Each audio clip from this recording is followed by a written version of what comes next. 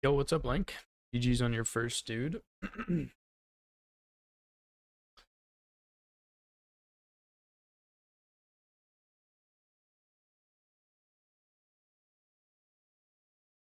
Alright, I think today I'm just gonna do...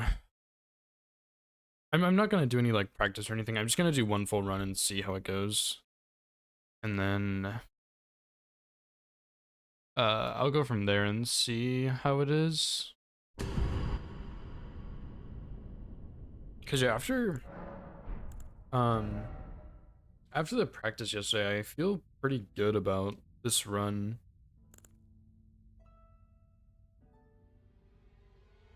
Hang on, my controller's having some issues. Yeah, I feel pretty good about this run, so I need to delete some of these saves too. A lot of just random stuff on here.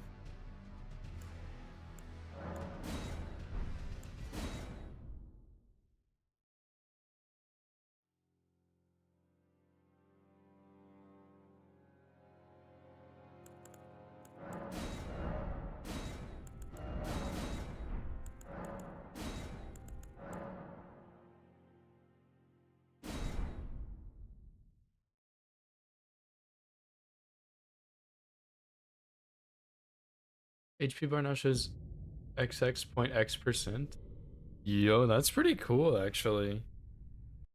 And figure out like what percentage you need and stuff.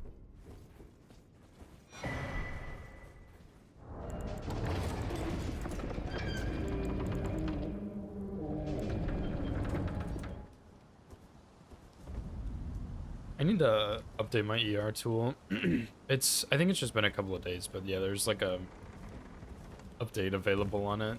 So I need to update it. I'm just so lazy about updating it.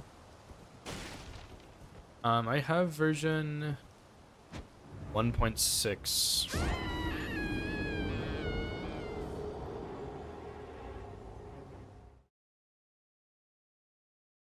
Which is at least the version with like the graces and stuff. Like the new graces and item spawning, but yeah, bug fixes, yeah, makes sense.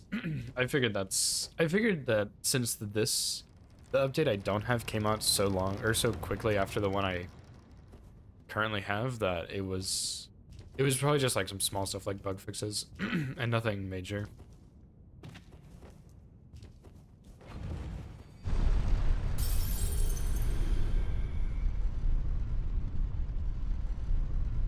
But yeah, I'll update it eventually. Surely.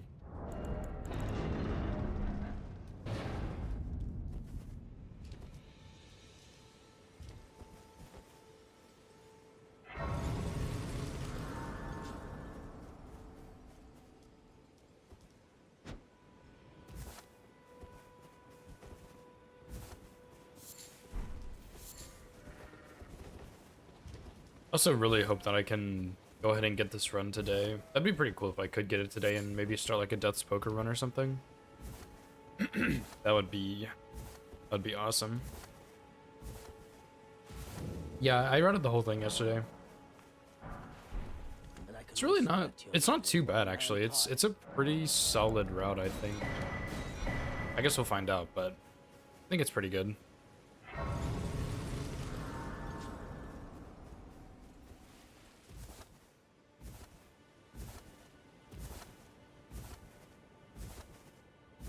What's up, Nova?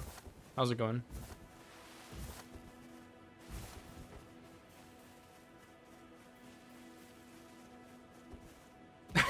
Not the Bane scale. Yeah, you probably still did. Just one little thing. It's probably not that big of a deal.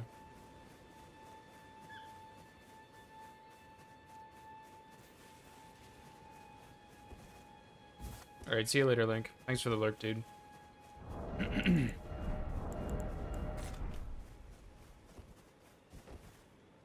Actually, I don't want to have those equipped just yet.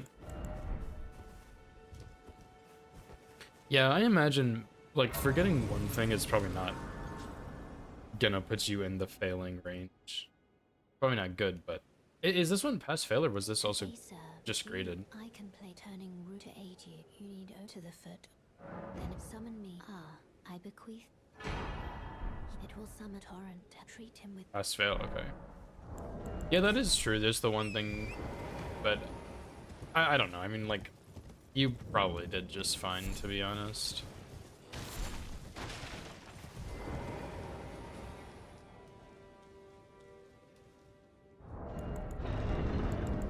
Because even last night when you were testing or practicing on me, like, I think you got just about everything in that. So I'm sure that even though you forgot that one thing, you probably didn't forget anything else. You know what I mean?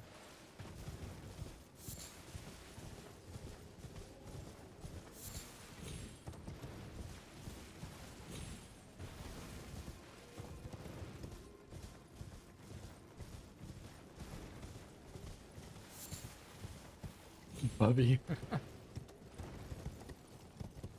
Are you serious right now?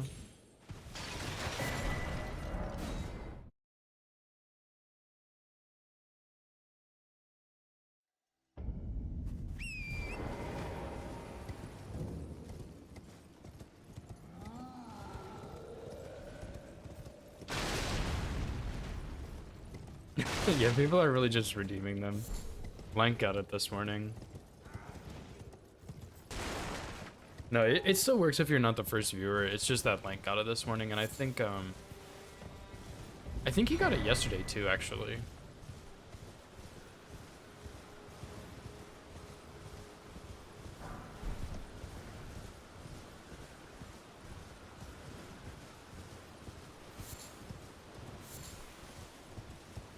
Yeah, your beef is with Lank.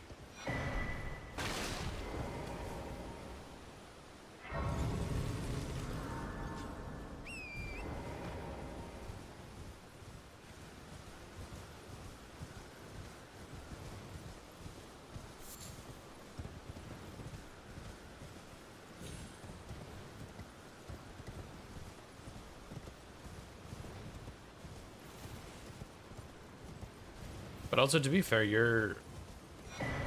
Okay, maybe I shouldn't say busier, but you are, like, in school and stuff, working usually when I start stream, and Lank is... He's also working, I think, but he also watches a lot of streams while he works, so is he really even working? Probably not. So he has an unfair advantage.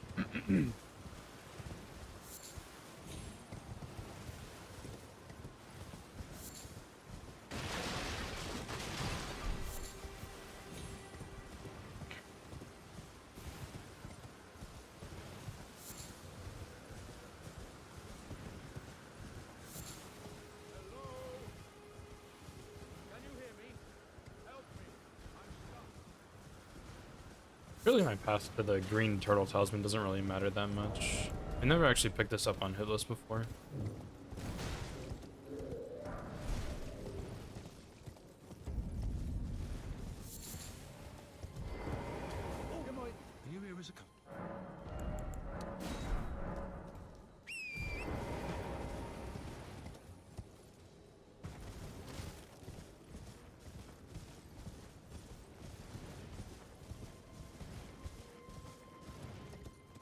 One play in the background. Rip. Alright, well, thanks for popping in. Drive safely.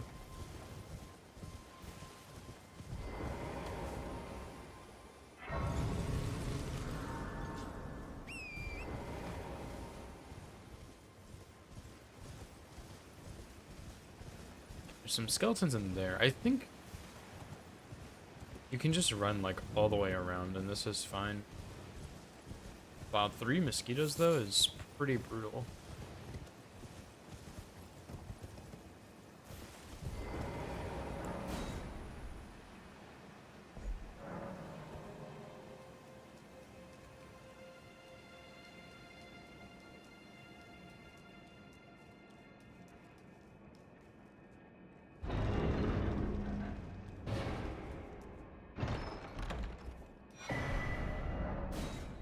Okay, yeah, that's pretty free, dude. I'm 100% gonna keep getting this on this run.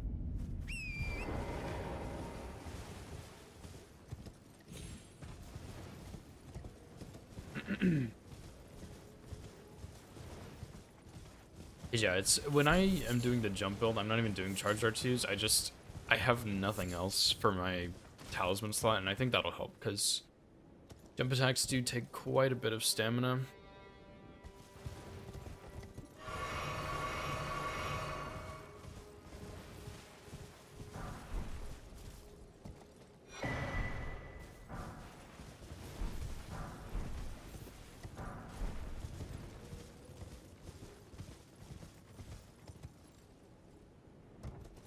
Any tips for learning no hit runs?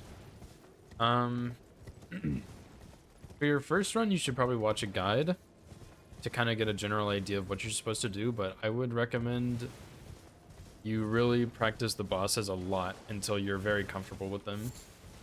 Because not only does that minimize how many times you have to do the run, but it helps on future runs too. Whereas like if you're only practicing Iron Ball scripts, then you're only going to be good at Iron Ball scripts. You're not actually going to be good at the bosses.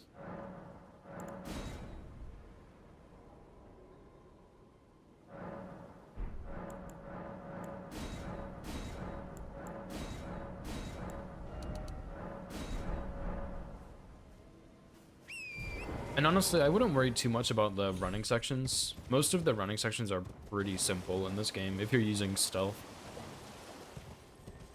So yeah, I would say focus mainly on practicing the boss fights and getting comfy with them. And definitely watch a guide for your first run just so you get an idea of what you're supposed to do. Because once you do your first run, you have a much better grasp on how you're supposed to route runs. And like what the goal is, I guess.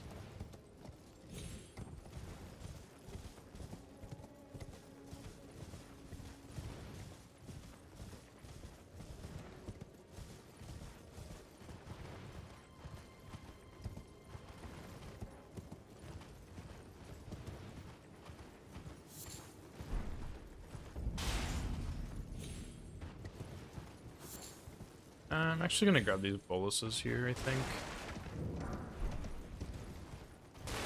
Just for that boss swamp with Melania.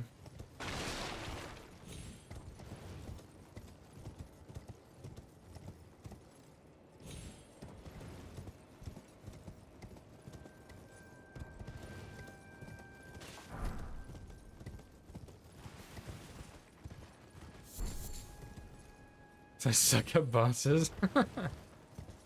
Yeah, that's that's kind of the thing is, and that's the other thing too, is every weapon is also different, so it's really good to be comfy with the bosses because fighting Golden Godfrey with Iron Balls is very different from fighting Golden Godfrey with Bloodhound Fang. Like there's a very big difference, so it's being comfy with the bosses is really important for doing multiple no-hit runs of different types. Like if you did Bloodhound Fang and then you did like Serpent Hunter or like Giza's Wheel or something, those are all different weapons that feel very different to use.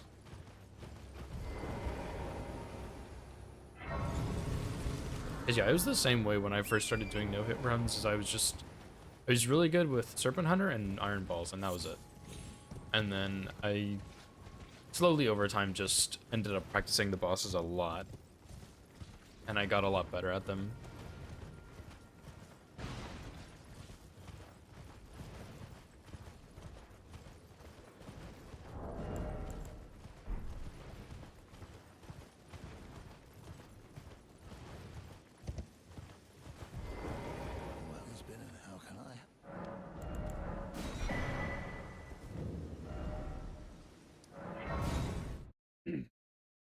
But yeah, taking time to learn the bosses is probably the best thing if you are interested in doing multiple no-hit runs. If you just want to do like an 80% and be done, that's honestly not really that important. Because Iron Balls, honestly, most weapons can script just about every boss in the 80%, especially Iron Balls.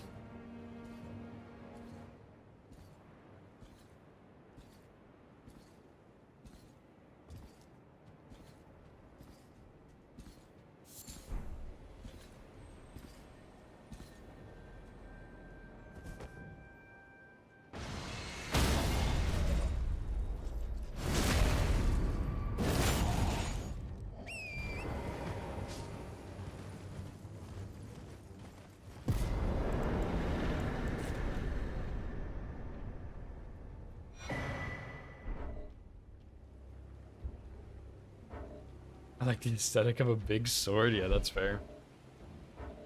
Iron balls are definitely not for everybody. It's a really good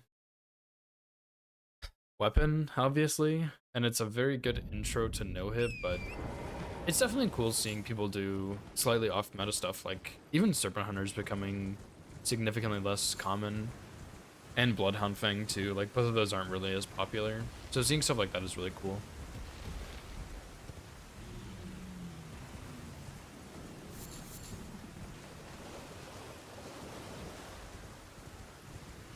And it definitely helps too, because even though you might not be able, like, you probably can script every boss, to be honest, but you might be less inclined to because the script is maybe obnoxious, like you'd have to go get Blood Boil or something.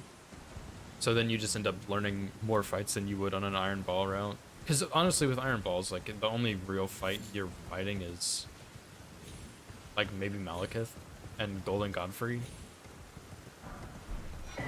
And, like, that's about it, so.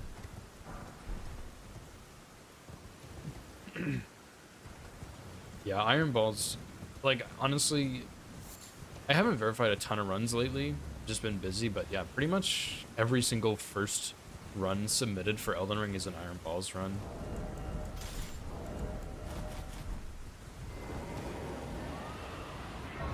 Which isn't super surprising because that route is so insanely good, but it is pretty lame, in my opinion. Even though I did an Iron Balls route myself, I guess. But yeah, people run what they want. I don't really care how other people run.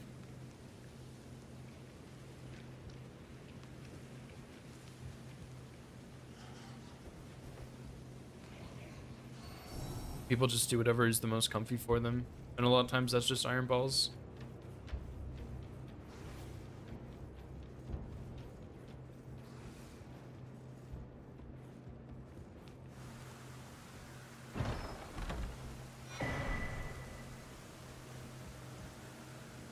Death Poker, any percent? I think it's pretty good. I haven't actually done an any percent with Death's Poker, but I think that weapon, I mean, I've routed all bosses no hit with that weapon, and that weapon is absurdly strong. As far as any percent goes, you don't really have access to quite as much as you do on all bosses, but yeah, I still think that weapon's insanely good. So I imagine it would be very good for any percent. Your biggest problem is probably going to be Gideon. But even then, I'm sure there's a way to deal with him.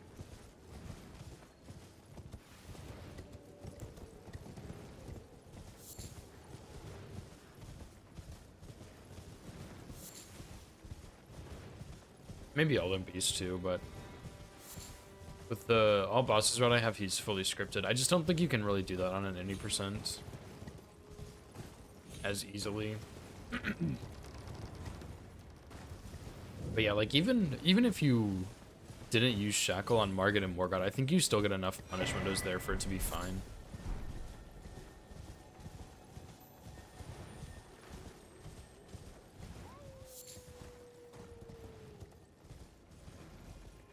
Also, because you literally need one punish window and the fight's over.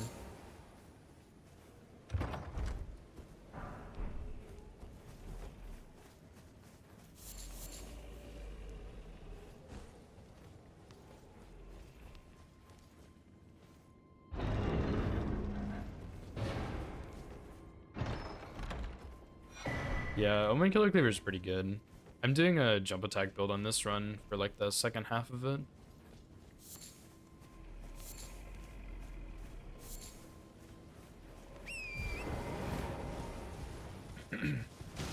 Yeah, Lank submitted this, or I guess he requested it with channel points.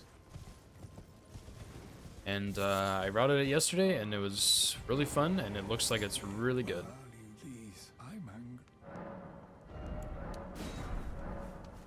But I need like 8 million smithing stones to upgrade, which is unfortunate.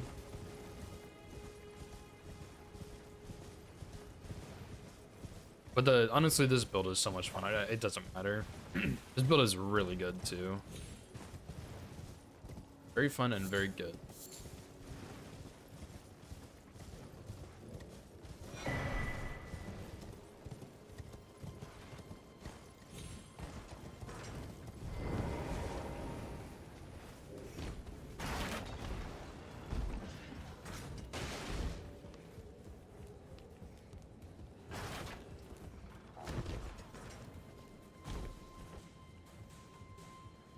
And it's not too bad to get either. Like, Omenkiller Miranda duo's not bad, but even killing the Omen in that room in Volcano Manor is pretty simple.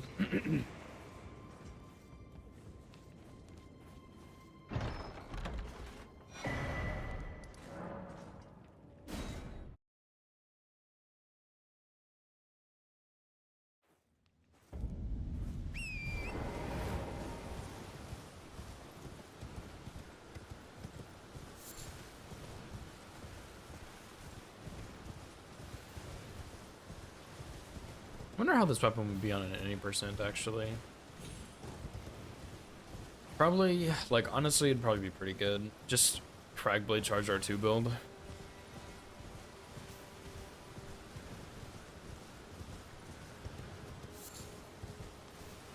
I guess most weapons that you can put Cragblade on are probably going to be pretty good for any percent.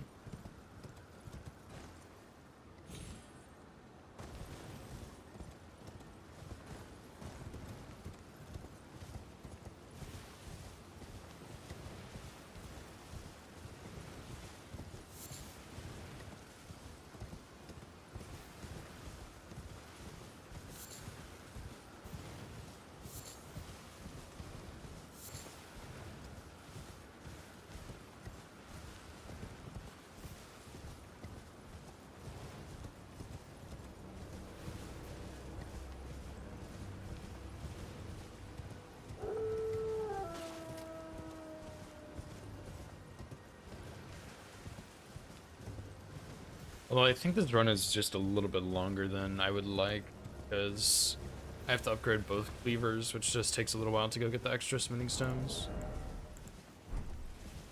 But other than that, this is a pretty solid route.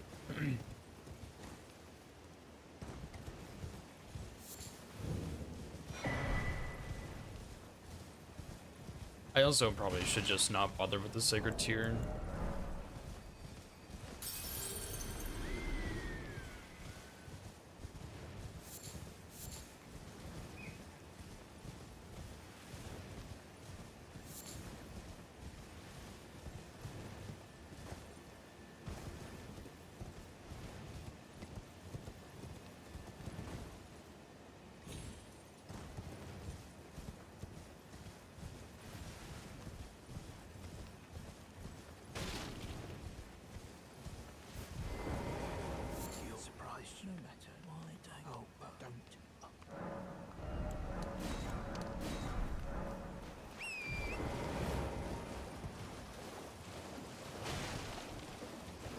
Tears and level up vigor. Yeah, that's how it starts. But honestly, like at this point, and especially in this type of run, like I'm not really using that many Sacred Tears. Like especially for no hit, you know, like pretty much the only time you drink is either healing from lava damage or Gambit or like the Rot Swap or something like that, or you're refilling your FP. And for both of those things, you don't really need that many Sacred Tears, and you kind of just pick up several on the way. But that one I think is fine to skip, because I kind of go out of my way for that one. Okay, definitely don't need Vigor on a no-hit run. Speed running, yeah, but I guess it depends on how comfy you are with speed running and how long you've been doing it. Because Lank did a route, and I don't think he leveled any Vigor, but he tanked a hit from Malekith later on, so he could trade for Poise, but then, of course, you have to no-hit the rest of the fight.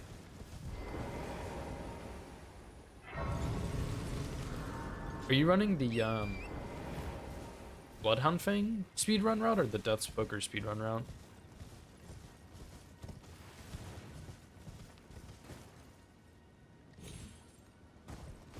Surely Bloodhound Fang, because you mentioned that earlier.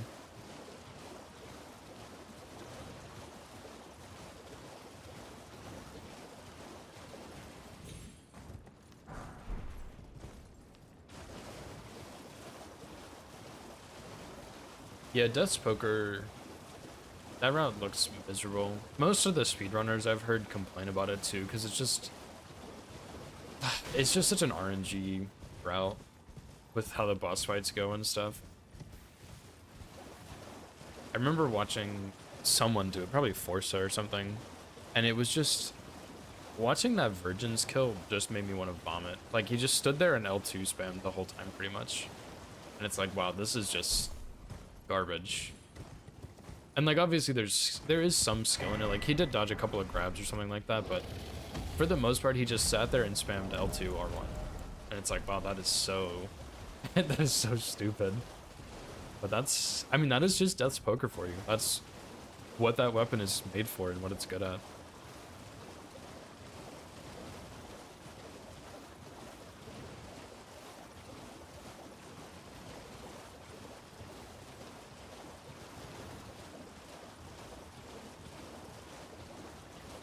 I would not mind replacing these smithing 2s with another set of 2s. I just don't know where I would get those other ones.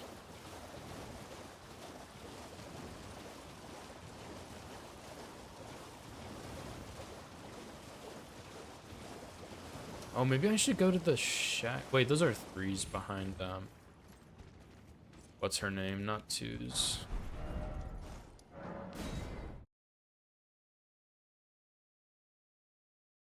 Inspired until I experienced the boss fights. Yep. Sounds about right. Yeah, that, the Death's Poker route just, it looks so cool because it's so fast and it's so well crafted, but those boss fights are just trash.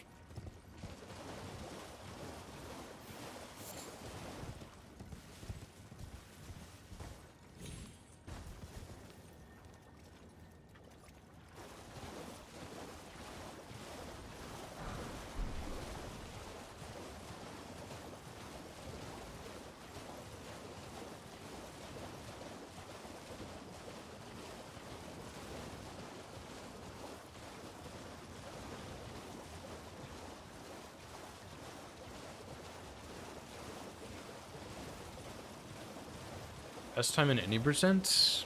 I don't really do speed runs, but I did do a no-hit run that was like an hour and a half, I think, which is pretty good for no-hit.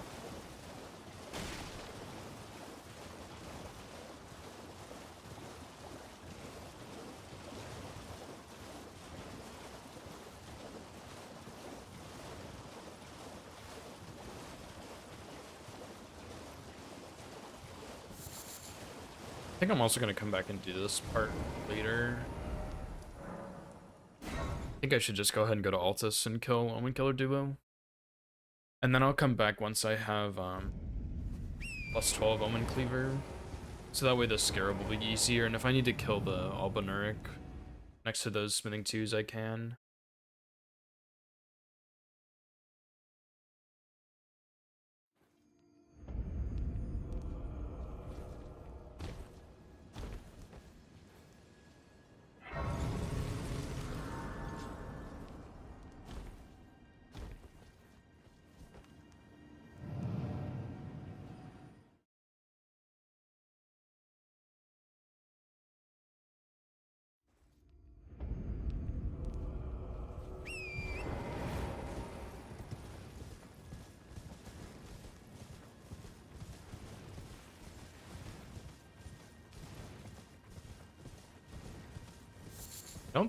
I don't think I've done it any percent faster than that one. I mean, I don't really do speed again, but I think hour and a half, roughly. Which is definitely my fastest no-hit any percent I've done.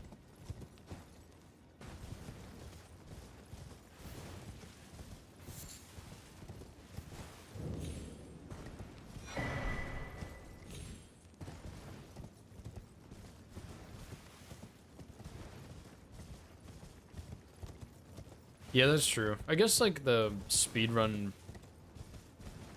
is like what, 50-ish minutes? 50 minutes to an hour or something like that? I don't really keep up with it, but for being no hit, only 30 minutes faster than that is not too bad. Especially with Radon. I did Godric Radon, which is a little Well, actually, I don't know what the meta for all great runes is. Maybe it is redone, or for any percent.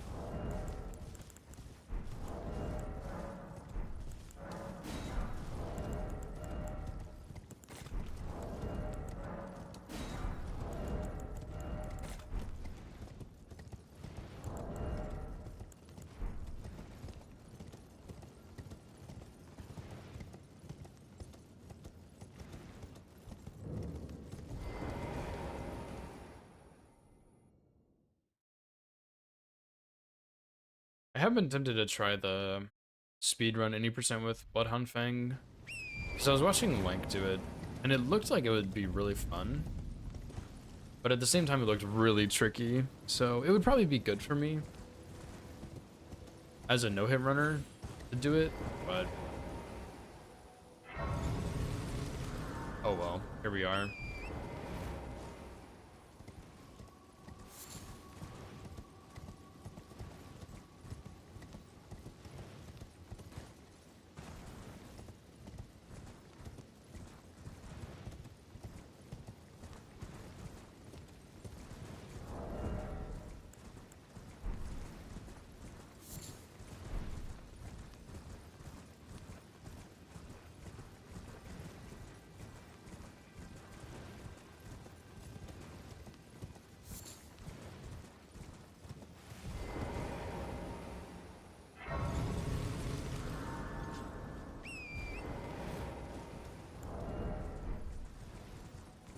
Okay, I'm probably gonna get to this boss fight at around 30 minutes, which is not too bad. I could speed it up a little bit, I think, if I didn't do quite as much in Liurnia. And then just go back and do it later, which I wouldn't mind doing. But yeah, that's not too bad, I guess.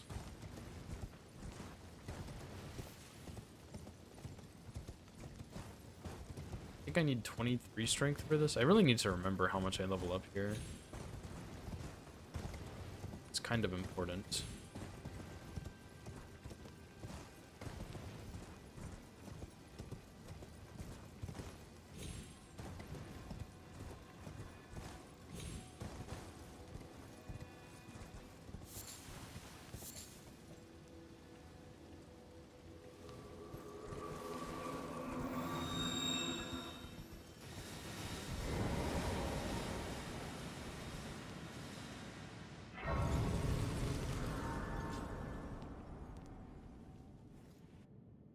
Let me Google this real quick.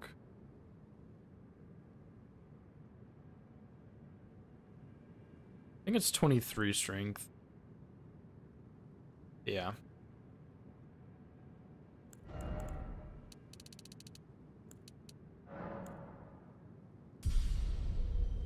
I will not be playing Duskbloods. I do not have a PlayStation, or not a PlayStation. I do not have a Switch. And I don't have a Switch 2, and I don't plan on getting one.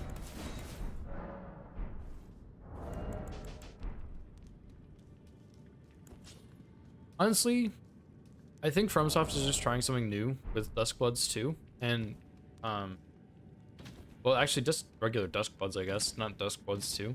I think they're trying something new with that, kind of like they tried something new with Night Rain. And I do really like Night Rain, but I think it has a lot of room for improvement. And I imagine Duskbloods is going to be pretty similar as well.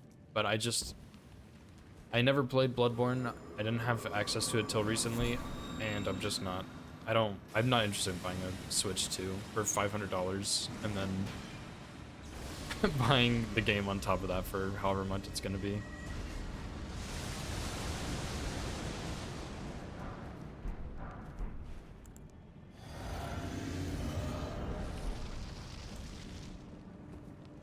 Yeah, not worth.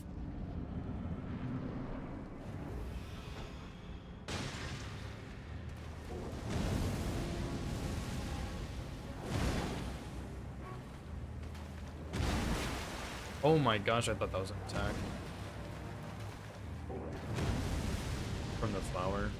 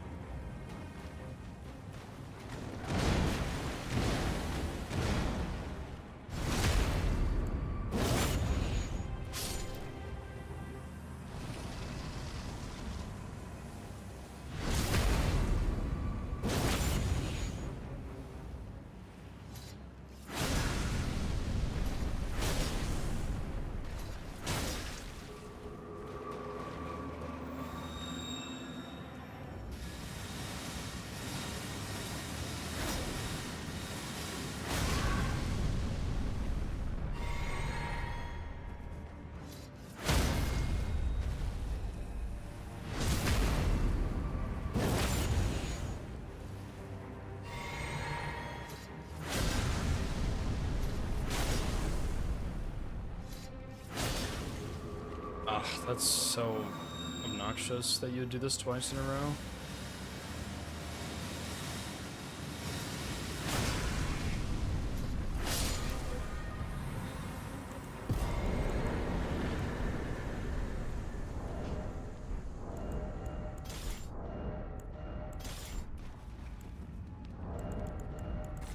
Nice. GG's, dude. Yeah, Night Rain. I really like Night Rain. I think it's a lot of fun, but I think it has a lot of issues that need fixing. And I think a lot of those issues would just need like a pretty much a full game redesign. So I don't think it's gonna happen with this version of Night Rain, but I wouldn't mind seeing like a Night Rain 2 or something. I think that could be really cool. I don't think that's gonna happen necessarily because of how the reviews are looking, but I do think if they made a Night Rain 2, they could make a really, really good game here.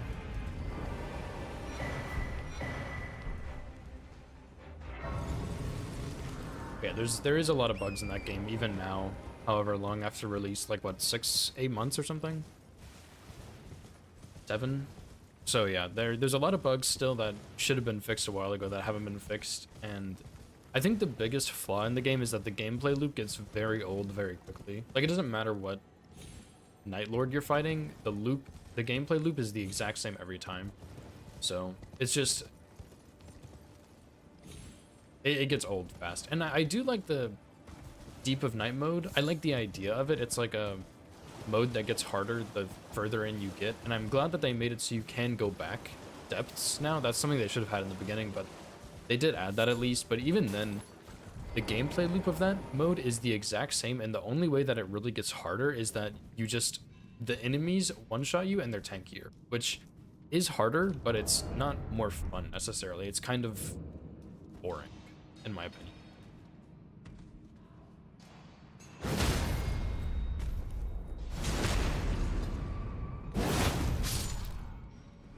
But yeah, I still think Night Rain's a good game, and I still enjoy playing it for the most part, but I do think it has some improvements that it can make. Yeah, very lazy way to do difficulty. I think, honestly, overall, the Depth of Night mode is pretty lazy. It feels like they were just trying to add something else. And I think overall, like, it is mostly fun to play, but it does feel pretty lazy.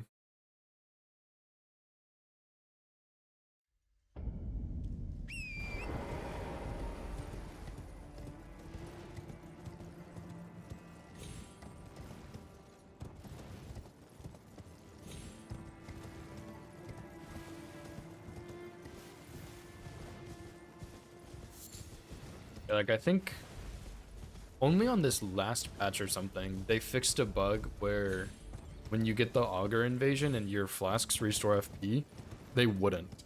And I think they just fixed that on the last patch. And it's like, the game has been out for months and months. Like, this bug was well known, I'm pretty sure. And it just wasn't adjusted until, like, the last patch or something like that. And it's pretty crazy that you'd put it off for that long. Although I think I might be mixing this up with like some bonus thing I got, but like, that's the amount of FP you get back is pretty pathetic.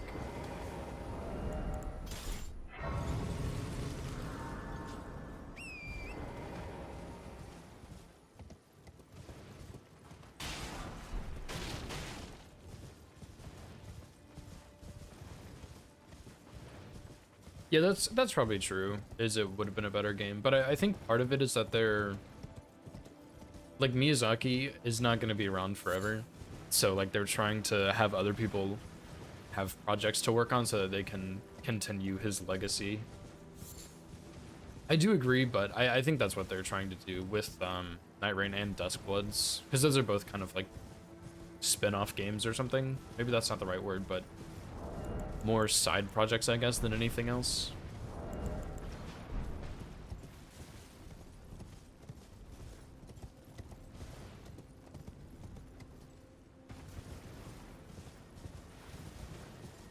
Yeah.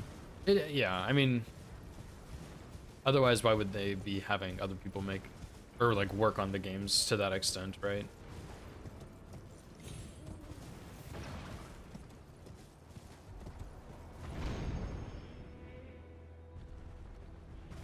Yeah, I mean, even with all that being said, I do still like Night Rain. I think it's a good game.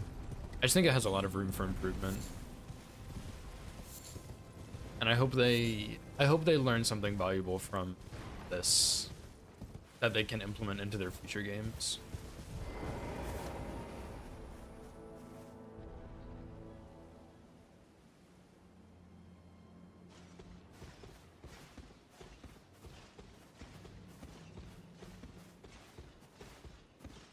And same with Duskbloods too, whether it's a hit or miss game, I hope they can learn from it.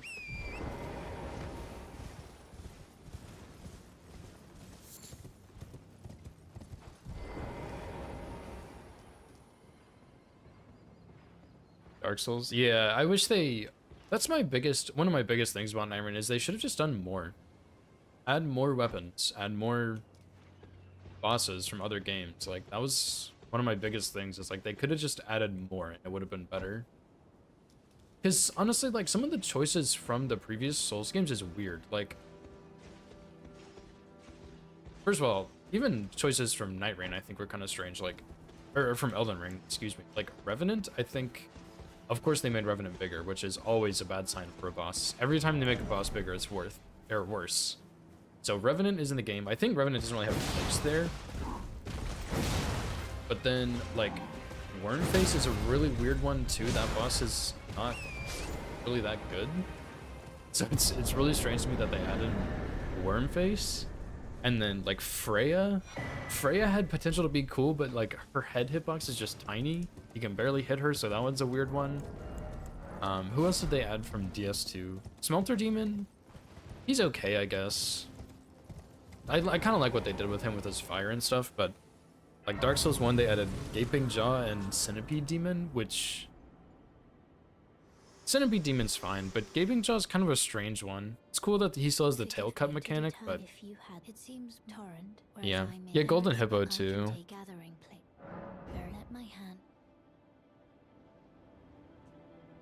I will say I do like the lion. Because that's a cool enemy in my opinion. I actually really like the lion. And it's fun that they made him a boss in Night Rain when he should have been a boss in Elden Ring. Like, just replace a watchdog with a lion or something like that. But yeah. Yeah, I definitely wish they had some other boss choices in there. And some more boss choices.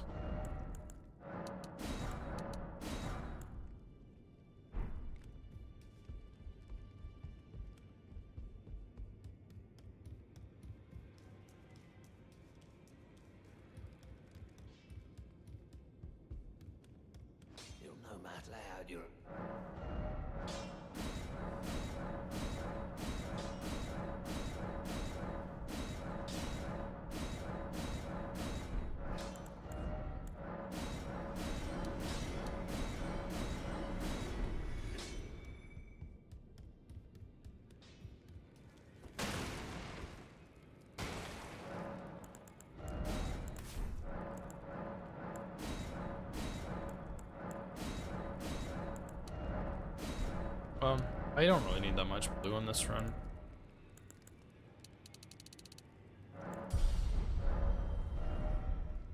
Okay, let's go finish this quest line.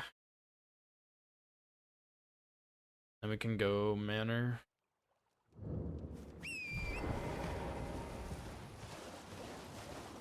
But yeah, I'm curious to see what people will think about Duskbloods. Obviously, I will have to take, like, other people's perspectives on it because I'm not going to get that game, but I'm still curious to see if people are going to like it or not. It looks less like a Souls-like, which I think is something else that kind of puts me off a little bit from it, but even then, that doesn't mean it's going to be bad necessarily. Also, I forgot to say this earlier, but Nolan, thank you so much for the follow, dude. I appreciate it. I saw that pop up and I just completely forgot about it.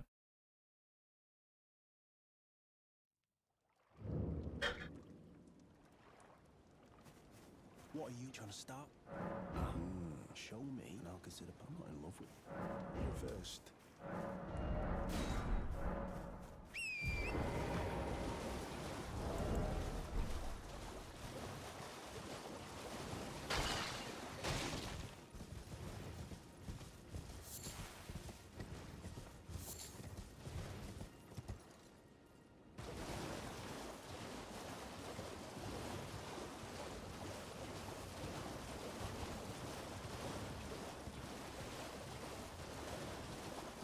Yeah, I'm kind of in the same boat. I'm just gonna watch people play it, and if it looks like it's really good, maybe I'll think about getting it. But isn't it also more of like a PvE or PvE, like multiple player co-op game or something? That was one of the big things that I do like about Souls games, is that they're not really super multiplayer based, which is kind of nice for me. And that one seems like it was more multiplayer based, which is cool. And honestly, even same for Night Rain. I would say it's probably better multiplayer than single player, but I don't know, could still be worth getting, potentially. Yeah, like Night Rain is designed for 3 players, and playing as a solo player, you really feel how it's designed for 3 players. But I don't know. I guess that happens. And it's still doable solo, but I think they definitely more just made for 3 people. Okay, I'm gonna go ahead and grab these stones down here.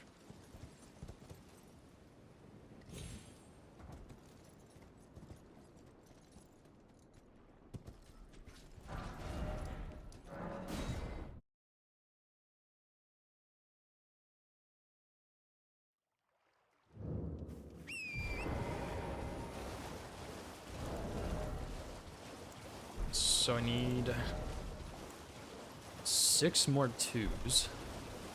I will get 3 in Stormvale 4.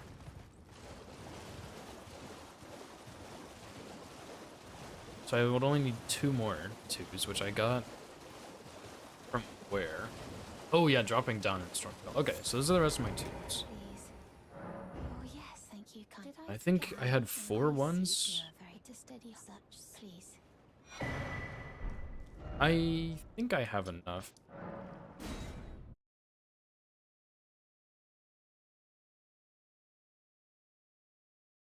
I guess we'll find out.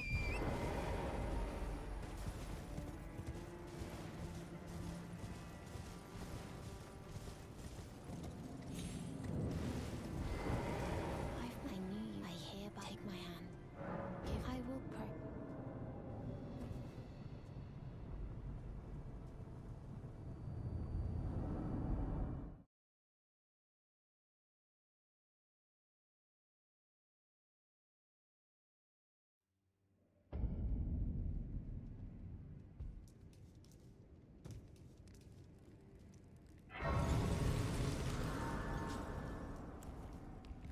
I am Tan Rias, a warrior. Perhaps. Will you join? Why accept? Rise with us.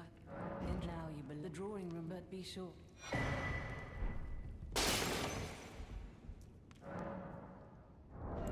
Oh, I meant to look at the window Link told me to jump out of.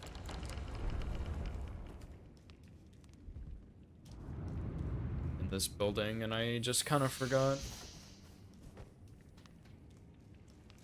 Oh well. Sure, it can't be that complicated.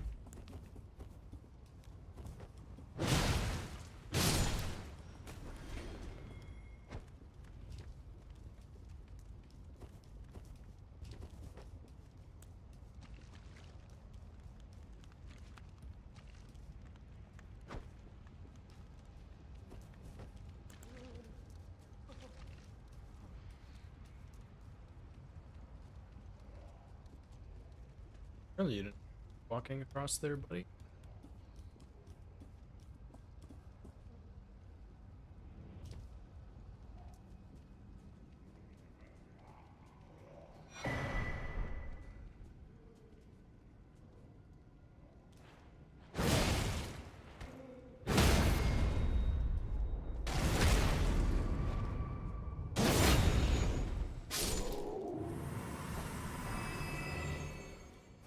So I went up there yesterday, which was wrong.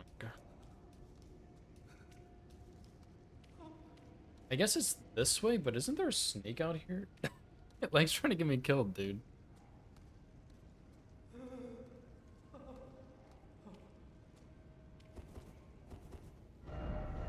That's pretty fucking awkward. And just turns around and looks up at me. I will just simply go back across this way, it's fine.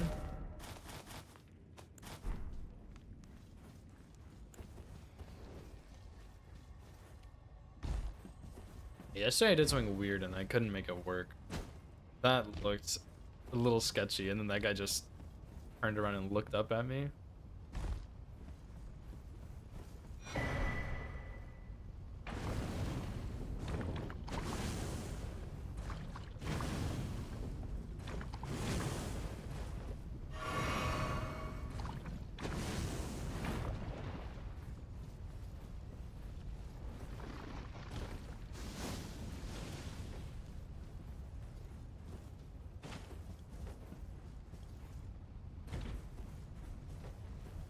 Yeah, usually if you don't have bloodhound step, you can just you can backstep across, just like spam backsteps, and that also works. That's a little better. Just a little bit faster. If you can do backwards backsteps, that's really the most optimal, but I'm not very good at those. So I just don't bother.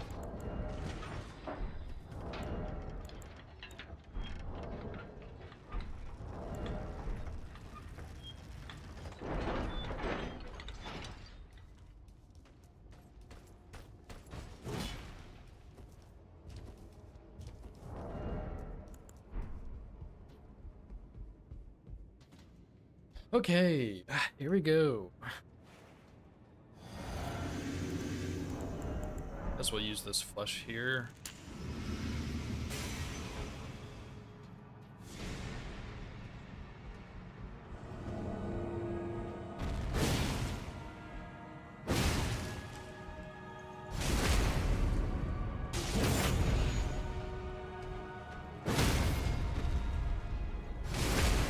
Holy moly.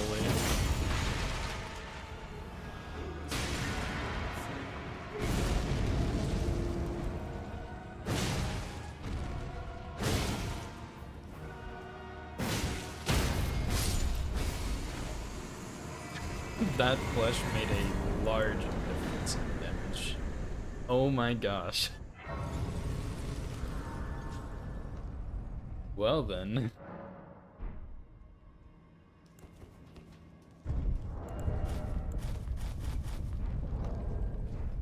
That was a lot more damage than I was expecting. Holy crap. That was insane, dude.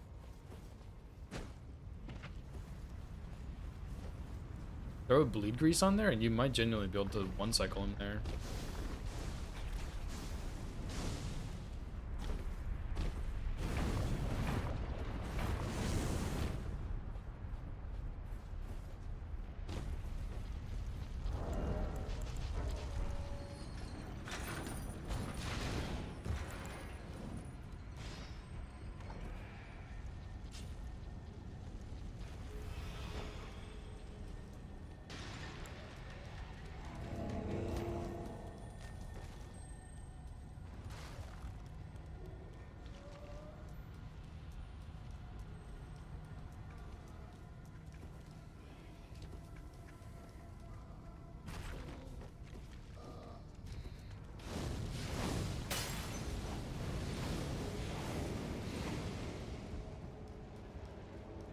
Excited for Rykard?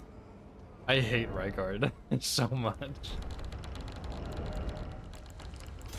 This boss is garbage. And I'm not very... I don't know, I've lost so many runs to Rykard that I'm just really always nervous for this boss.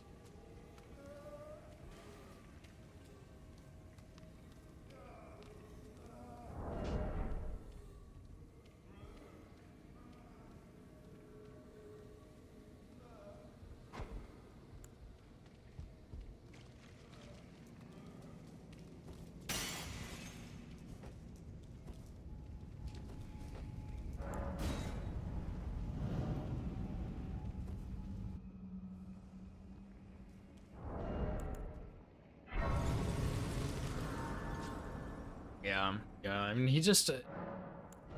I just don't think this is a good boss at all.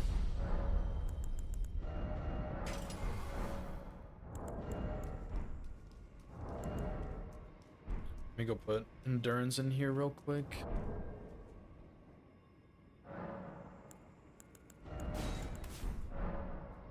Yeah, I don't think this is a good boss at all.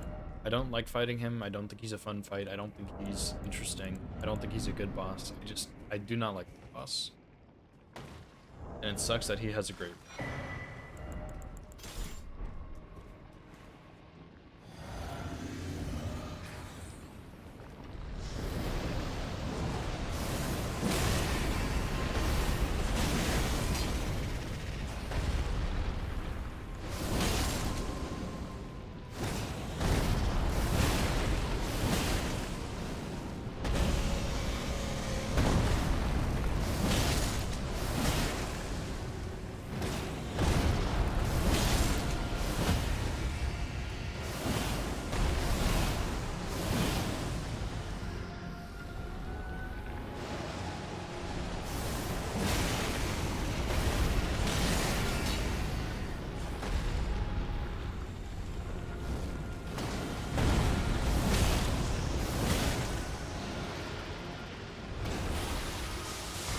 Jesus, dude.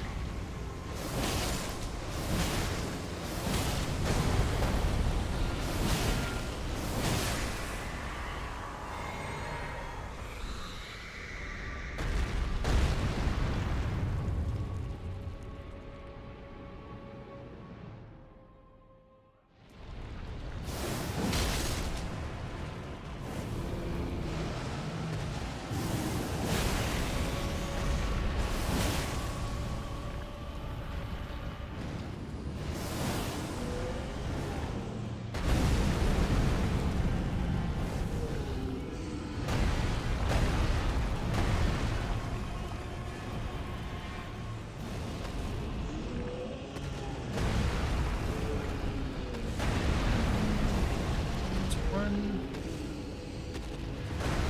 two.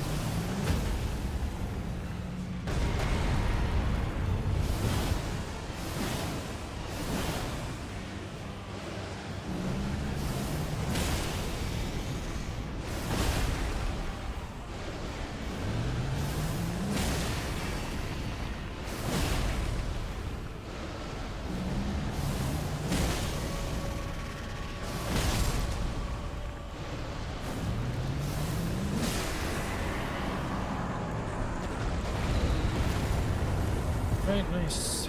GG's.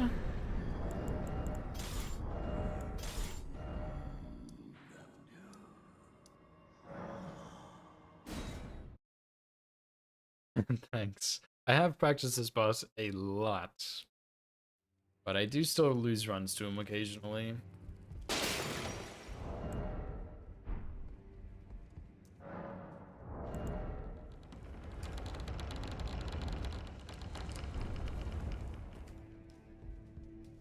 So I harbor even he was. But any road that we made, we hunted and with everything.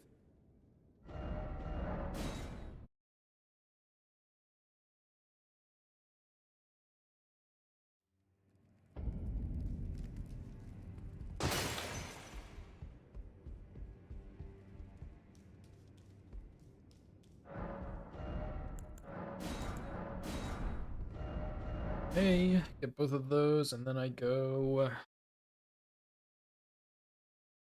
get golden vow, I guess, and then we'll come back and get the seal.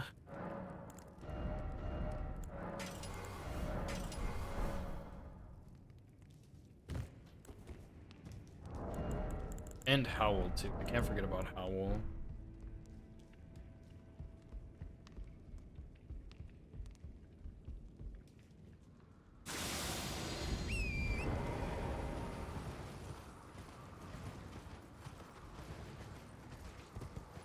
What's up, woman? Yeah, it's pretty helpful. I do end up doing that on most of my runs that I can. For any person, I don't really think it's worth it. But for all Great Runes, it's kind of nice. Same for all bosses also. All Great Runes, it's not really needed, but it is just nice to have, I think.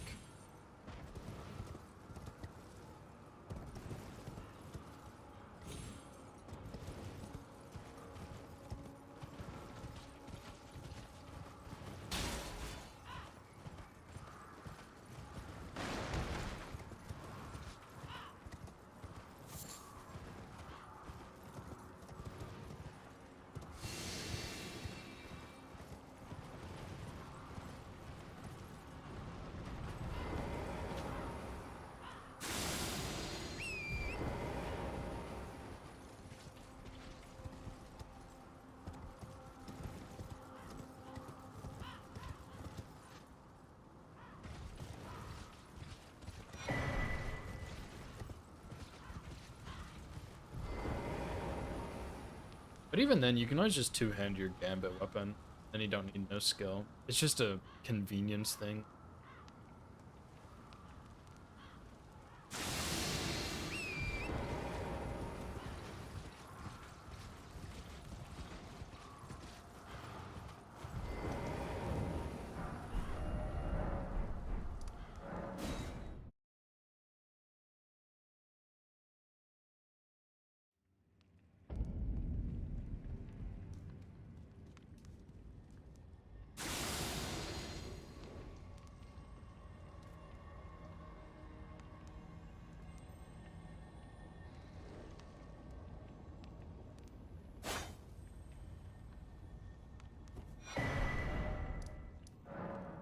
Forgot to get the deck disgrace. Whoops. Tragic.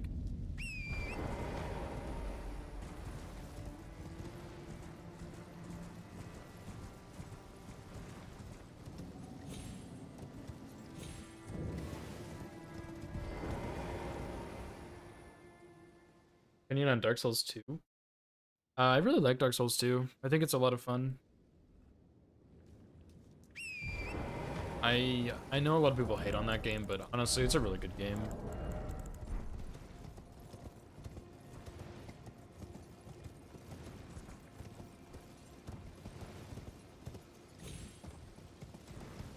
And I do really like that you can level up your iframes in that game. I think that's really, really cool. And I think a lot of people don't like the game as much because they don't understand that part of it, and so they go into it without knowing that and just dislike it because of that. Oh, thanks. Me too.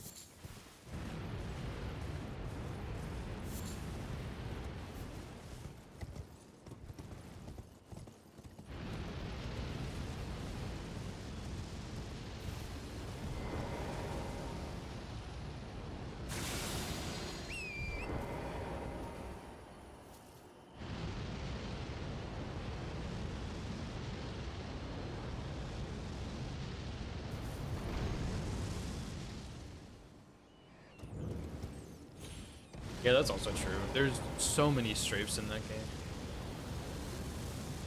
Which is something else I really like about it, is that the bosses just have so many strafes you can do.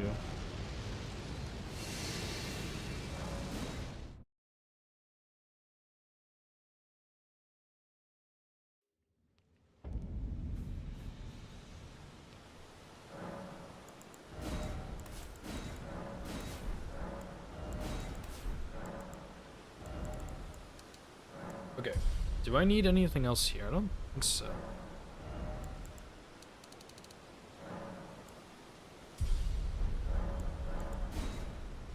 I have Golden Vow, I have Howl, I have Gambit, I have plus 12. I think I should be good to go.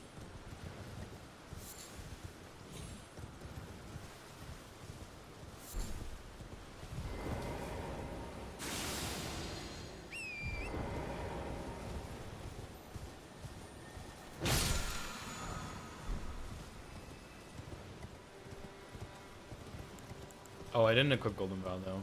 Whoops. That is kind of tragic.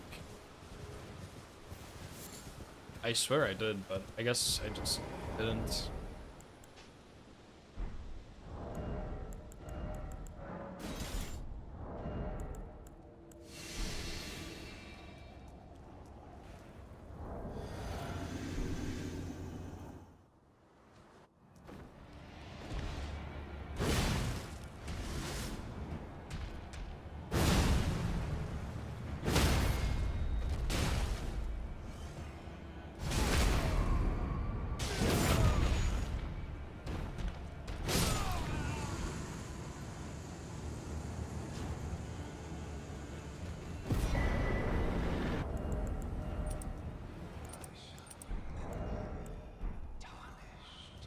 Smouldering with thy meager flame, cower in fear of the night. It's tightly. The guards you breached. Well.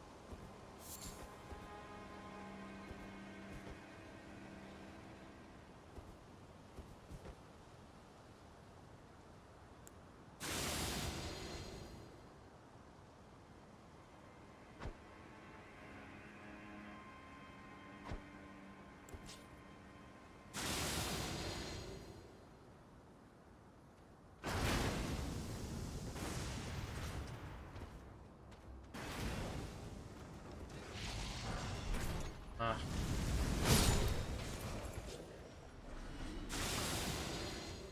Guy at the top saw me. Which is usually fine, but it's just a little scary.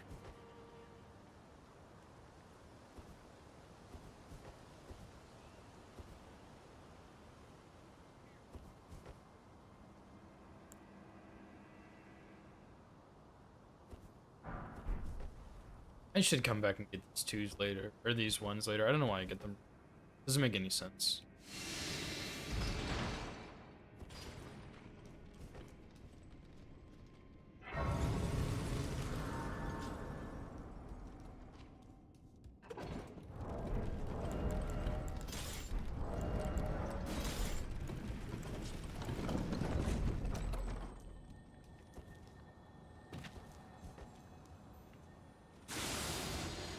Claw Talisman? No, I do Claw Talisman later. Once I kill Radon. Because that's when I switch to the attack build. It's after Radon.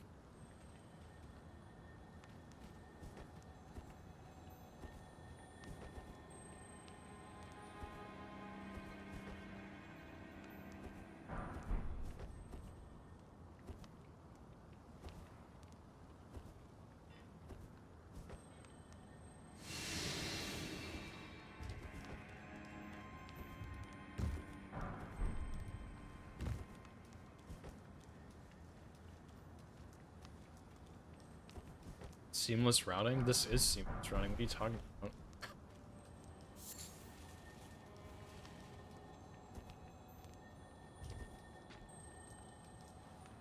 There's no way to go get that talisman any different. Like, you're still gonna take the same amount of time regardless.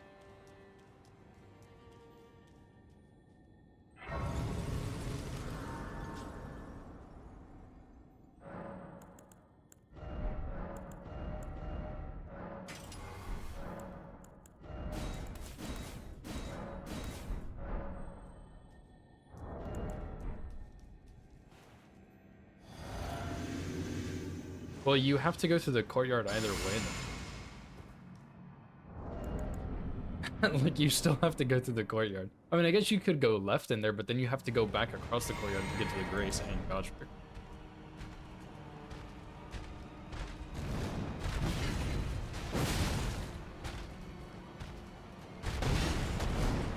Oh my god, I kind of went straight for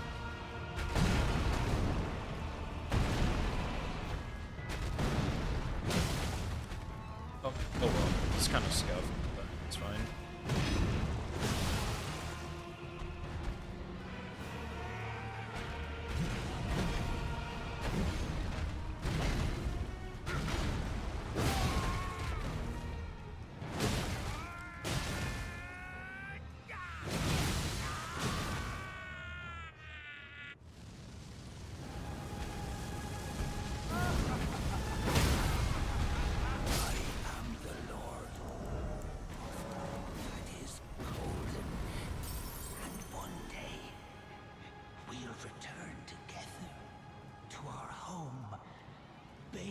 Like, yeah, it doesn't matter if you go get Claw Talisman first. You can go...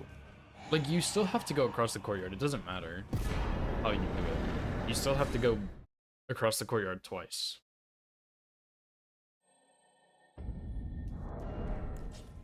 And, like, yeah, sure. Even if you do save time, you're saving microscopic amounts of time that are kind of irrelevant.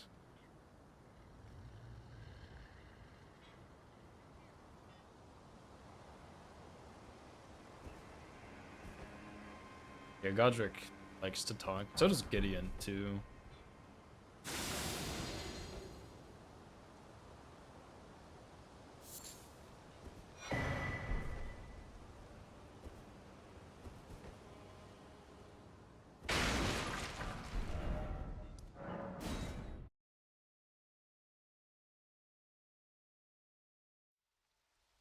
I mean, yeah, small time saves do matter, but logically it doesn't make sense to do it now because you're saving... Like, you're saving almost 0 time, and it doesn't make sense to go collect things now when I'm not going to use them. Like, it makes more sense to do Godric Radahn and then go collect, because I'm more likely to get hit to Godric or Radahn collecting talismans. Like, it doesn't matter which one I do at all. Like, it really does not matter, because you're saving, like, barely any time, and it just, logically, it makes more sense to get them here.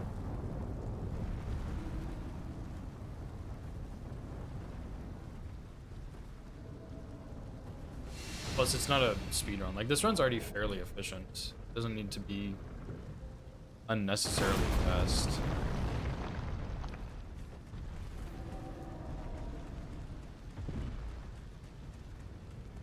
See, even if it is a small time save, it's just... Like, it doesn't make sense to do it.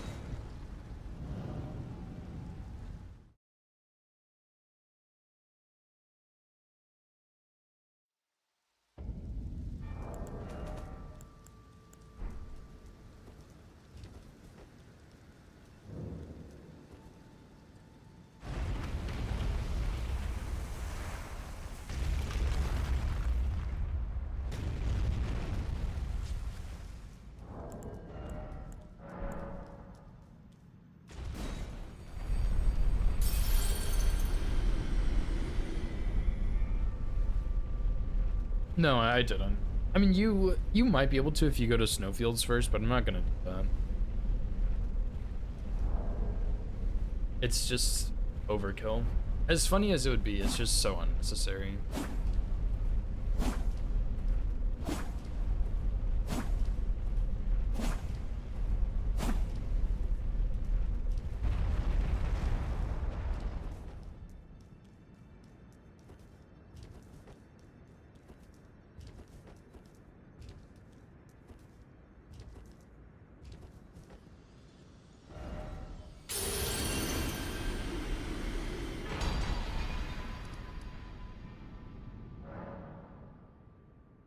It's really my closest we're done, Grace.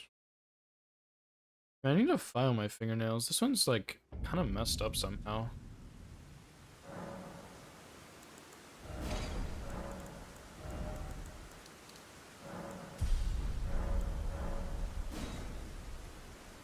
Alright, thanks for hanging out, dude. And thanks for the follow, too. I really appreciate it, man.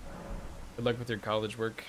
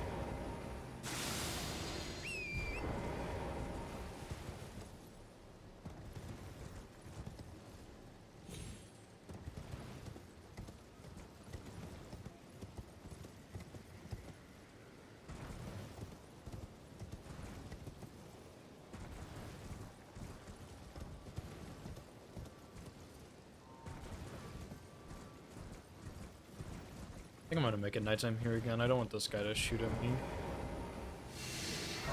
like he did yesterday.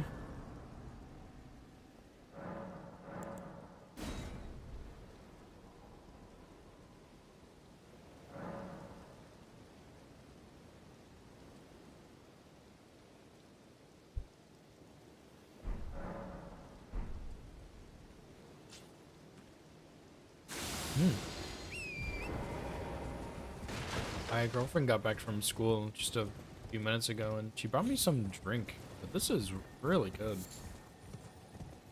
I don't even know what it is.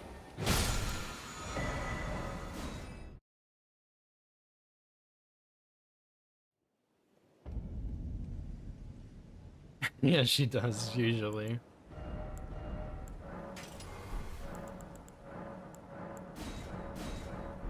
It's okay, I don't mind getting spoiled a little bit.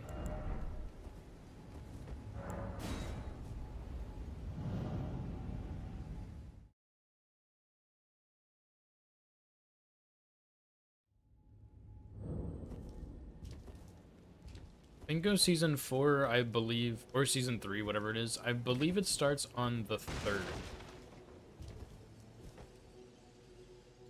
Which I think is a Friday.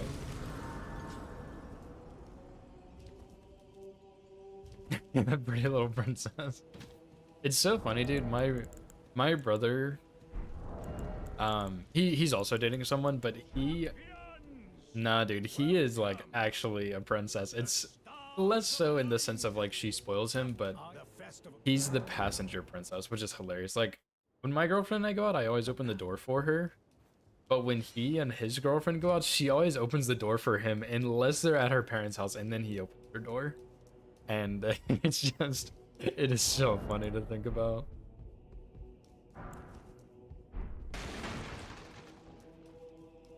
Yeah, I'm excited for the season. I have runs I want to get first, but I'm like kind of putting off those runs and doing other stuff instead. But yeah, I'm looking forward to the season. I think it's gonna be fun.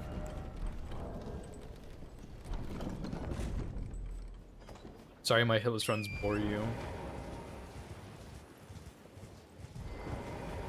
Yeah, start opening my doors.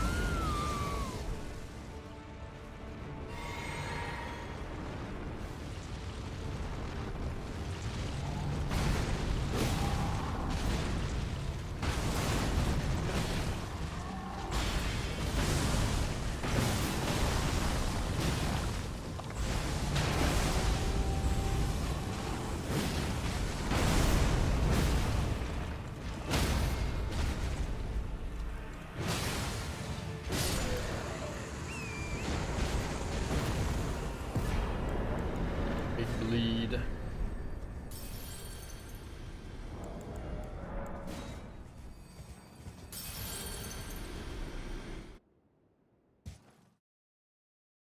Once if you open your door for the girl, it's either a new girl or a new car.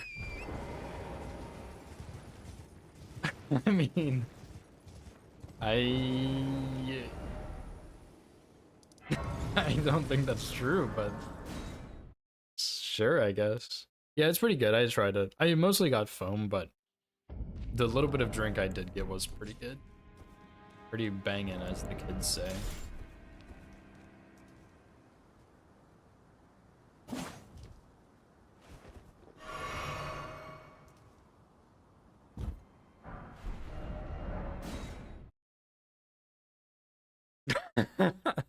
Did they really not say that? Damn, maybe I'm just that old that I think they say that.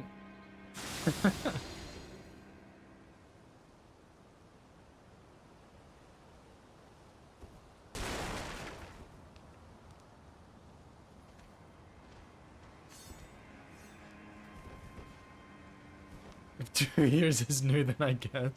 Yeah, true. Your car is not, it's not old, but it's not new. That shit slaps. I don't know. I mean, clearly I don't know the lingo if I think they say like whatever I just said. I'm not the one to ask about lingo. I genuinely don't know any of it.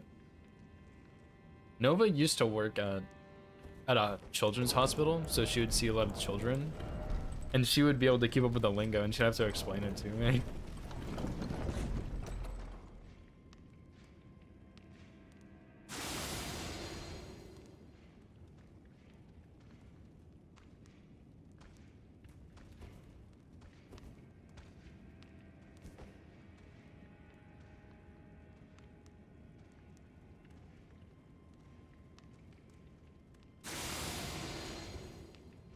Kids nowadays are always saying some weird funky stuff.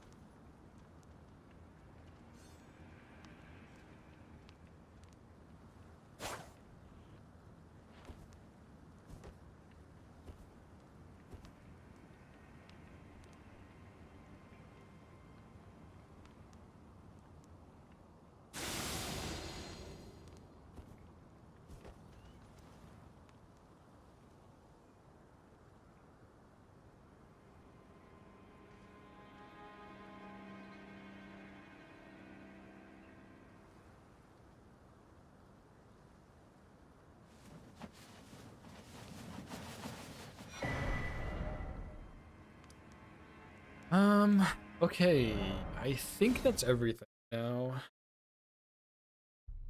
Ugh.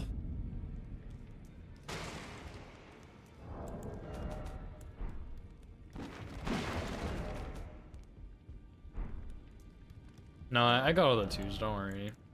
I actually remembered all of the pickups, which is shocking.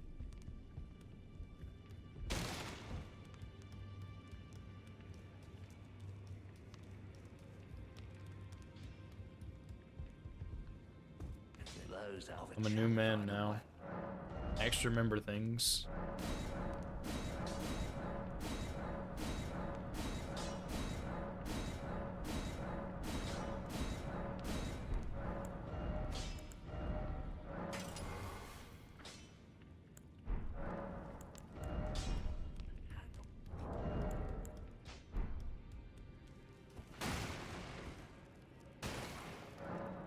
Okay, strength. And then we go Illica, right?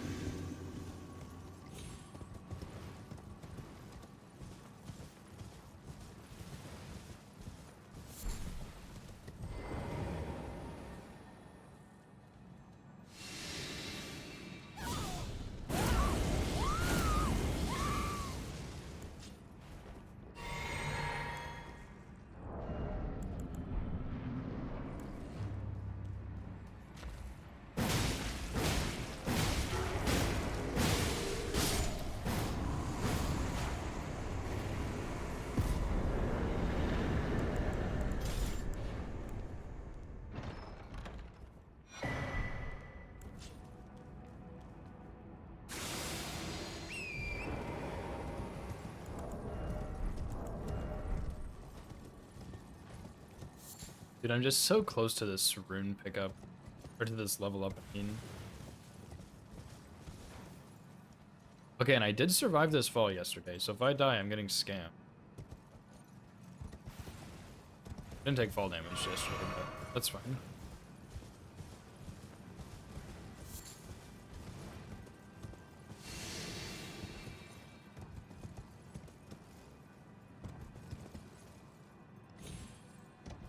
No, I don't know. I know there is another skip, but I don't know how to...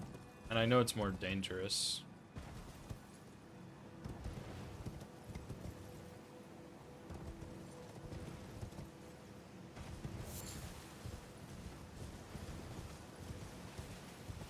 Time save? Yeah, true.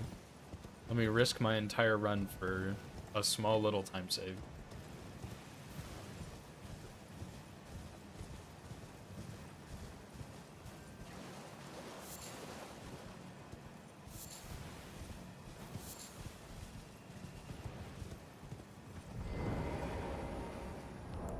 How much do I need? 21,000. Do I ever get 21,000 with what I can sell right now? Probably not. I don't think so. Oh well. Capital skip twice.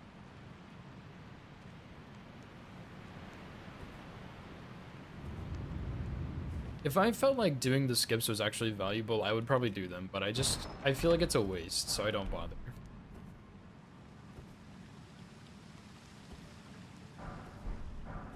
Mostly because if you miss it, you can just lose your whole run right there, which sucks.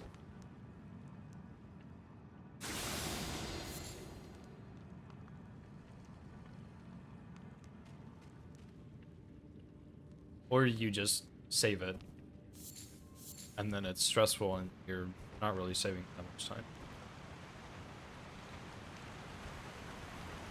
Sage's cave skip, that one's not consistent.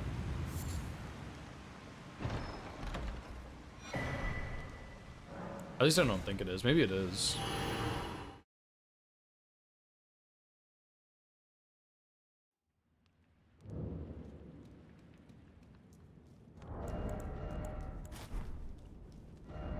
Oh, really? I didn't think it was consistent. But I guess it is.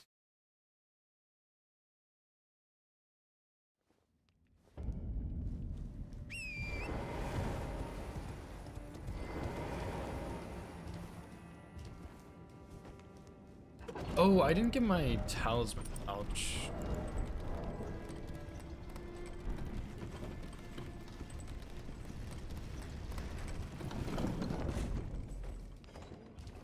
Yeah, I mean, that scope is definitely hard. I thought it wasn't consistent, which is why I've never even bothered with it.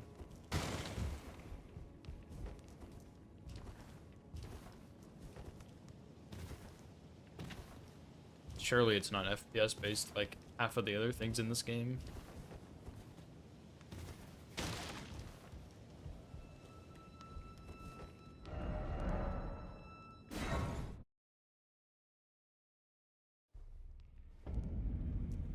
Uncapped? Yeah, of course it is. It's always easier on uncapped. Only fine. You have now to become the thing as much.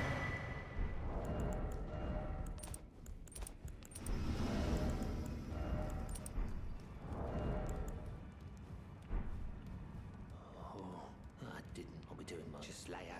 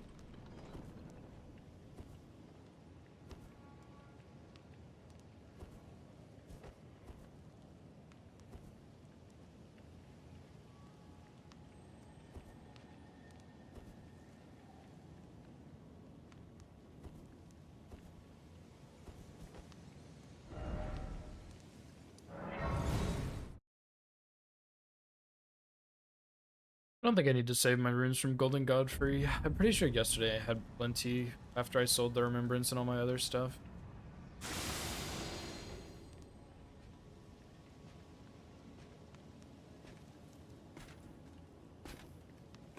Siluria runes? What do you mean?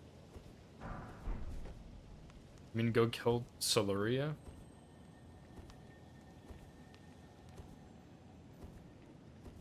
Surely.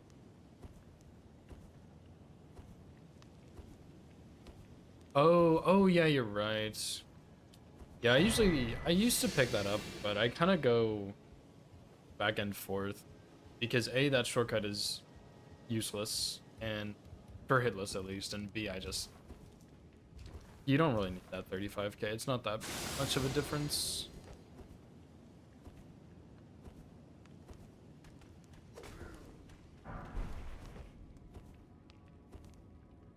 Every time I see someone get that shortcut in hitless, I just don't understand.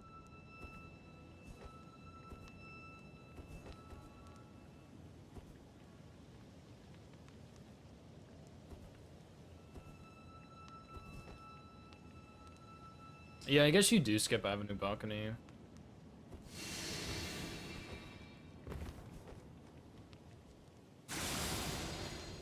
Which honestly is like a small time save, but it's kind of irrelevant.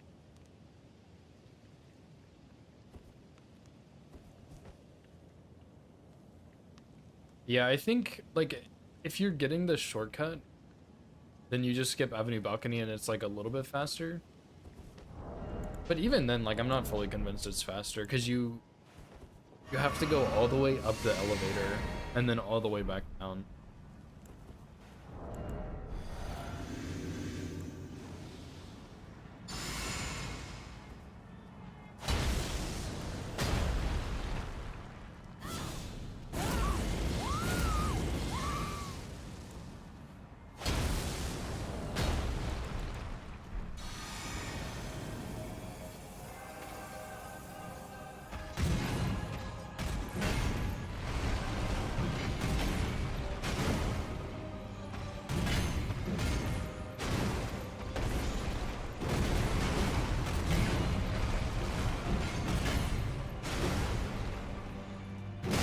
Why did I do that? Oh my god, that was like the dumbest thing I've ever done.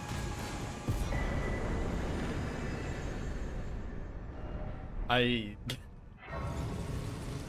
did I do that?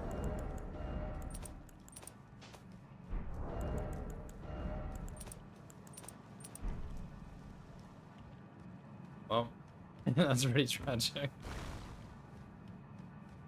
Literally all I had to do was like anything but that, and it would have been fine. I was a little, like, I didn't think his leg would hit me, but you never really should jump that one just in case. Like, because of that exact reason, so. Deserved, I guess. But also, like, insane that that actually hit me.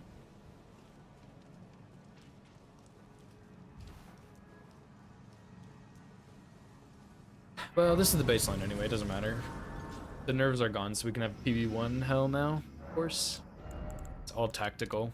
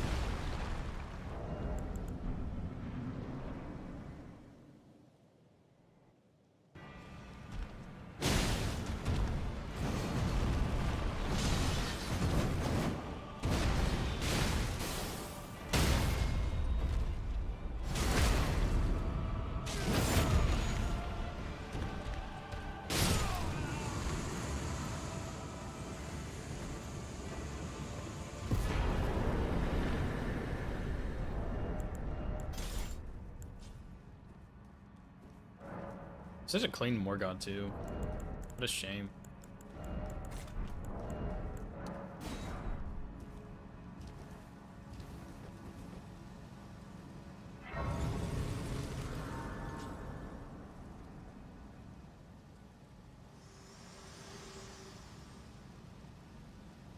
Hello again. Allow me. You are prevented. The thorns are husk the only way and become my purpose. So I'd like to the flame then and Dang, guide. dude. I don't know what it is that I said before that I was really greedy with. Maybe it was like, I don't remember. It's something, maybe it was Iron Balls. I just get really greedy and just go for every single punish because I'm greedy like that. I don't think it was Iron Balls, but it was something like that. And it's the same damn thing with this jump build. As soon as I get these two cleavers online, it's like, oh man, let me just jump everything and punish everything. And that's not really what you're supposed to do. So I must learn some restraint.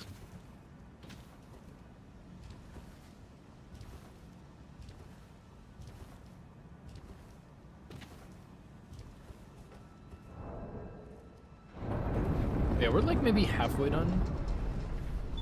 About hour and a half. So yeah, I think it's about a 3-hour run, which is kind of what I was guessing yesterday.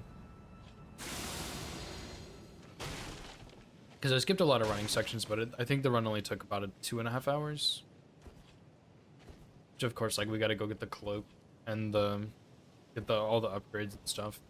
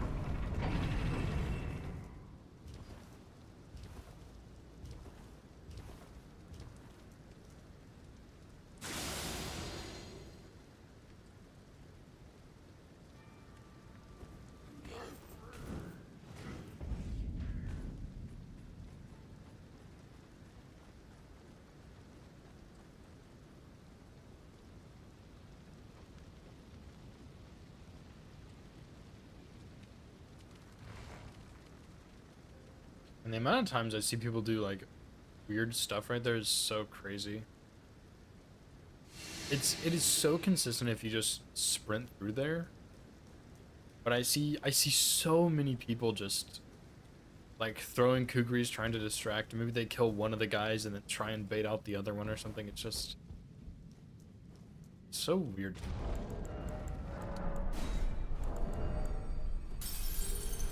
And I have seen people do that and lose runs because they get shot by the archer behind.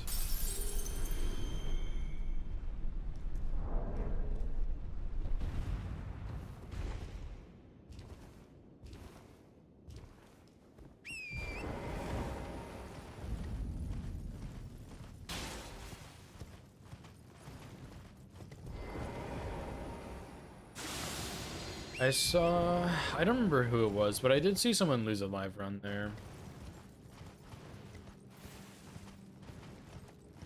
I think it was Nasrallah maybe, and he didn't know there was an archer back there. But yeah, a lot of times when I suggest strats to people, they really hate it, and they're like, well, yeah, but this also works, and it's like, well, clearly it doesn't, because you just got hit, but if you want to keep using your strats, that's fine, I get it. Like, I understand sometimes people just want to route their own runs and stuff, but I don't know, you shouldn't say your strat works when it just failed. So, I don't know if that's what he said, but I have had people say stuff like that. So I usually just stop suggesting strats to people because most of the time I just get ignored, and I'm like, okay, I don't really care. This is your run, not mine, so. Yeah, I don't like shitty strats, but as long as your shitty strat works and it's consistent, then, like, it doesn't matter. But the thing is that people have been doing no-hit runs in this game for a long time, and that's, like, sprinting straight through there is very common, and it's very good. Like, it works every single time. Whereas, like, throwing kukris and stuff, I've seen fail. Scaly under the elevator? Yeah, I've done that before, too. Sometimes you get lucky and they kind of de-aggro before the elevator, but sometimes you don't. On my Uchi run, I actually pulled one. I think I actually maybe pulled two, but neither of them went on the elevator, so I got out for free.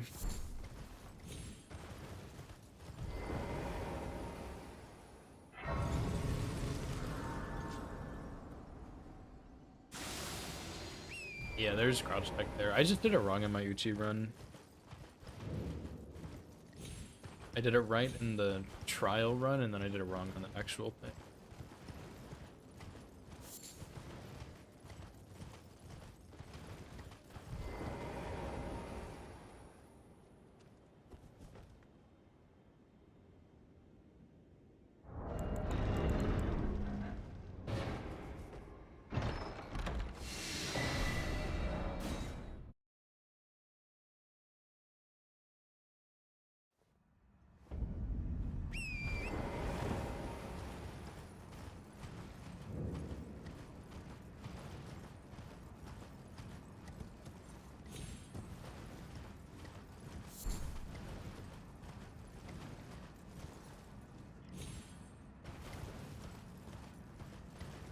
Remember there was one guy too, where on Malekith, the way they were doing the fight, it was fine. They were using Serpent Hunter too, but for phase 2, they would like run into where he jumps and then like run back out of the sword swipe. And they got hit doing it. Like I saw them get hit. And it wasn't a live runner at least, but I did see them get hit there. And I was like, you know, you can just backstep, right? And they're like, yeah, well, one time when I backstepped, I got hit. So I don't trust that anymore, and I do this now. And I was like, okay, you just got hit doing this, and this looks terrible. Because you're just, like, running around and guessing where to end up. Like, I don't think he had any markers on the ground or anything that he used. And I was like, look, I'm not telling you how to play the game, but I'm telling you that the backstep strat is 100% consistent. You just probably went in a little bit early. And this strat is not. Like, this looks like garbage. And he was like, well, one time I had him not do this attack, and it got me hit. And I was like, I don't think that's how that works.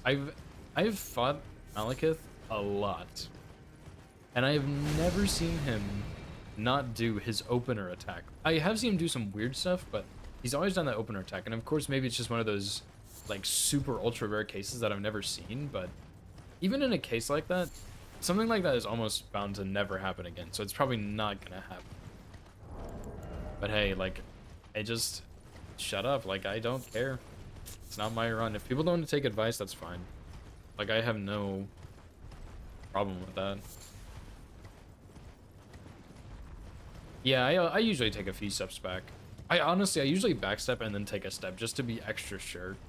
Because what if my toes get scraped by his sword?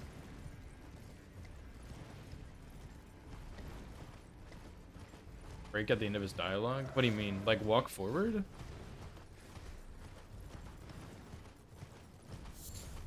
Yeah, part 2, I've always seen him do that overhead swipe in part 2. I've only once, on a Death's Poker practice, saw him do something different. And on that run, of course, it didn't even matter, but yeah, like, even then, like, it's just...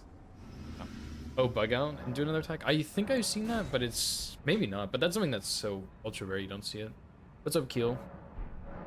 Orlu roars. Yeah, you can use Endure on them. But, I don't know. If you have light load, then you can kind of dodge it. Because you roll a bit further. But you can kind of tell when he's gonna do it. Usually there's like a certain amount of time in between them. So whenever he finishes a combo, it's like you gotta be a little careful that he could roar.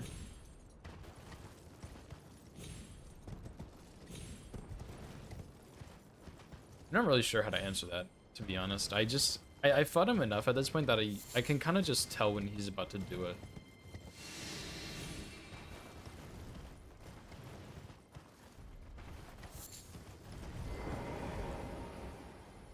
No hit? Yeah, I mean, no hit, you have light load and you can roll out of it.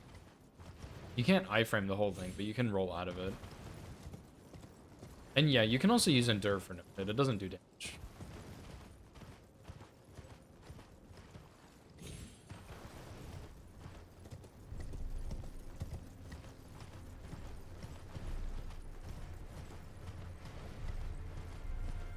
Although, honestly, I mean, it kind of depends on what weapon or run you're doing, but you can probably script phase 2 Horaloo.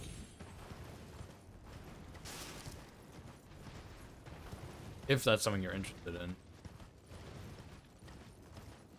If you're doing like RO1+0, then you definitely can't, but...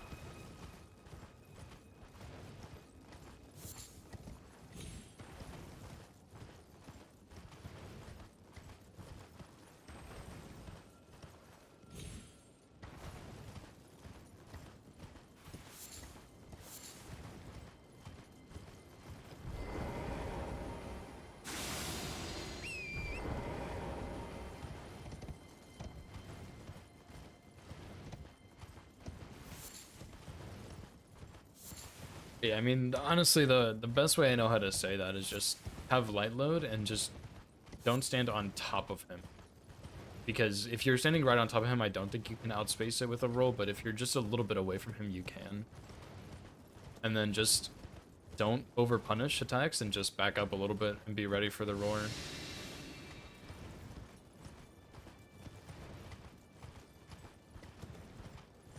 Malekith breaking. Yeah, I mean, I've fought Malekith so much, I don't actually remember if I've seen something like that before. It sounds familiar, but maybe I'm just making it up. I mean, it's probably just a bug that happens sometimes.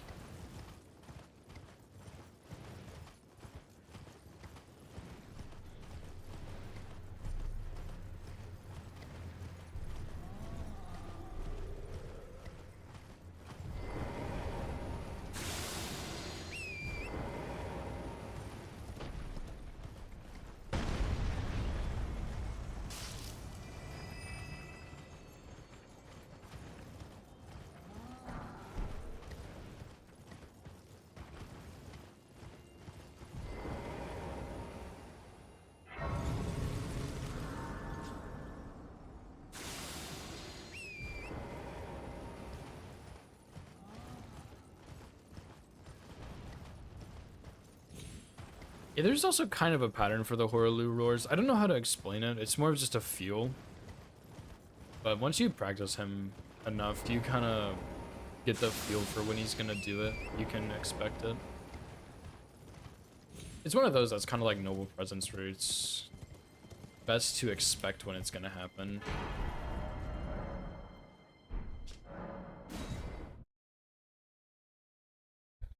Same for like waterfowl too. If you're expecting waterfowl, you're probably gonna be able to dodge it, whereas if it surprises you, you're probably gonna get hit by it.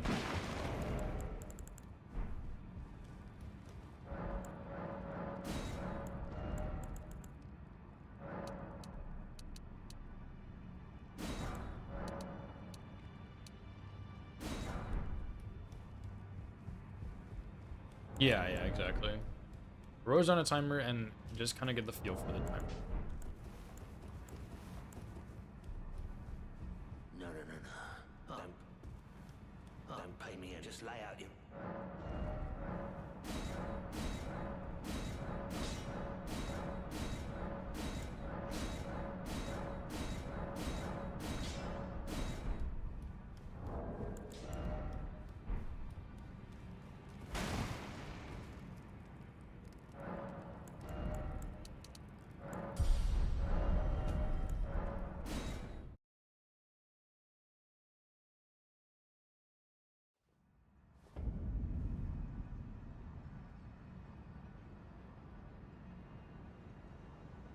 Okay, how was I doing this yesterday?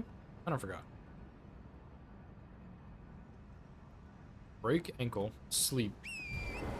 Left hand Cragblade on the sleep. Jump attack till phase 2. Right hand Cragblade, jump attack till stagger. And then just keep jumping, hitting, until he dies. Pretty sure that was one. So. Oh, I should have put endurance back in my physic. I keep forgetting to do that.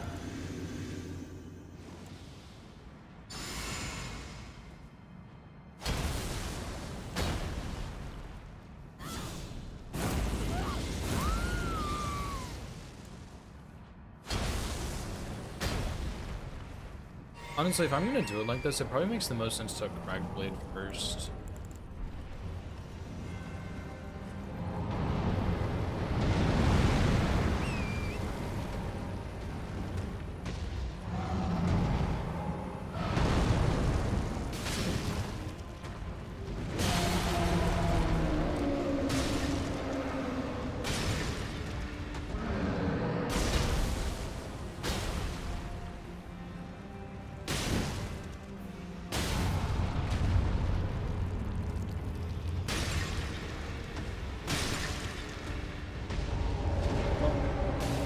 That's not really what's supposed to happen. I don't know why my damage is worse.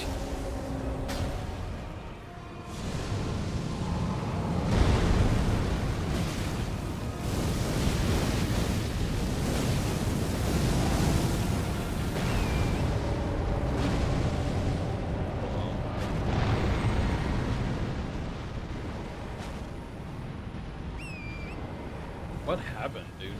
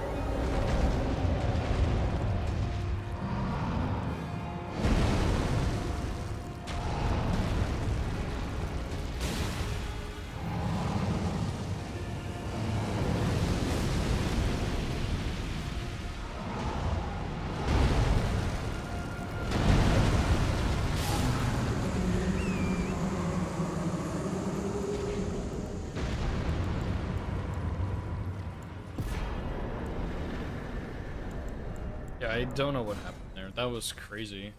It took 2 hits to break his ankle instead, and I don't think I missed. Like, I think they both hit it. So my damage was just worse, which is not good.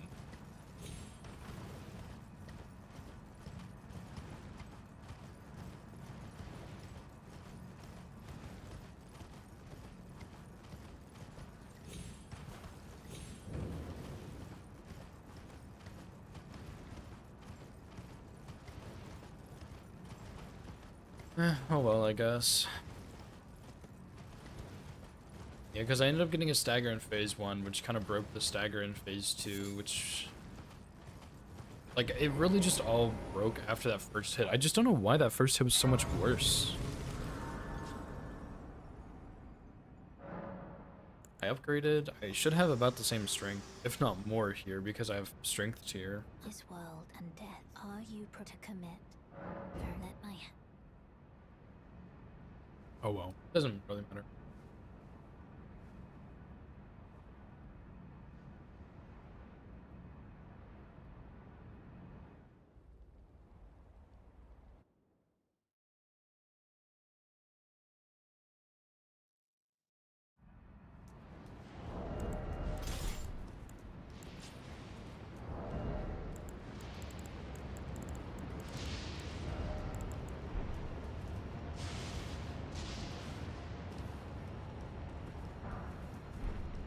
I'm just wondering if maybe one of them hit his, like his butt or something. But it seemed like they both hit at the same time. That was more damage than just a butt. So I really don't know what happened. I'll have to watch it back and see.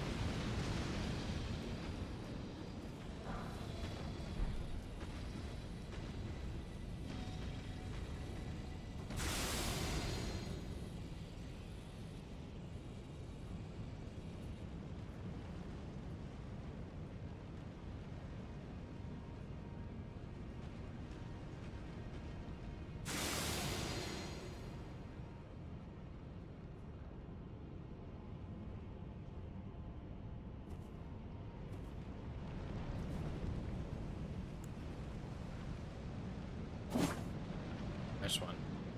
What happened to that jump?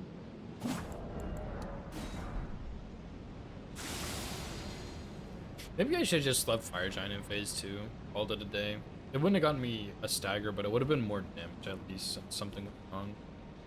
And I would have been really close to a stagger.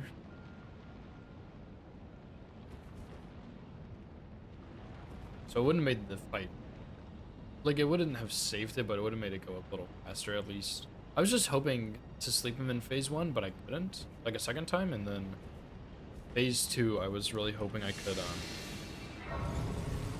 just get a stagger, because I hit him once he started rolling away in phase 1.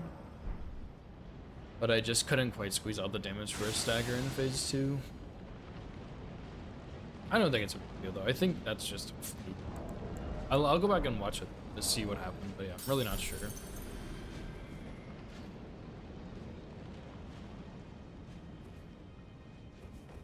Kind of like the Golden Godfrey, it was just a fluke.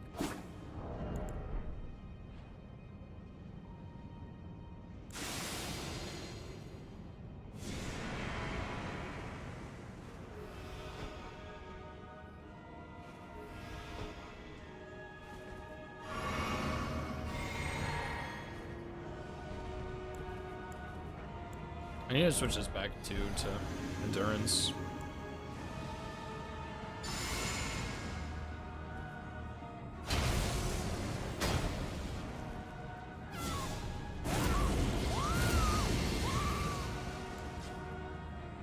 Oh my, nice one, bro.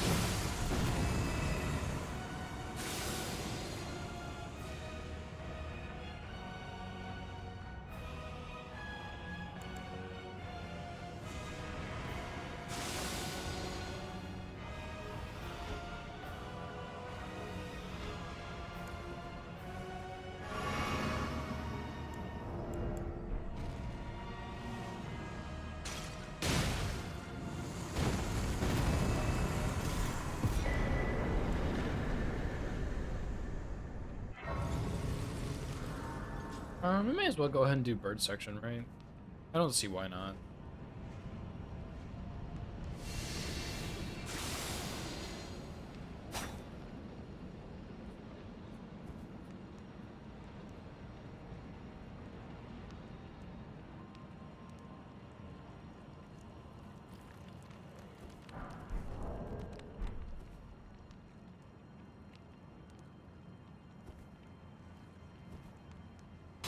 Yeah, just go ahead and go all the way up to Malekith. Because Red Wolf Renala is not too bad.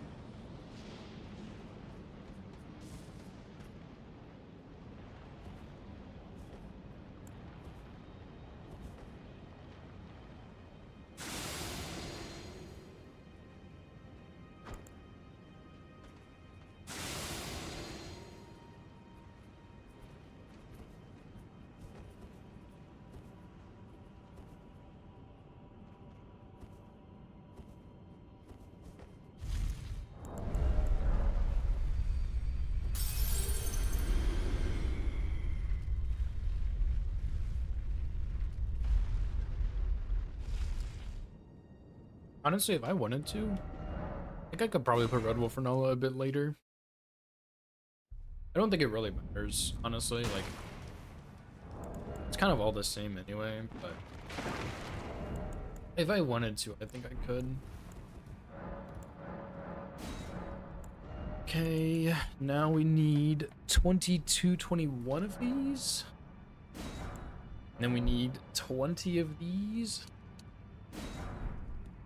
Should be enough.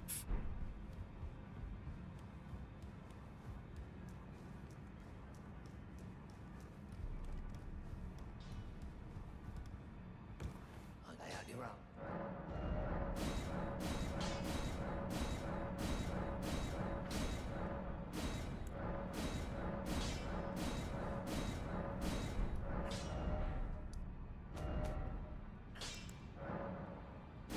Oh, whoops, I'm going to Renala, not Nile.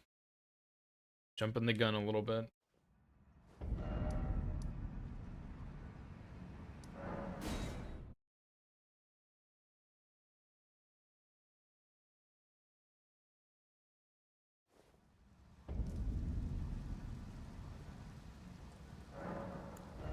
I'm gonna go ahead and get my 20 endurance too.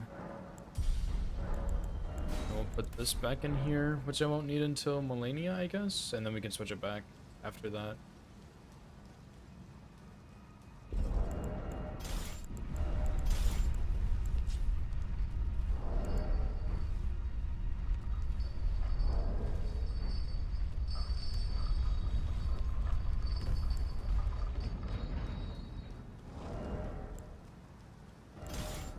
Oh, I did not.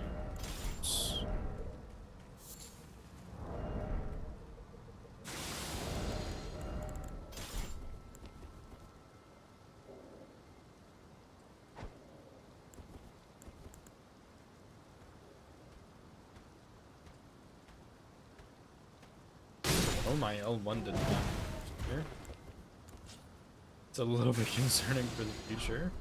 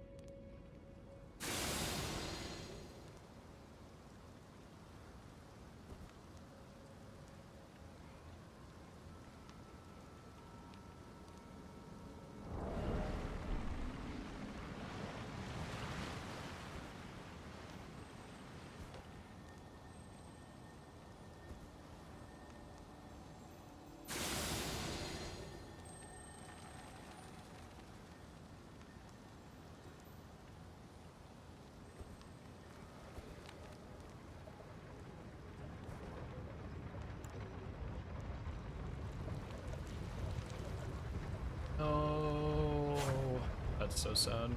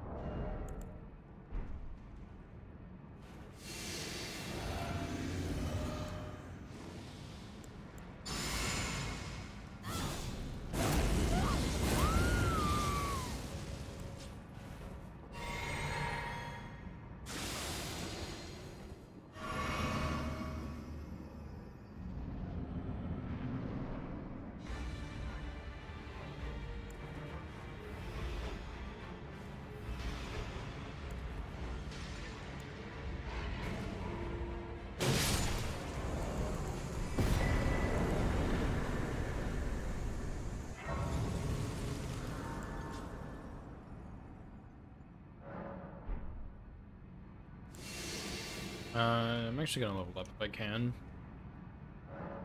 Enter a close fight.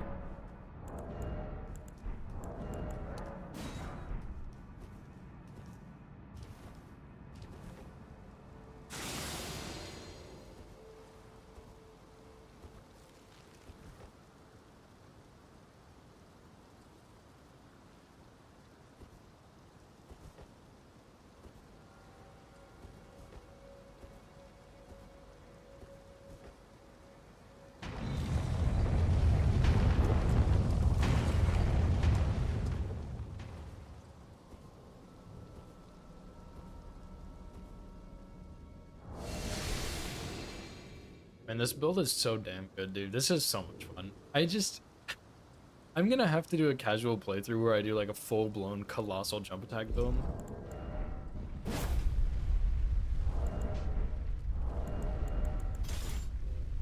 I'm gonna have to.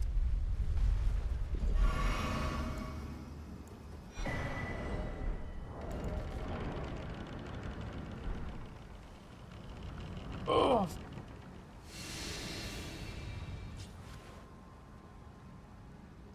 Yeah, Giant Crusher, Real Age Crush, yeah.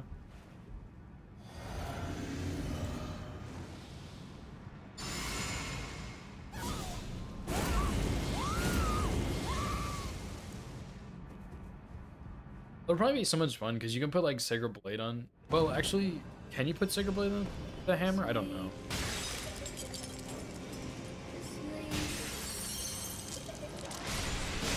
But regardless, it would be awesome.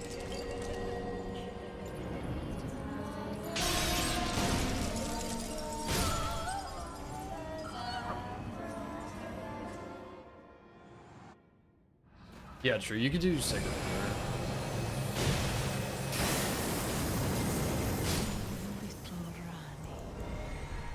Little Rani, Renola? daughter, weave thy night into day.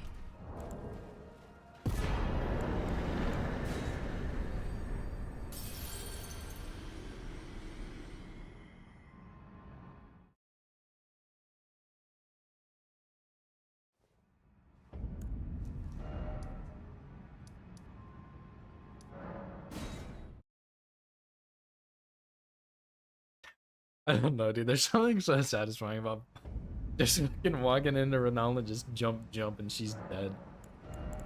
Like, don't get me wrong. Starfists are obviously insane and they're really fun to use, but it does not beat the jumping.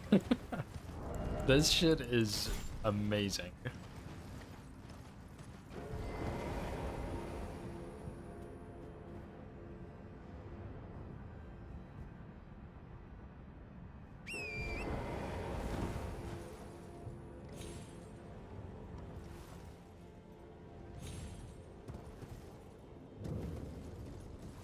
What?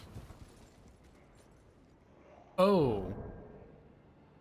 I don't know why, but Torrent Anywhere was selected on my ER tool. Whoops, I didn't mean to do that. He didn't even notice that. I don't think I've used him anywhere until then, and I was like, oh, this must just be some glitch where I can ride him down onto this roof and then I get dismounted. And then he just fucking sat there. Oh, maybe I'm cheating, actually. Maybe that's what's happening.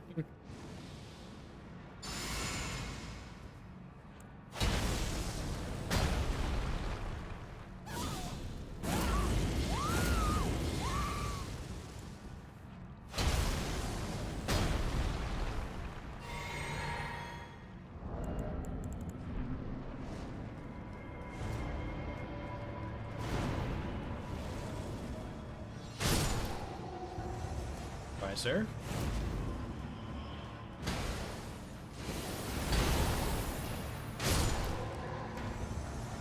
Oops.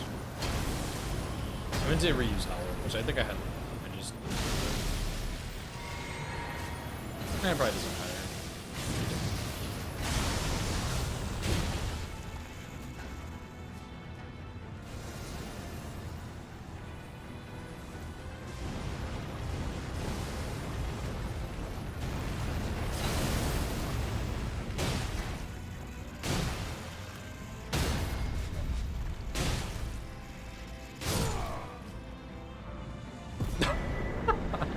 Like, I don't know, dude. That's just so... Oh, it's so satisfying. Jump.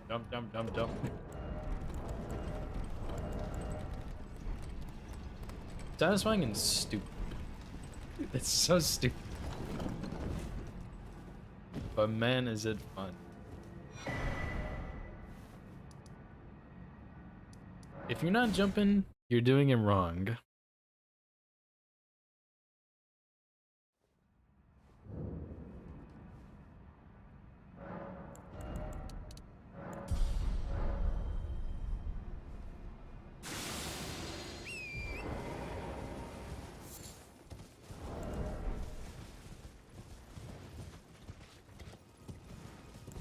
Jumping Twin Blade. Yeah, but that's less damage, more status. This is more damage, less status. And I like seeing the health bar drop like that. Which I guess it still does with a Twin Blade. Alright, fuck it. Twin Blade, no hit, jump build next.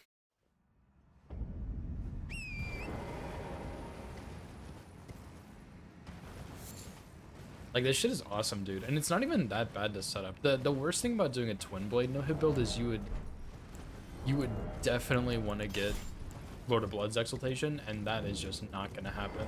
Unless you did the cheese, which actually I might do that. I would probably do the cheese on that run. Just because Team Hills doesn't allow it. So, That's why I wouldn't, but that talisman would be so good. And you could also go get the mask too. What's up, Moanbreaker? How's it going, dude?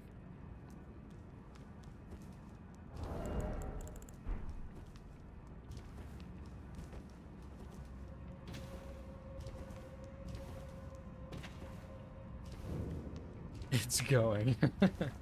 Reading for a class. Nice, dude. How have your classes been, by the way? Remember you said you were teaching a class, right? Kicking my ass, but in a fun way. Nice. Understandable.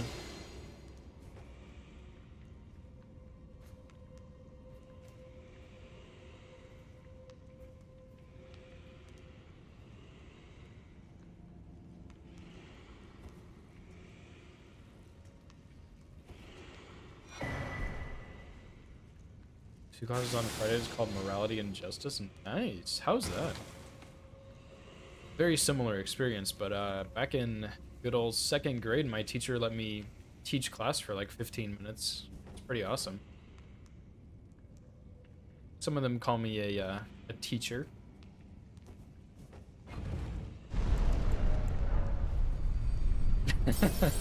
That's a true story, actually. I don't remember what I said to my teacher, but I said like this class is so easy or something. And like I'm in 2nd grade, it was pretty fucking simple, like obviously. And she was like, okay, if it's so easy, why don't you come teach the class then? I was like, okay. And so yeah, she let me teach the class for like 15 or 20 minutes or something. I just drew pictures on the board and then called on people to answer the questions, and that was it. Better than you? No. No, I did a terrible job. Oh, that's good that they're really engaged, though. And that you like your students. It'd be a shame if you hated them. I'm sure their quiz grades will go up eventually. Do you teach like a high school class, or is it another college class?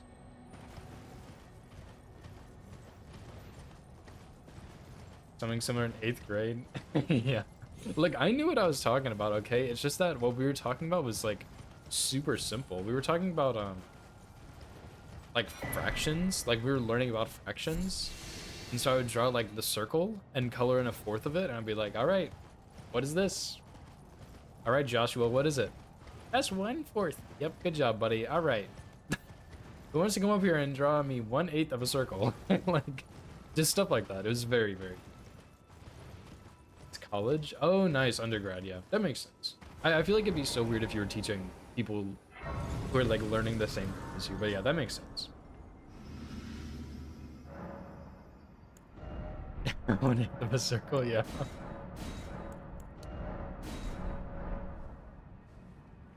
Get your ass kicked, but not in a fun way.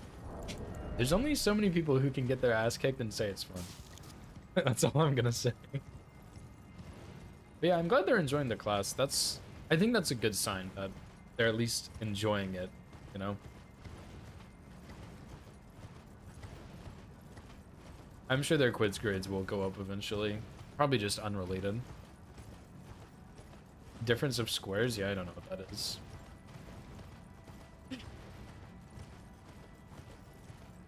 How many people that like getting their ass beat are fun? You could say that. That is one way to say that, yes.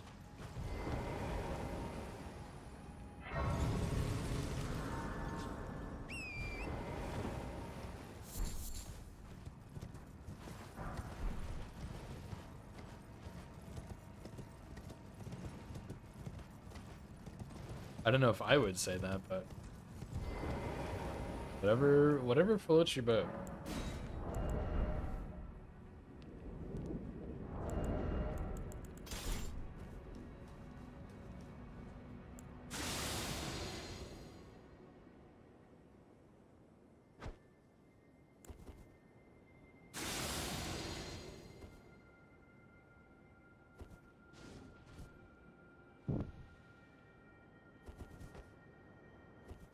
Bonebreaker, thank you so much for the 14 months, dude. Holy moly.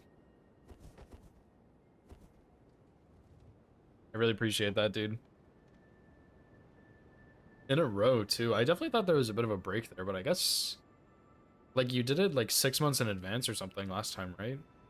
I remember that time you accidentally gifted someone a sub trying to sub. That was funny.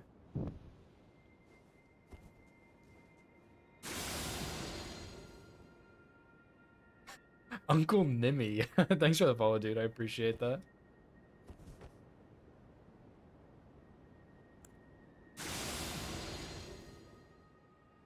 Yeah, honestly, I don't even know how to do Twitch stuff either. I genuinely don't. First of all, I'm poor, so I don't sub to anybody for that, but like I would click the wrong button or something.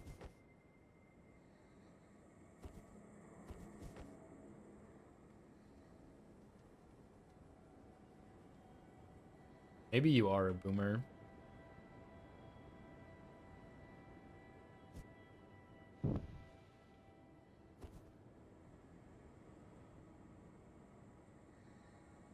Oh, I do remember that actually. Like, it's a vague memory in my brain.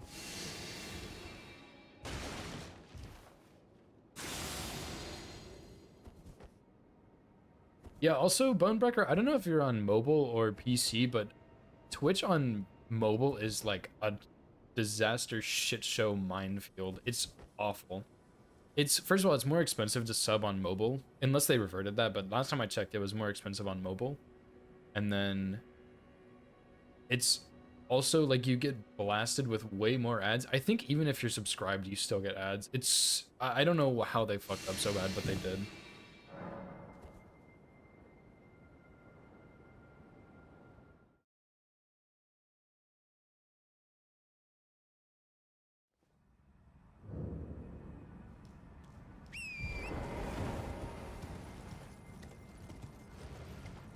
I did it on your phone. Yeah, how much was it on your phone? I know it's more expensive, but I don't know how much more expensive.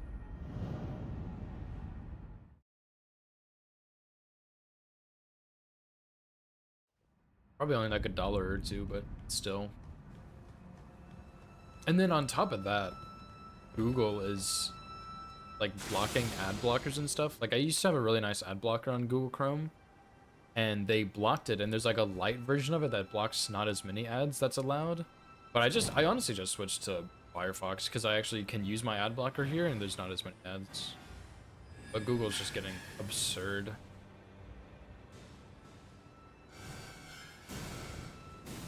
The bits are really more expensive on mobile too. That is wild.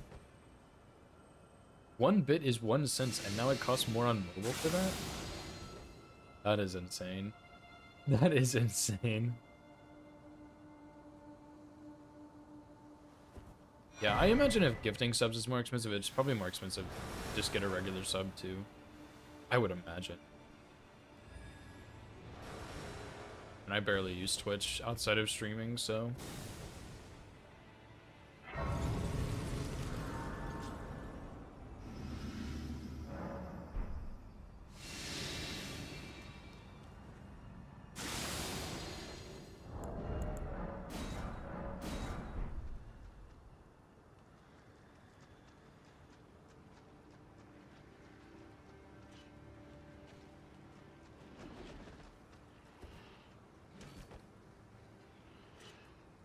$7.99? Holy shit, isn't it like $5 on PC? $3 more? That's actually like insane, dude.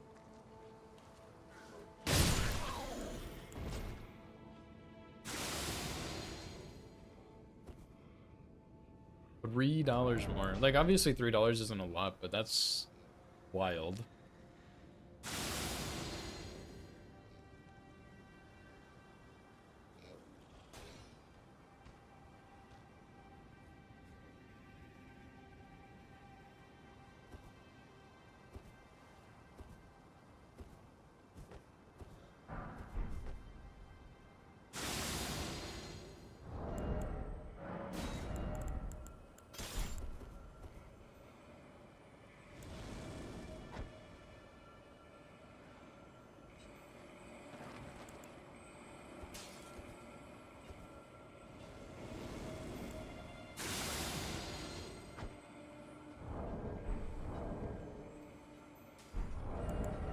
That's crazy. Like, that's just crazy. $3 more on mobile.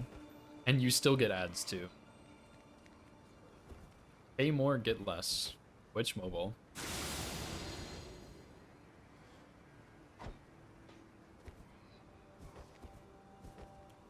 Why did that guy turn around a weird way again? Whatever.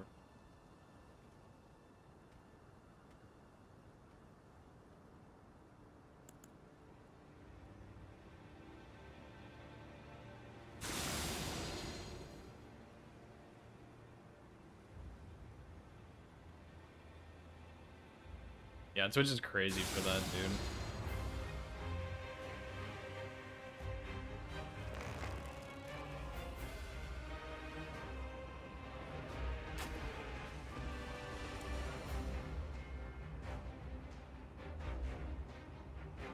I can't believe that.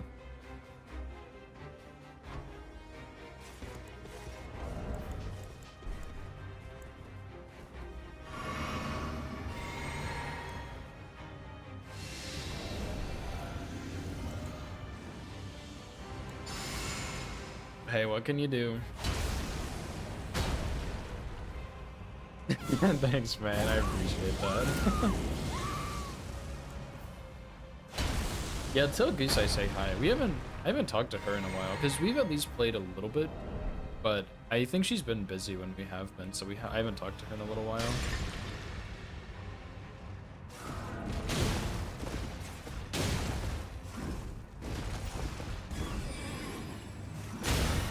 No, you don't.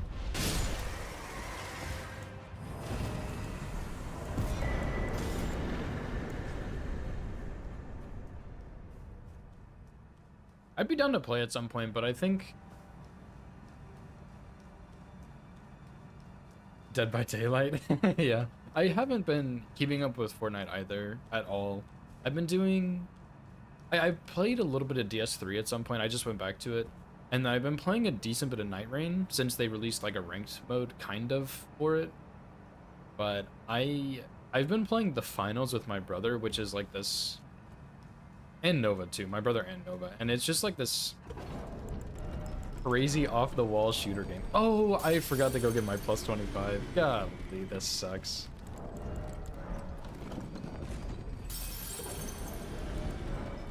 But yeah, like it's like a shooter game, and you have a cash out, which is essentially like a bomb if you're playing CS:GO, and you go and you claim it, and then you go put it in the cash box, which is like a terrorist site in CS:GO. If you've played CS:GO, I don't actually know if you have.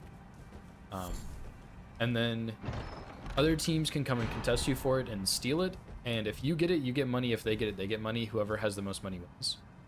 There's a mode where it's best of 3, so whoever gets 2 of the 3 cash boxes wins, and then there's a mode with like 8 people, and you go in teams of 4 until the finals, which is a team of 1 and 1.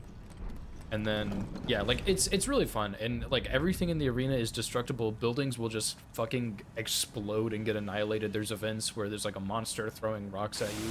It's a lot of fun, but it's really intense. I think they have it on PS5. I'm not 100% sure, but I have played it with people who do not have it on Steam. So I don't know if it's Xbox or PS, but it's one of the two. But yeah, we were playing, and there was this guy on our team who sucked butt. And at one point, I was spectating him because I had died, and I saw how he moved his camera, and I instantly knew he was on controller because he moved his camera like slowly in a perfectly linear line on the screen. And that's like the biggest tell of a controller versus PC. And I was like, well, that would do it. Not that all console players are bad, but this one in particular was pretty bad.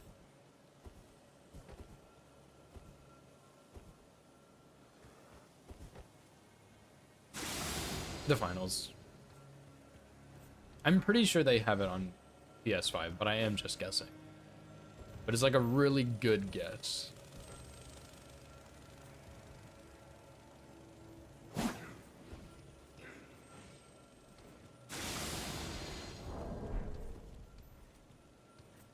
Finish your campaign and then jump back to Dead by Daylight. Yeah.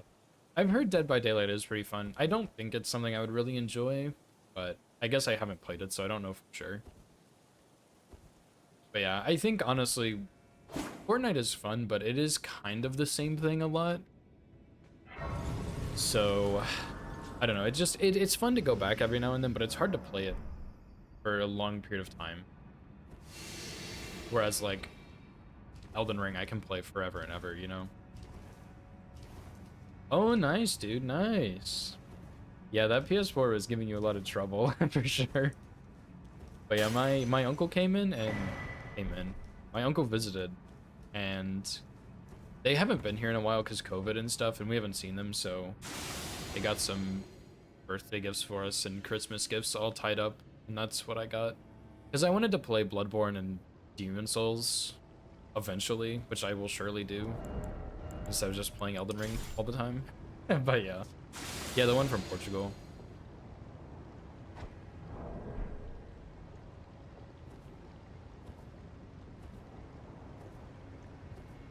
Yeah, I haven't used it a lot. I have hooked it up to my PC, which kind of annoying with it just sitting on my desk, but it does work at least. And I don't know, I'll do something with it eventually. I just depends on, I guess.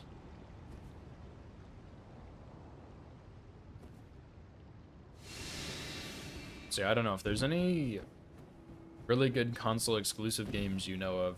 I'm all ears. Thanks for the lurk, Nova.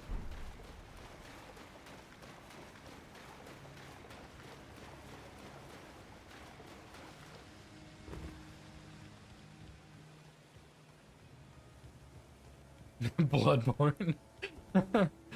Yeah.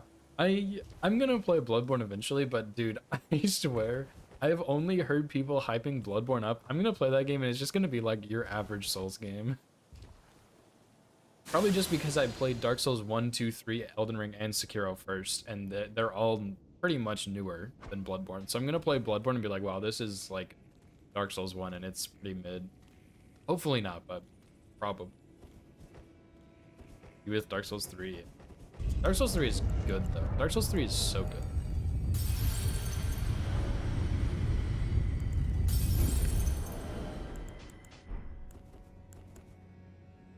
I think Dark Souls 3 is better for challenge running than Elden Ring. In some ways. Not always, but some ways. Dead by Daylight, Call of Duty, Batman, Arkham Knight, and Supermarket Simulator. Dude, we need to go back to Supermarket Simulator. We played it like twice together, and then we never played it again. But we should totally play it. Even though I didn't really understand that game at all. I'm bad with money, I guess. Never heard of Injustice 2, but Mortal Kombat, yeah. I guess that's more of a game you play with friends. That makes sense.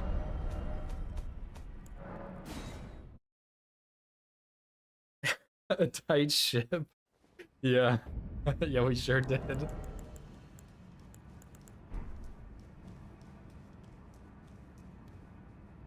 Oh, Mortal Kombat, but for DC. I see. I think they're making one like that, kind of similar to that, but for Elden Ring, which is pretty wild. I need to go get some throwing daggers.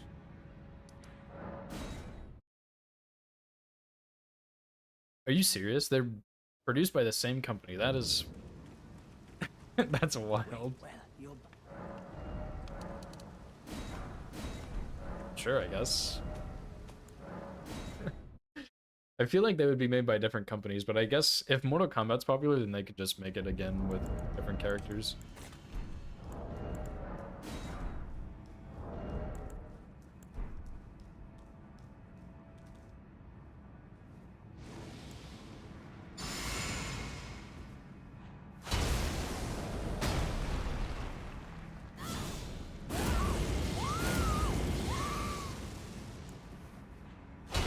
Yeah, that honestly, it's probably just that a new game is more profitable than making just a DLC. That's probably all it is, to be honest.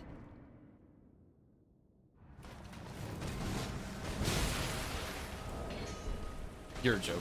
I didn't mean to jump so early.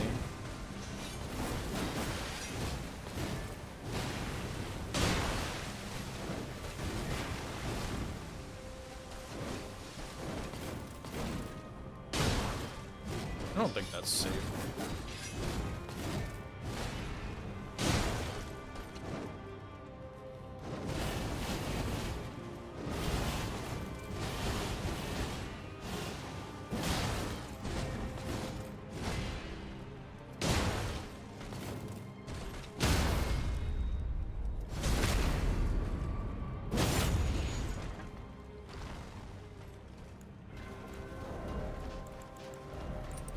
I can't believe I jumped into that attack. I knew that was gonna happen.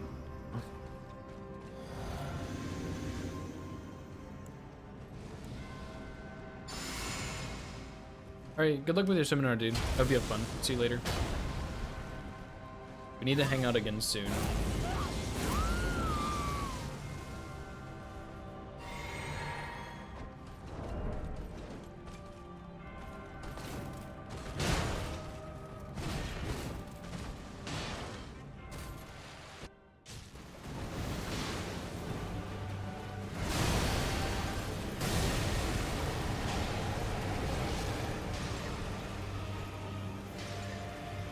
Nice. I'll get sleep up, by the way.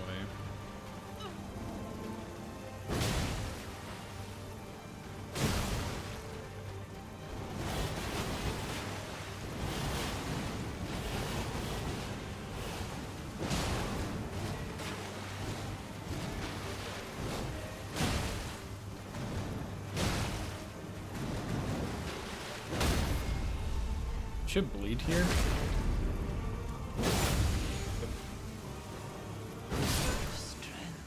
Damn, I really just jumped slightly early. Good fight other than that, though.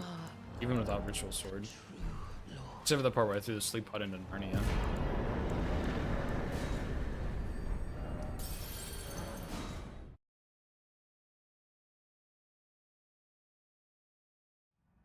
Once I did that yesterday in the practice run, or I guess the routing, I knew I was gonna do it again.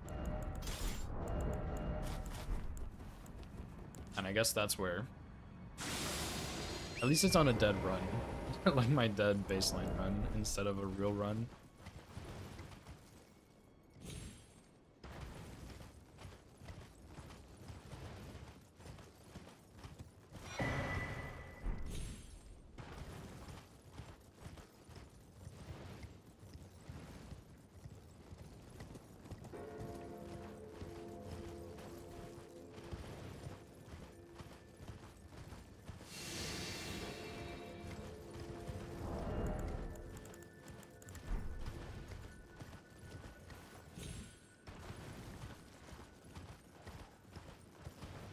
Okay, I'd really like if we can just go ahead and finish this run out and not get hit again, but let's see.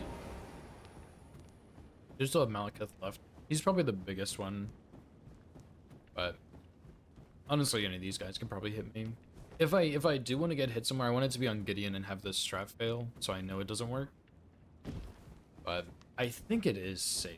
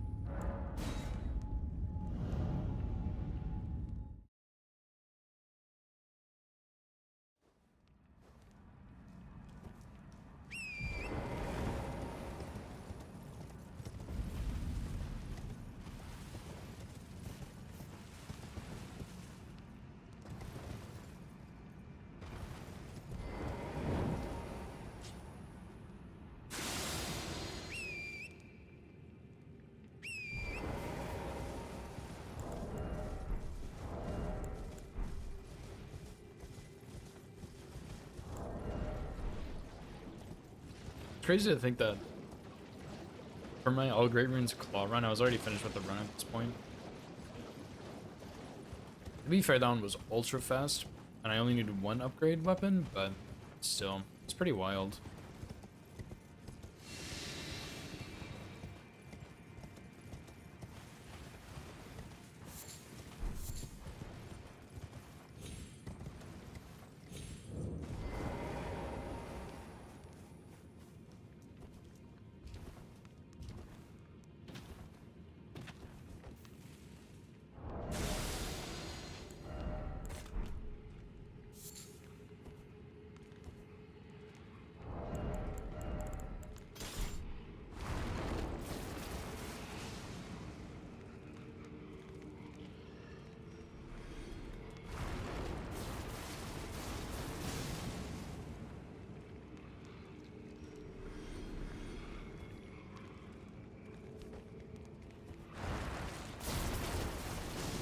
Yo, what's up, Moose?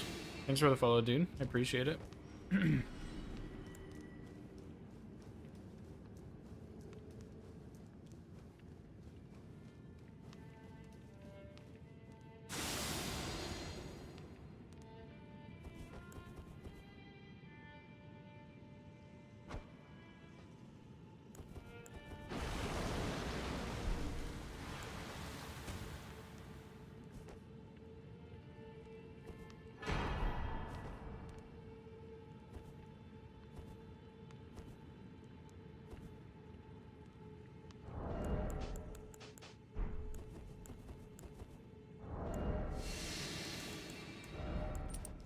Oh, wait, no, I didn't switch it back. I did switch it for mining, I just didn't switch it back. I was about to say, no way I had the wrong talisman on this whole time.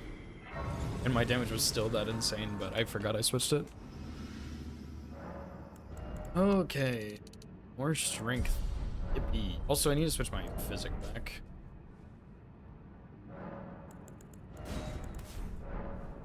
And I only need, what, 99, 89, 79 strength? So yeah, we're almost there.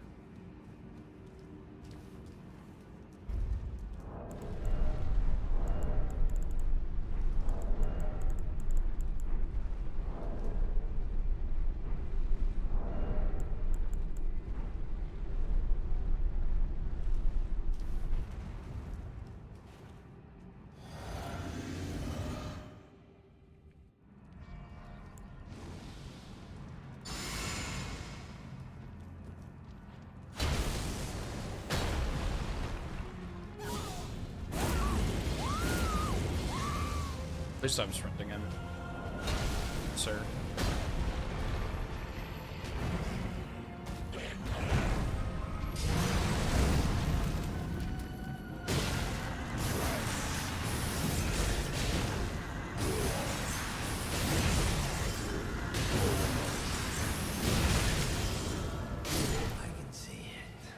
Smoked him. Yeah, when he doesn't give me a good opening, it's a little awkward, but even then, like, he didn't even stand a chance.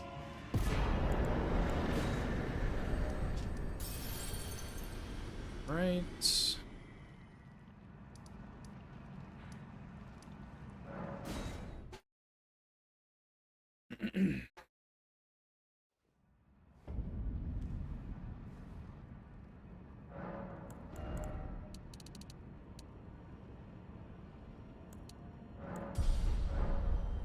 Does I just get to do endurance for the rest of the run now? Wow, that's actually a lot better. Getting the strength tier.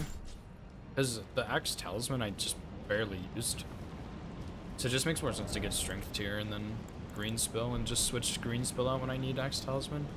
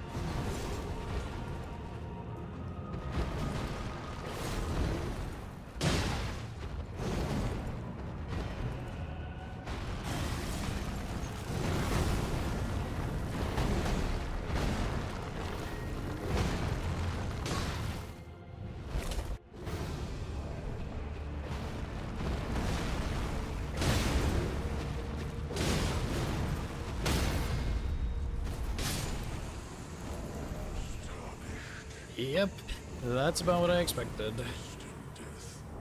How do I get two? There's one in Volcano Manor and one from a boss in Altus. So I just killed the boss in Altus and then I killed the Omenkiller in Volcano Manor. And there are two Omenkillers in Volcano Manor that drop it, but I'm not sure if if you kill one, if you can still get the other one. Maybe you have to do it in like one life without refreshing the area, but one of them is so obnoxious, so I just kill the boss. It's a bit easier, theoretically.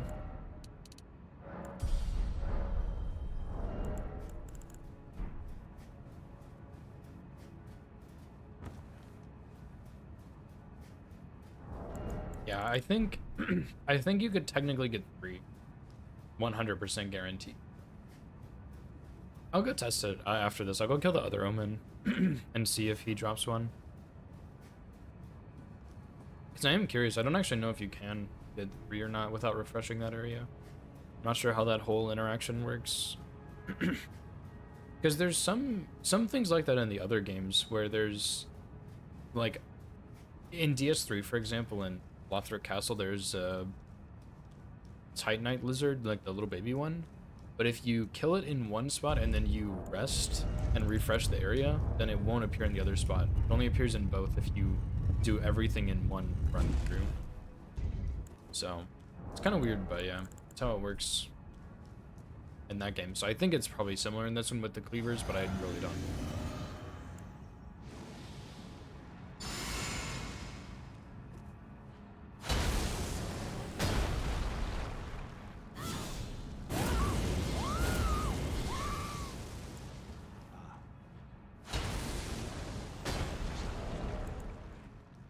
To become Elven Lord, what a sad state of affairs.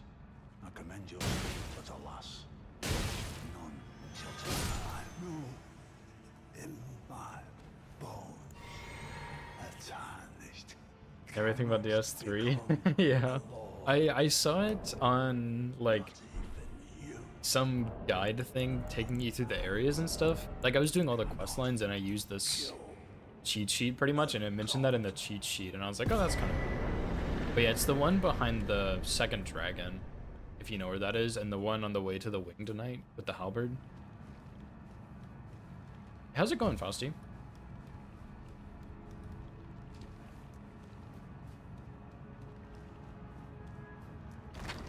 Yeah, it's kind of wild. I didn't know that before, and then I knew something was weird about that one because I could never remember if there was one there or wasn't. But I figured maybe it was just like a New Game Plus thing. And then yeah, I saw the guide and I was like, oh shit, that's wild.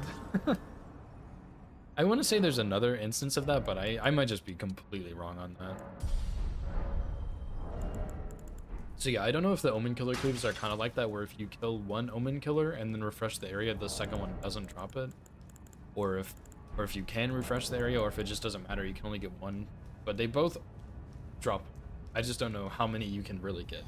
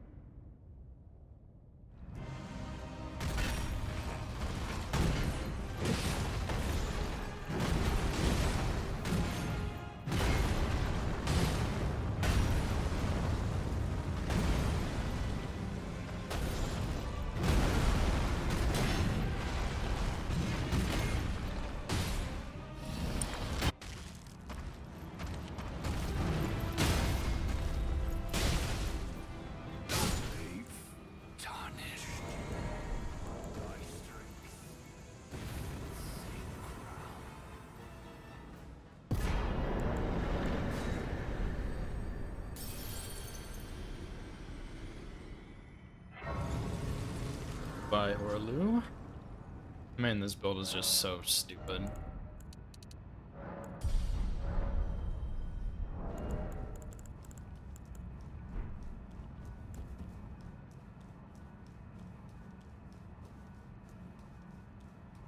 Like Raider and Night Rain. No, Lank requested Omenkiller Cleaver all Great Runes no hit with his channel points. And I asked him if he wanted me to do 1 or 2, and he said try out 2 and see if it's any good. So this is the final product, which is pretty disgusting.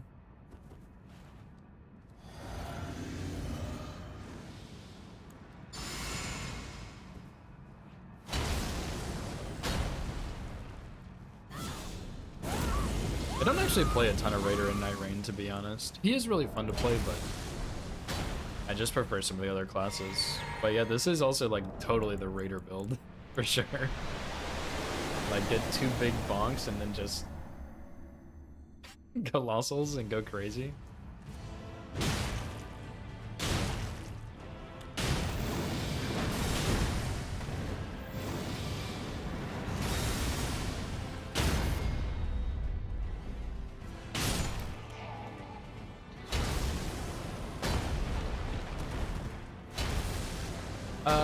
I thought there was an AR redeem, but if there's not, it's because I don't want to do all remembrances no hit with a certain build.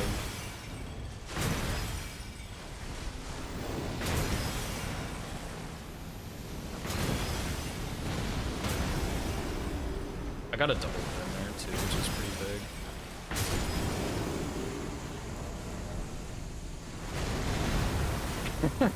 Yeah, that was my reaction yesterday, Fausty, when I was routing. I was like, holy shit, this is broken.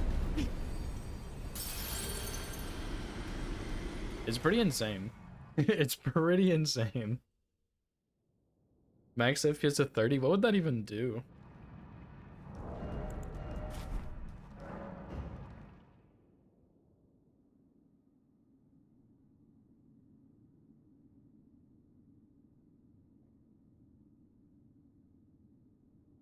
Oh, really? I didn't know that.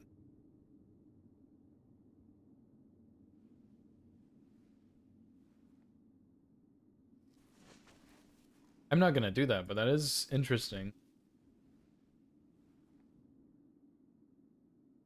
But yeah, there used to be an AR redeem, but I think the more I did no hit, the more I realized I don't want to do all remembrances weapon only, because that sounds miserable. Like, you have so many just... Like, first of all, that's like a 4+ hour run already, and I don't want to do that. And then, like, you have these champs. You can do Sewer Moog, I guess, but then you also have, like, Valiant Guards. You have to do one of those two. You have to do Fia's whole quest line. You have to do Fortisax, who's, like... I'm not very good at him, but he's kind of whatever. And then you have... Who else is in AR? Blassie's not that bad. Moose is not fun. Like, it's just a bunch of running around and doing stuff. So, I don't really want to do AR. The only way I would do AR if it's like incants only, which I haven't done yet. In our home. Continue the DLC, yeah. Barely. All the Great Rune DLC bosses, of course. Our seed will look back upon us and recall. Oh yeah, dude, that's what I'm talking about. Of fracture.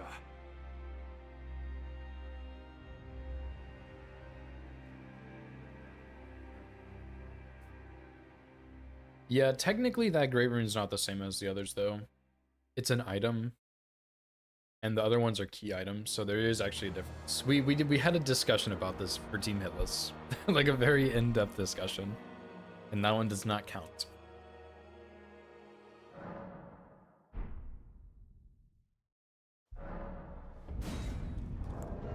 $245. That's not too bad, I guess.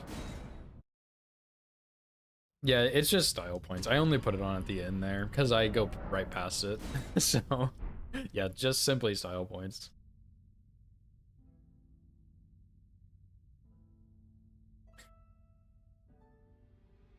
I think it makes you take more damage or worse flasks or something, but like that stuff doesn't really matter. I just don't want to have it on the whole run because it's hideous. I mean, it's beautiful and I have to save it for the end.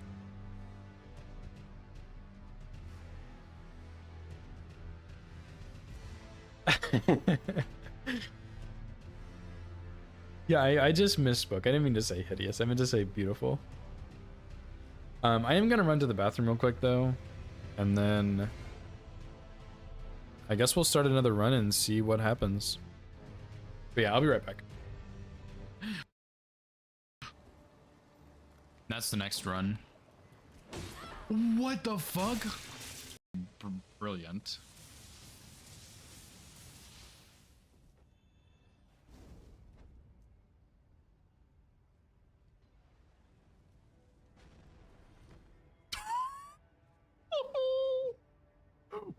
Wait. There was an explosion. Oh, I do remember this. I killed a hand here. Stop. Oh, he's cheating.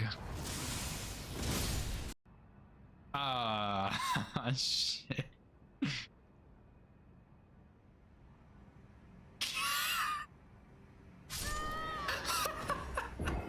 Okay. Oh, dude, I get it. You're a fucking Crucible Knight that has a sword. What? Alright. I would like to see where this teleporter goes.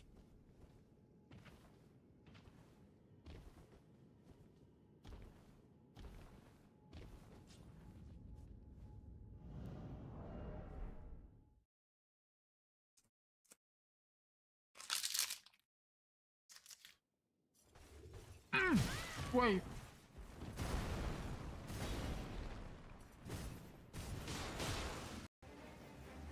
Okay, surely he's not gonna do the lightning. Never mind. Dude, oh my god. Cringe.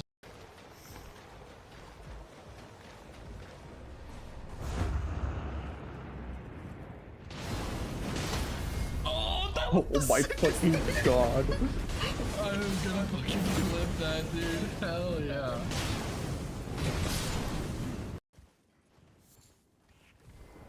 Oh, that's pretty awkward.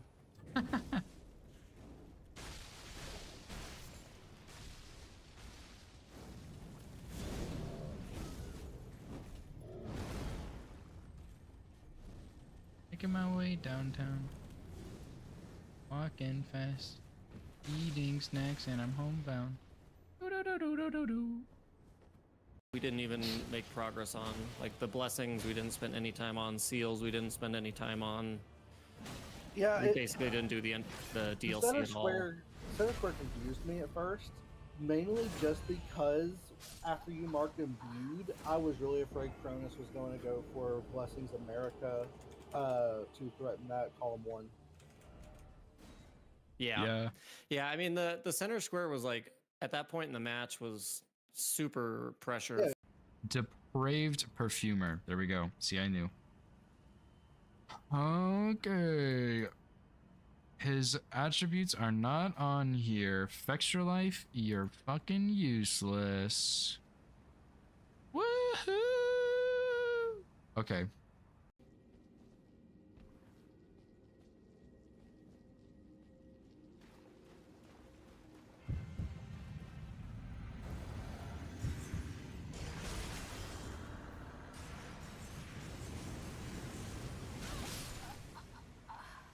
Okay, so that was pretty cool.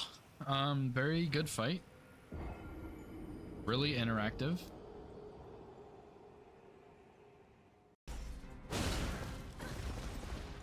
Are you? Man, fuck you, Loretta. If I'm being honest here, I think they should make all NPCs like Gostok. Gostok is an S tier NPC. He doesn't roll 500 times for no reason. He doesn't backstab 15 times in a row for no reason. He just stands there and gets staggered. And that's what NPCs should do. I bet that damage will actually just be off the charts with how strong it will be. I feel like this torrent also has a better turning radius than the one I had before. The like normal torrent. I feel like this one turns better. I don't know how to explain that, but it definitely feels better. Could also just be because this... What is that? This game is trash! Okay, whatever.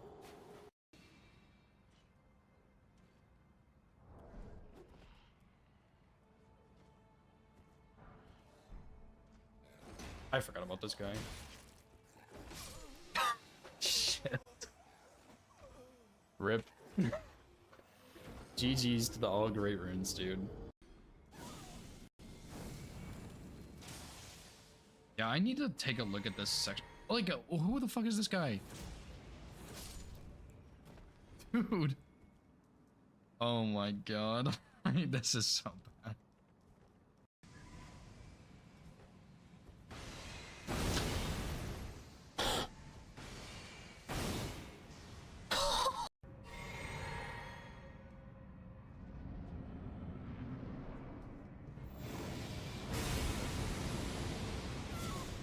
I'm done.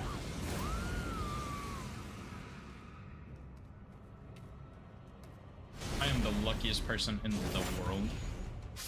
You know what my genius brain just thought of? Why am I even doing this when I have Dragon Maw?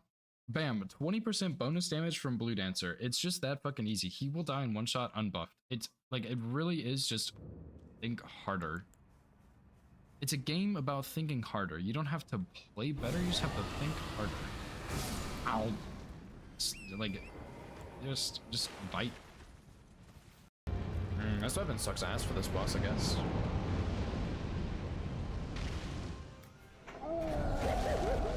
Dude, what a snipe!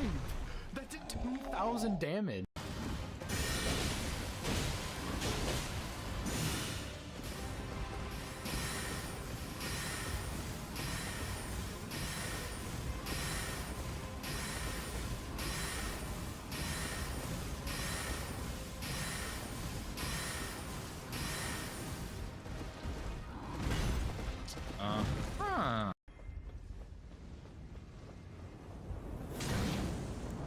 Oh my god, no fucking way. I just got sniped so hard. This sorcerer hit me midair and it killed me. And I immediately fell to the ground. I couldn't even try and quit out. You are such a bastard, bro. It's kind of just hoping that wouldn't happen. Oh yeah, he might be doing two. I hate to reset. I am... Okay, well, I guess we'll reset anyway, it's fine. I didn't... I like him. I will play Widow for like 30 seconds, but I'm probably gonna swap because my aim is really, really bad. Oh lord, I hate attacking me. That was so funny. To become lethal. I'll play and I will defend. I used the remembrance. I'm such a fucking idiot. Oh my god, what am I doing? Hello? What the fuck? Okay, well, I'm going Dung Eater, I guess. Why did I do that? Oh, I just griefed so bad, dude. All bosses, but the bosses don't get hit. That's the next run. What the fuck? Brilliant.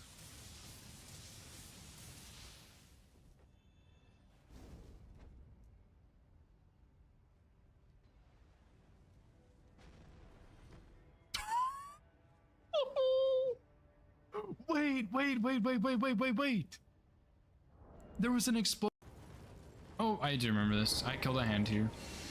Stop. Oh, he's cheating.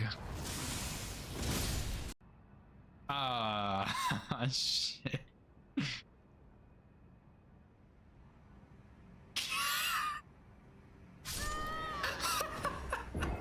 Okay. Oh, dude, I get it. You're a fucking Crucible Knight that has a sword. What? Alright. I would like to see where this teleporter goes.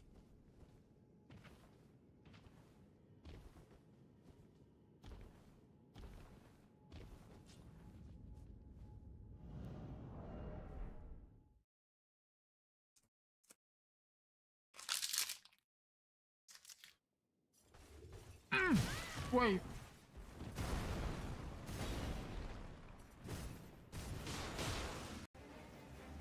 Okay, surely he's not gonna do the lightning. Never mind. Dude, oh my god. Cringe.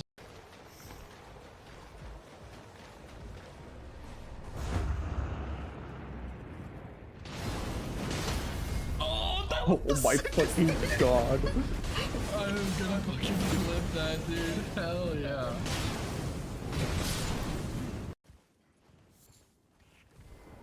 Oh, that's pretty awkward.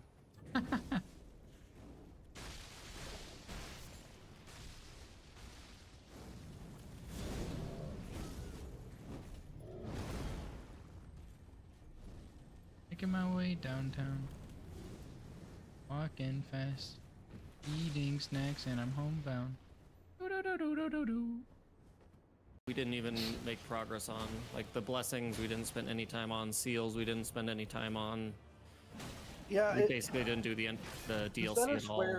Center Square confused me at first, mainly just because after you marked imbued, I was really afraid Cronus was going to go for Blessings America to threaten that column 1. Yeah. I mean, the center square was like at that point in the match was super pressured. Yeah. Depraved perfumer. There we go. See, I knew. Okay. His attributes are not on here. Fextra life, you're fucking useless. Woohoo! Okay.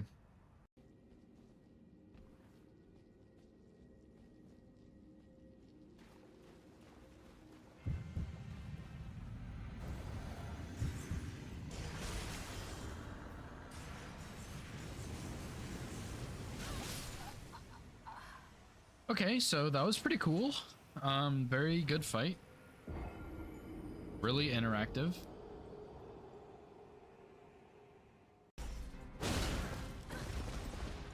Are you? All right, I'm back.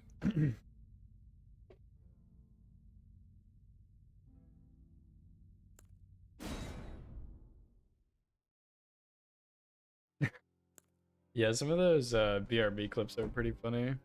Some of them are just like whatever, but some of them are really funny. Like the eating remembrance is pretty funny.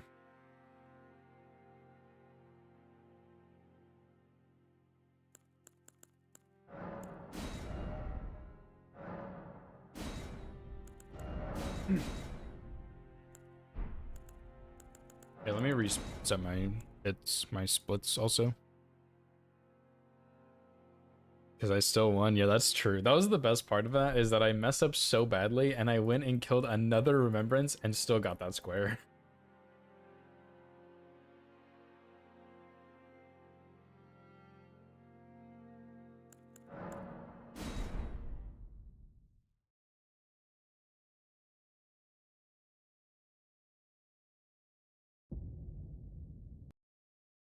Surely I don't have my cheats on again accidentally.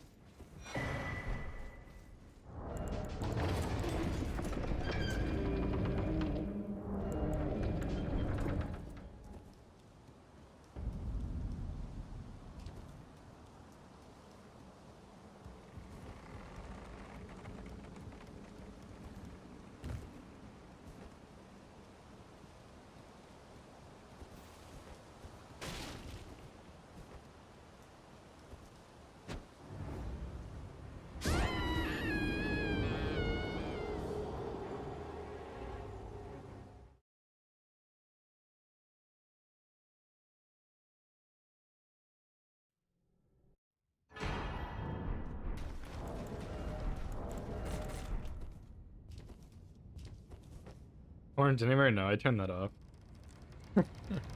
I probably should just close the ER tool, but nah, whatever. Baby steps game? No. Not heard of that.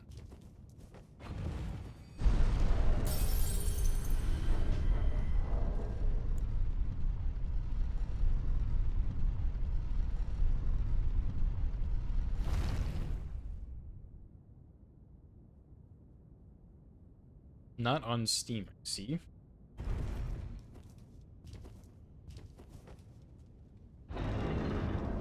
Cringe fever dream?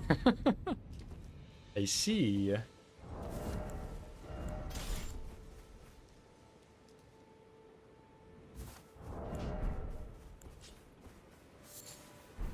I haven't heard of it. I guess I'll have to look at it, but I don't know if I'll actually play it or not.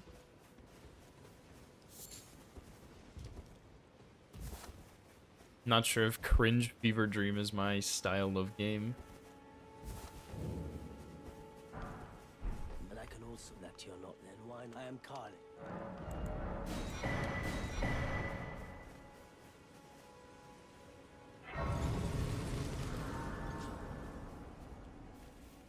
Definitely won't. I'll at least look at it. You piqued my interest enough. What platform is it on?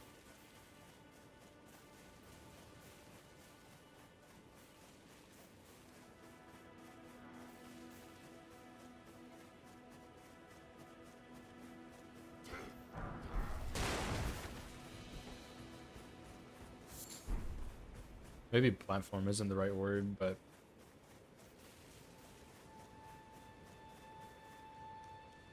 in the DLC rush route. Isn't the DLC rush route just Godric Renala? Because yes, I know how to kill Godric and Renala. On Steam, really? I just looked, I didn't see it. Maybe I... Is there a space in between Baby and Steps?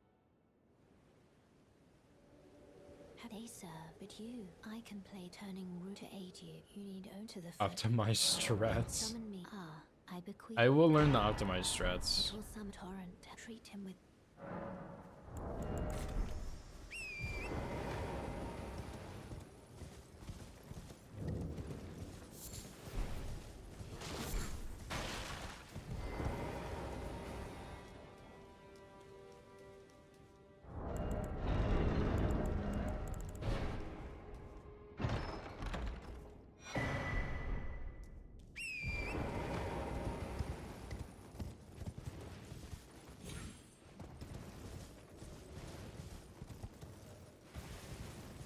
Yeah, that'd be funny if we can kind of split up like that.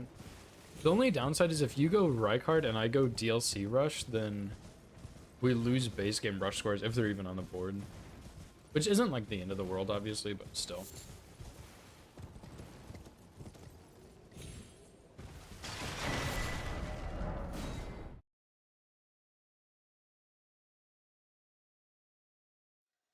Yeah, board dependent, yeah, of course.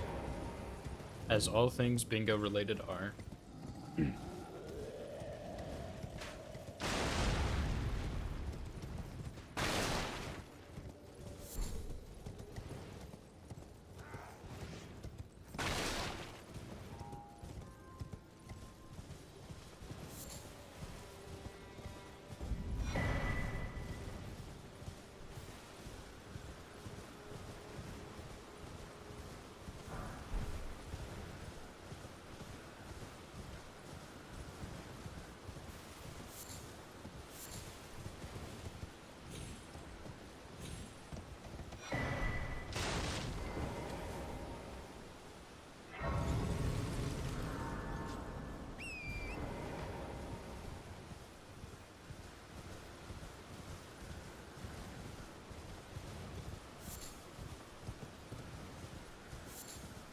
If you do go DLC rush, do you still need a lightning weapon for virgins? Or is it just like whatever, you can do without it?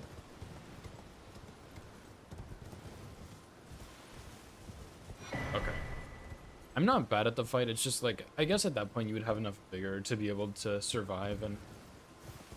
Really, +9 smithing? Okay then. I'll take your word for it.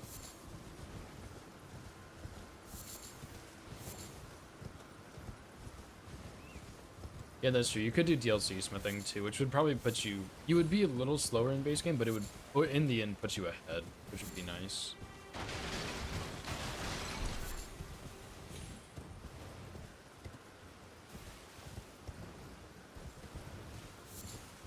Although I don't know the forge smithing route, which I guess I should probably learn.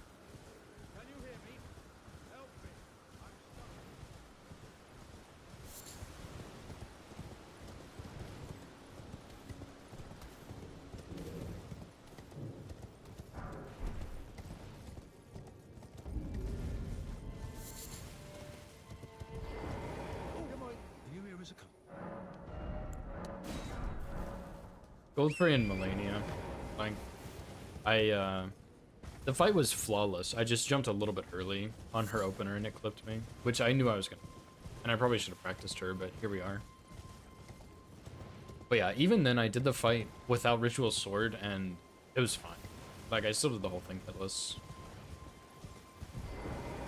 I even messed up the strat in phase 2, so I'm not too worried about it, to be honest.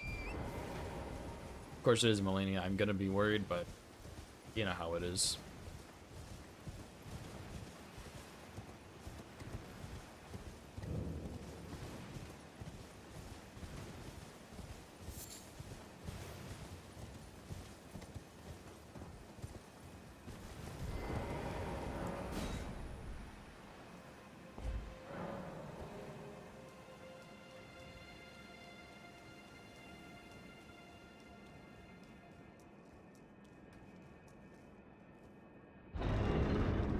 But it's still a fire giant. Fire giants like that on R1+0.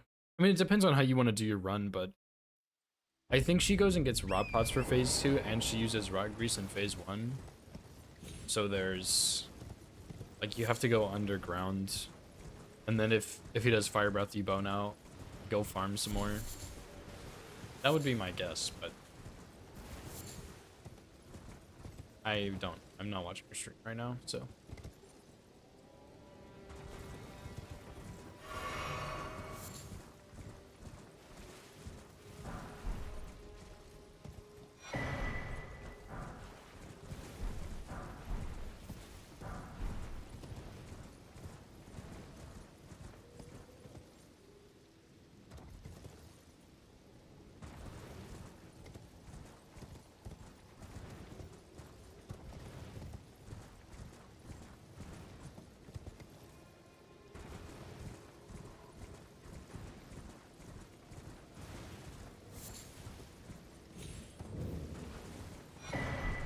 Bless you.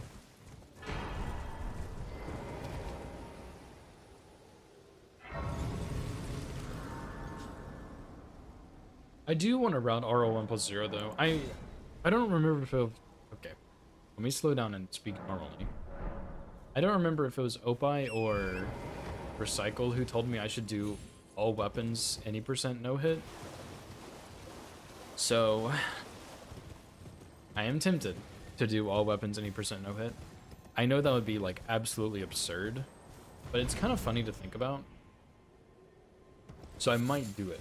And if I do it, before I do that, I want to do RO1+0 hit.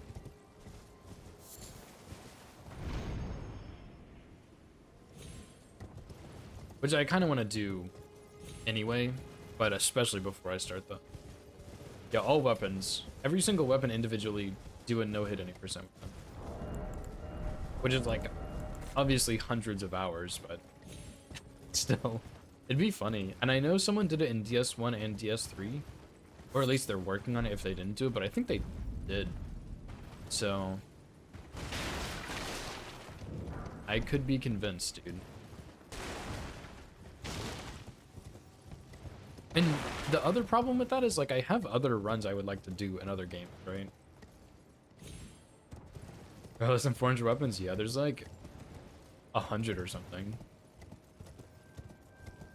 I honestly, I don't know how they did it in DS1 and DS3, but if I was doing like Acts of Godfrey no hit, I'm just gonna cheat that in. But if I'm doing like Acts of Godric, I would just go get that. Like, it's just market Godric, you know?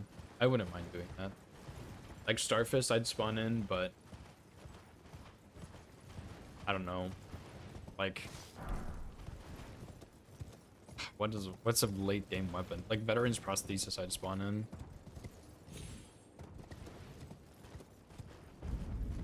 And honestly, farmed weapons I would probably also spawn in.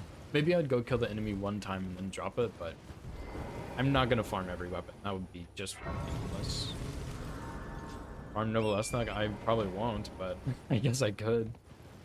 I've done one farmed weapon run, and that's all I needed. I just wanted to do one. Every weapon type. Yeah, that one, that is what one of them mentioned, like, do one weapon of each type. And I was like, yeah, but that's not, like, that's like 10 or, it's in between like 10 and 20 no-hit runs. I think it's around 15-ish, which, like, yeah, that's still a good amount of no-hit runs, but it's not that many. And I was like, I could do, like, smithing somber of each weapon type, but I don't know. I'm still just thinking about it. Because I still have all bosses Death's Poker and all bosses plus DLC region locked, and I want to do all bosses in cans only. But Lank also said he wanted to do that run, so I don't want to steal it from him. Like, that'd be kind of an asshole move. Even though I did start routing it first, but still. He's shown a lot of interest in it, so... I don't want to steal his thunder.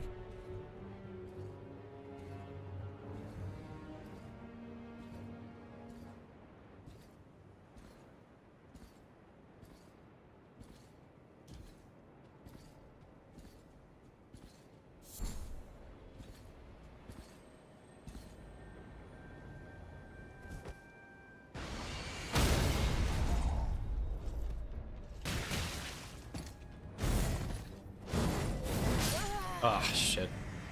Classic. Got stuck in the tree branch.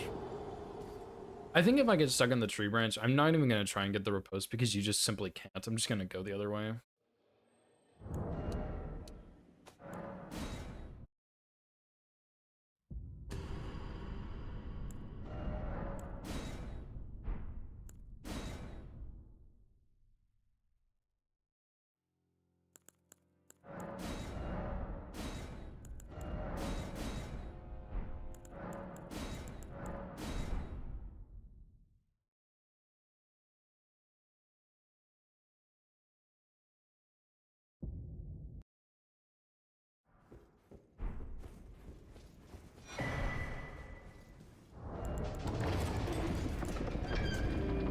But yeah, like for all weapons no hit, you could do, like you could obviously do the same thing every run. Like if you were doing great axes on every single smithing great axe, you could just run Cragblade. And like, you could do it that way, but I think it'd be more fun to do like Butt Slam, Cragblade, Wild Strikes, like switch it up a lot, just to get different outcomes and see what happens. And then that way, if I'm doing every weapon no hit, I don't really need to worry about team hitless either, because I can just run however I want since I'm doing so many weapons, and team hitless kind of limits you a lot. Like for dagger, it might be fun to do Stormblade, but then team hitless wouldn't technically allow that, so I think if I did that, I would feel better about having more freedom and stuff. Impaling thrust on Flamberge, yeah, you can do that too.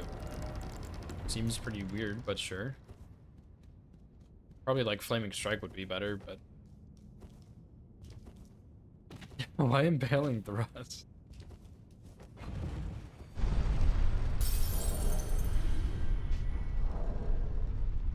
Yeah, like maybe on some of the great axes you go like Determination or Knight's Resolve or something instead.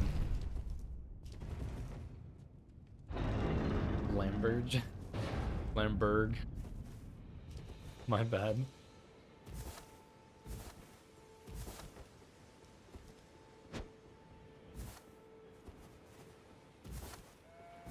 I meant to look at the baby steps game. Oops.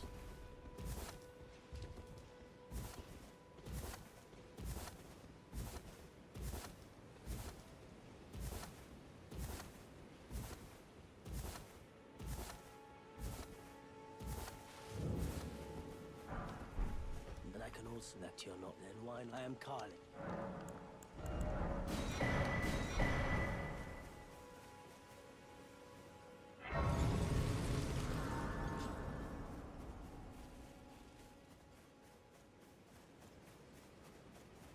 And I really like this Bellbearing Hunter cheese, but I feel like I haven't been able to do it quite as consistently lately.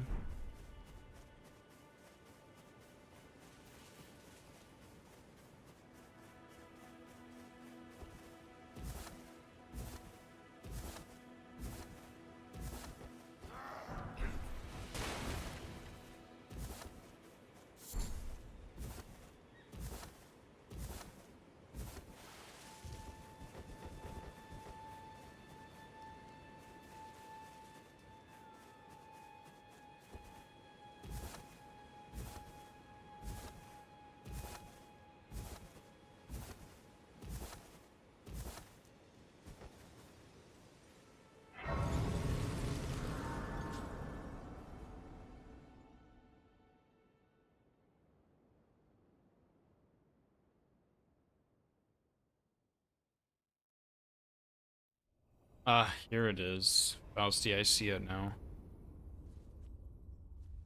Maybe I did one word before.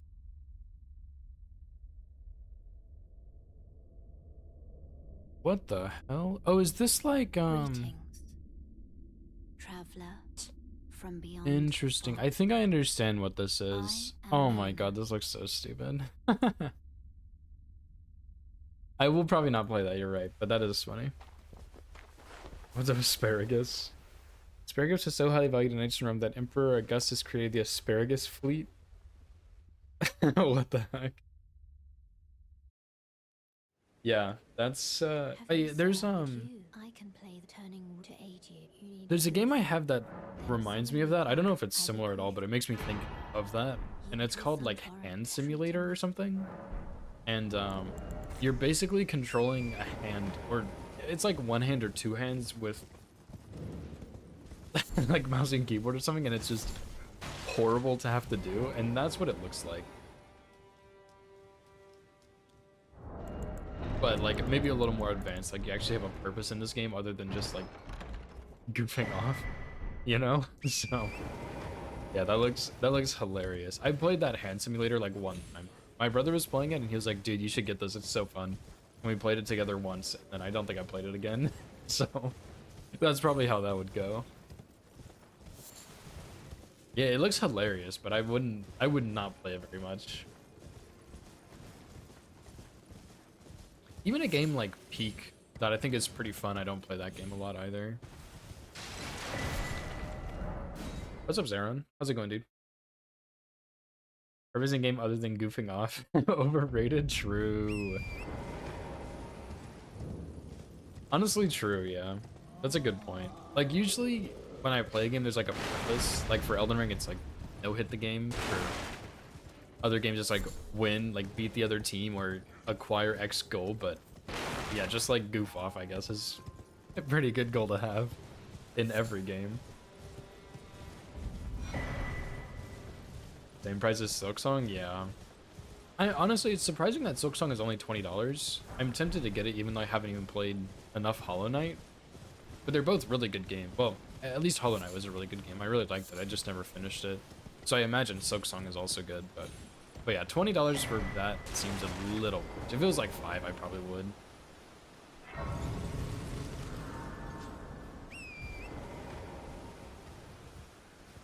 Yeah, this run, this is a pretty fun run, Zaron. I've never done like a jump attack build before for hitless, and it's actually super strong and really fun.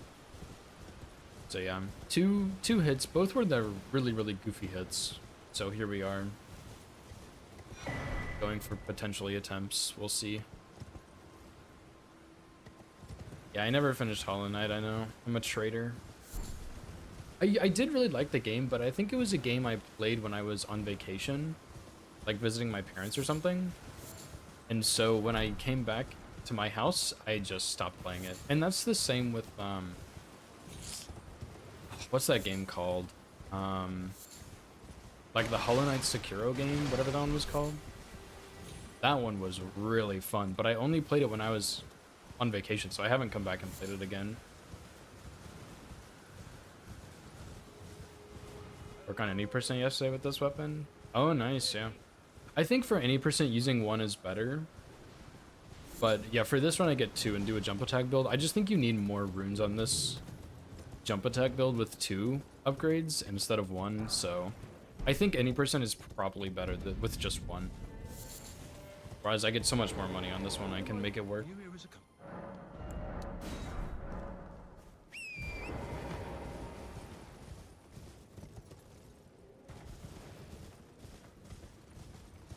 Silksong is much harder. Yeah, that's what I've heard.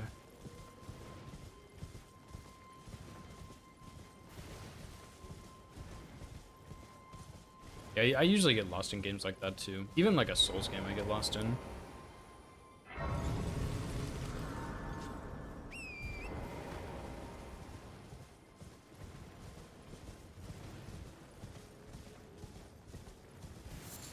Yeah, and honestly, even if you're doing 1 for all Great Runes, I think that's still a really viable and strong build. You just go DLC and get 2-handed Sword Talisman. And then that would just boost your damage a lot.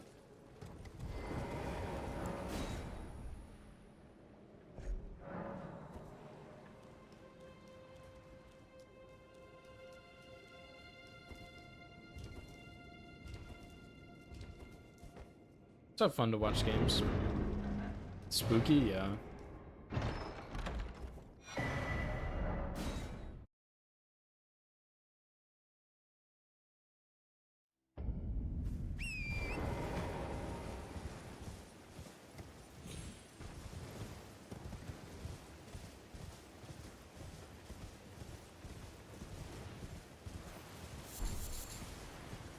I'm trying to think. Nine Souls. Nine Souls was the other one I played. And I really liked Nine Souls, but I just stopped playing it once I came back home.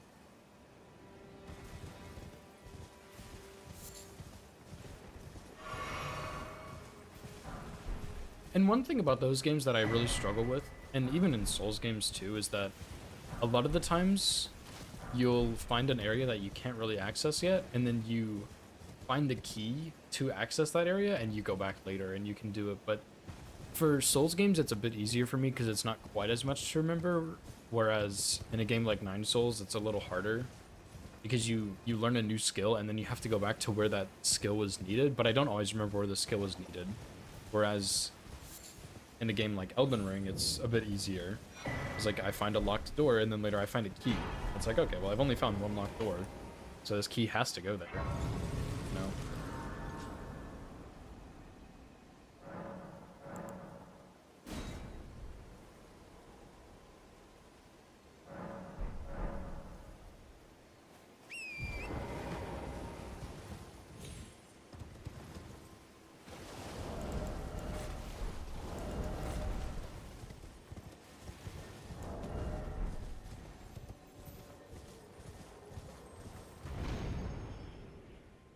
30 minutes trying to do a skip. Yeah. Yeah, a lot of times when I hit a dead end, I'm like, okay, I probably can't go to this area right now. I'll come back later. And sometimes you can. It's just that I didn't figure it out. Or you do need to come back later and I forget about it.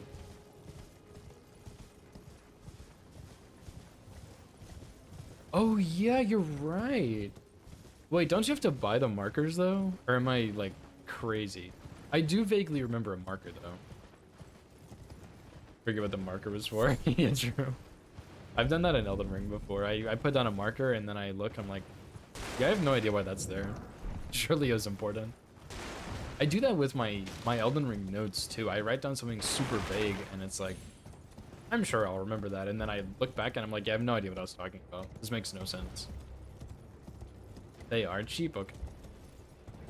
Yeah, I do remember vaguely about the markers. Find the maps. I did, I think I found most of the maps because the guy hums and sings or whatever. That guy was always so happy. Surely he doesn't die.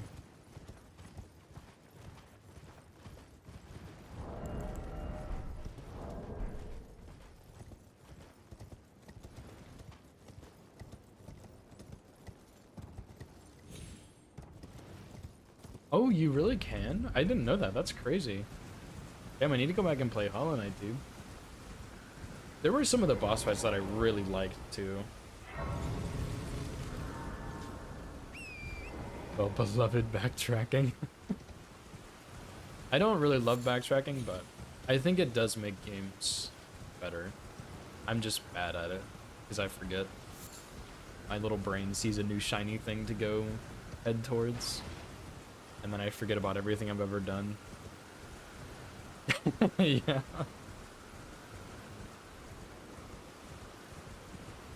Yeah, that's fair. Well, he's been in it. How can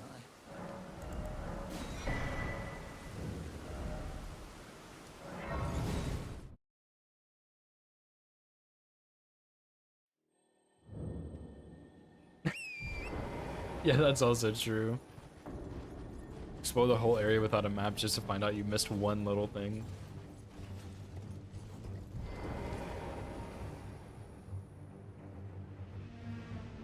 Kind of messed up that dismount, but oh well.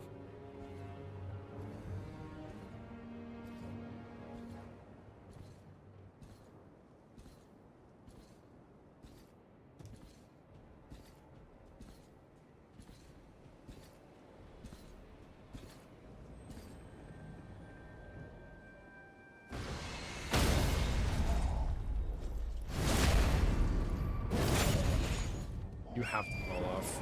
Oh, thank you.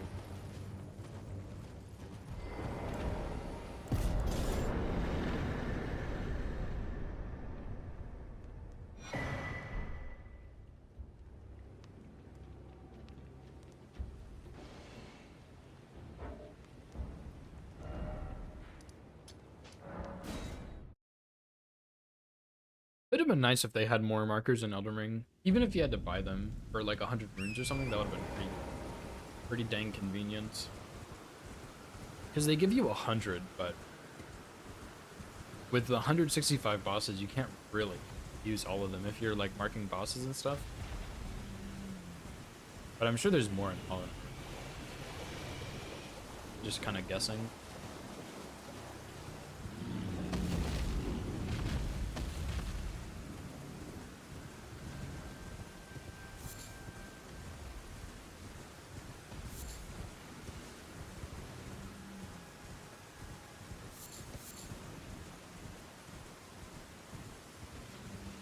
I am really excited for the next Souls game though. Like I really like Elden Ring and I want to go back and do more no-hit in the other games. But I'm really excited for the next game. It's going to be so awesome, I think. Something just do region locked? Yeah, it's true. Could always do that. Which, to be honest, I do actually really like region lock no-hit. I think it's pretty fun. Because you end up kind of skipping most of the setup and you just do boss killing, which is cool.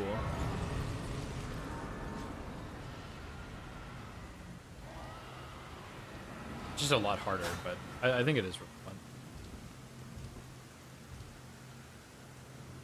But then you got to go back and remove the markers and stuff. Just, it's complicated.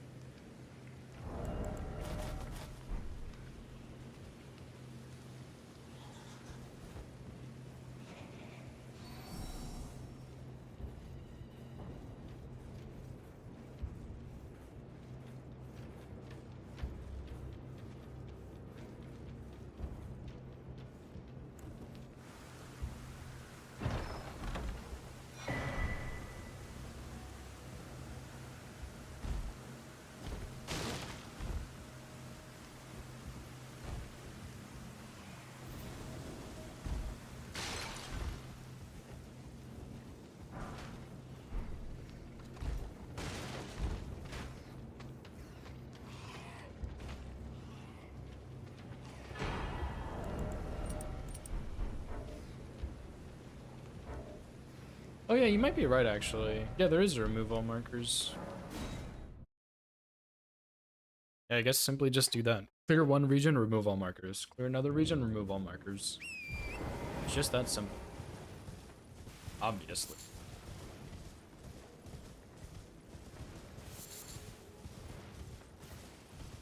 I think that's something that would have been really nice in Elden Ring is like a quest book or something, so you can remember what you're supposed to do, because you can go so long without even seeing an NPC again that you just forget what they're supposed to do, or what you're supposed to do for them. And like, it kind of goes against the theme, I guess, of Souls games, where you don't ever have a quest book and you're just supposed to remember and guess and make shit up, but at the same time, it would be kind of nice to have.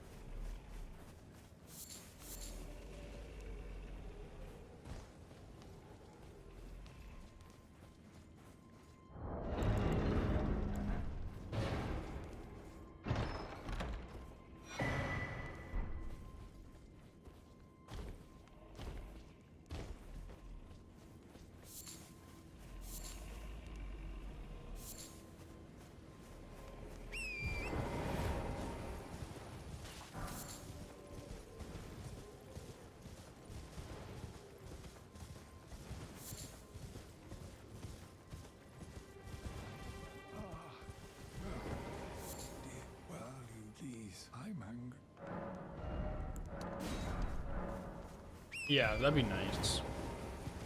It's like the last dialogue option you had with them or something like that. Just something to remember. Yeah, there would definitely be people arguing against it. I mean, there's always going to be people arguing against whatever happens in a Souls game, most likely. Regardless of if it's good or bad or even matters. Like, I think there was a Reddit post a while ago, about a single mom or something who wanted to play Souls games, but she had so much trouble playing because she had kids. And she was like, a pause button would really make this a lot easier, just because then I could pause a fight mid-boss or something and go take care of my kid. And people were like, no, this would be terrible, it would ruin the game. And it's like, you don't have to use the pause button. It does not impact you at all. You can choose to simply not use it. Like, it's not a bad thing to add. I just don't understand. People are crazy. Yeah, you can pause already, but like a designated pause button is what they meant. Because I don't think you're supposed to be able to pause it the way that you do. Yeah, that's true. Like, it'd be nice if, like, obviously you can just quit out of the game, but seriously, a pause button would be very nice. Especially because it's mostly a single-player game, you know? Like, most other single-player games have a pause button, right? Subnautica is a great example. It's a single-player game. You can't even do multiplayer, so maybe it's not the same thing, but it's a single-player game, and you can pause, and it makes sense, you know?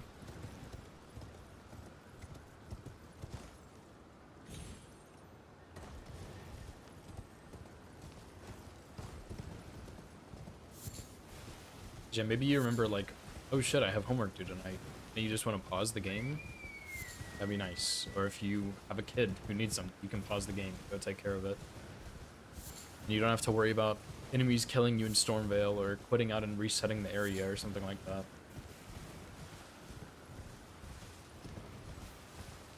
Mid-boss is, like, kind of crazy, I'm not gonna lie, but even then, you could still do a mid-boss.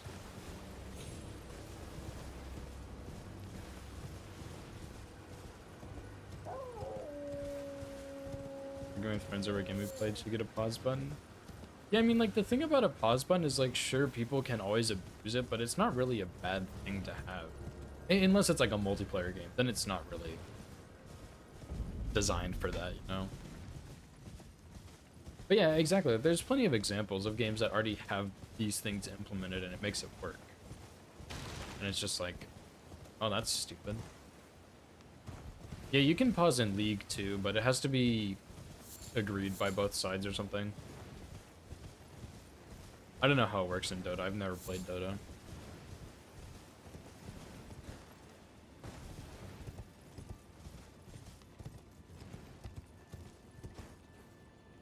But yeah, big multiplayer games like that are not really designed to have like a quick, easy pause button, but even then they still make it work, you know?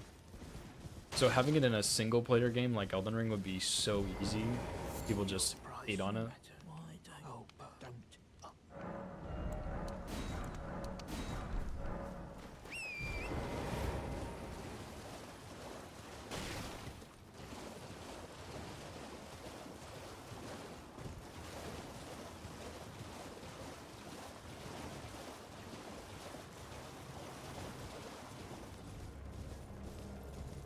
Actually, I should probably just go this way. I don't need to go all the way up and get the grace.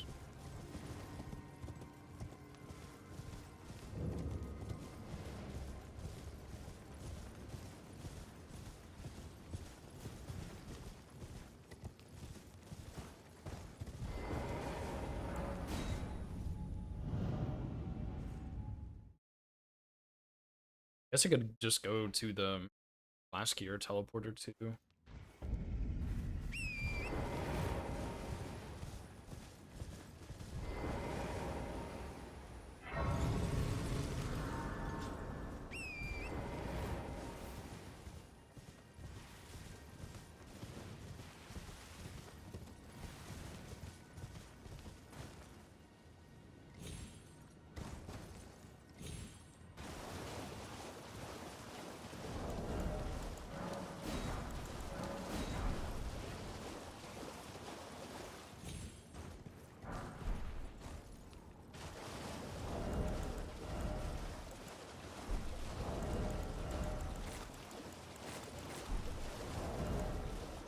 I'm gonna use the flesh on the Omenkiller this time instead of the noble. I just don't even need a noble.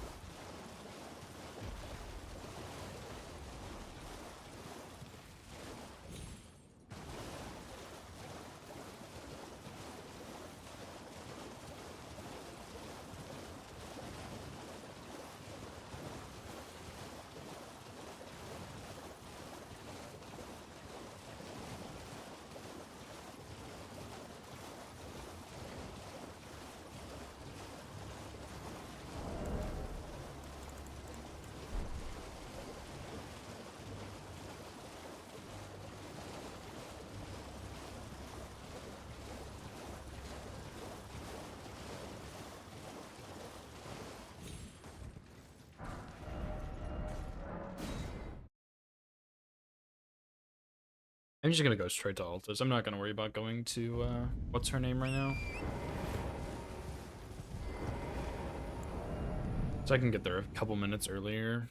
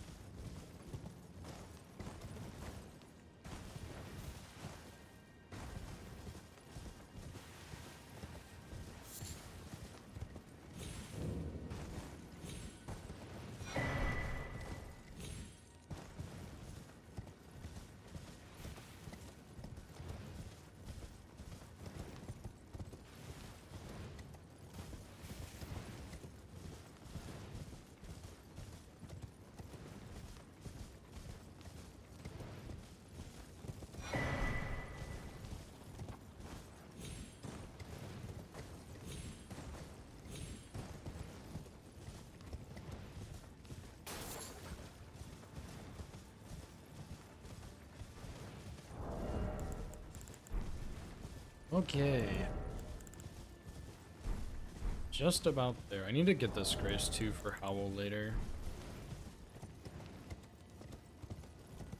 I really like using Howl because it's so good. Like, it's so much damage, but at the same time I kinda hate it because I hate having to go through the Frenzied Tower to get it. I'm tempted in my future runs to just say Frenzied Tower doesn't really count as a hit. Because even though it technically should be, it's just FPS based and it's obnoxious to deal with.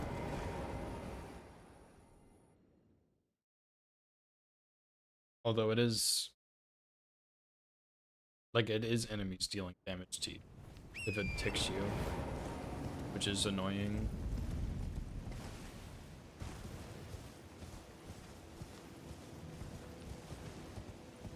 Oh well, I don't know how I'm... because if I do end up doing every any percent, I'm probably going to want to use Howl, right? So... there is... not that. There is that, but there's also, like... could just use Flame Gramming Strength.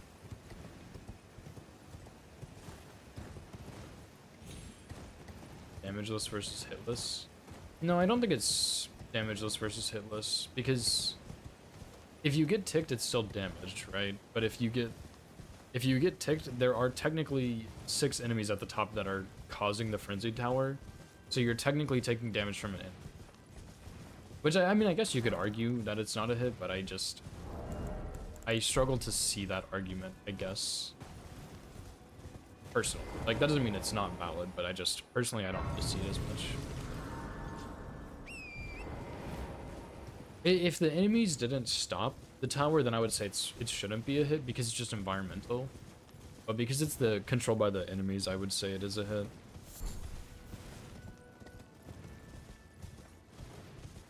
Which I really hate because the Frenzy Tower is FPS based when you go past it, which is so obnoxious. Same with Reddit arrows too, which are also just as obnoxious.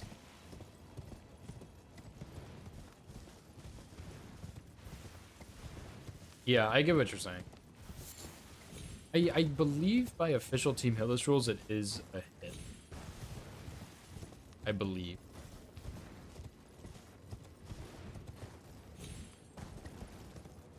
Yeah, Loretta arrows. I used to, on my previous all bosses route, I used to sprint straight to Loretta first because I kept getting hit there.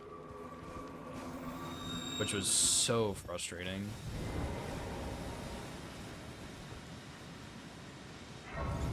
It is, yeah, I thought so.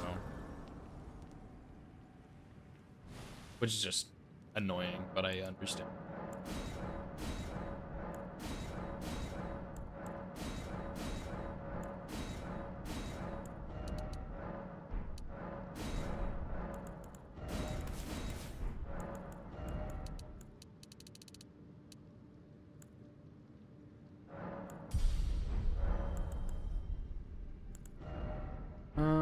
Okay, I think that's everything.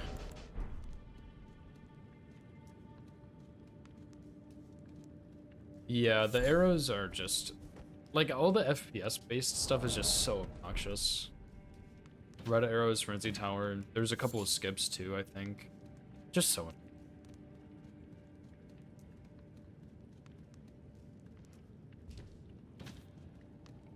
Even, like, Howl build-up on... Or Madness build-up on Howl is FPS-based, which is something else where it's like, wow, that is so annoying that...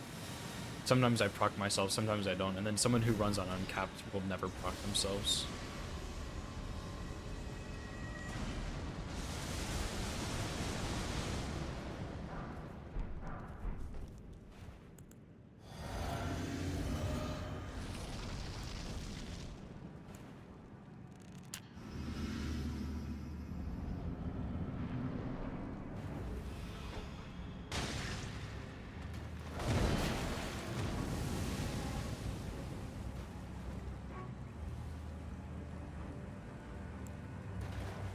Are you serious right now?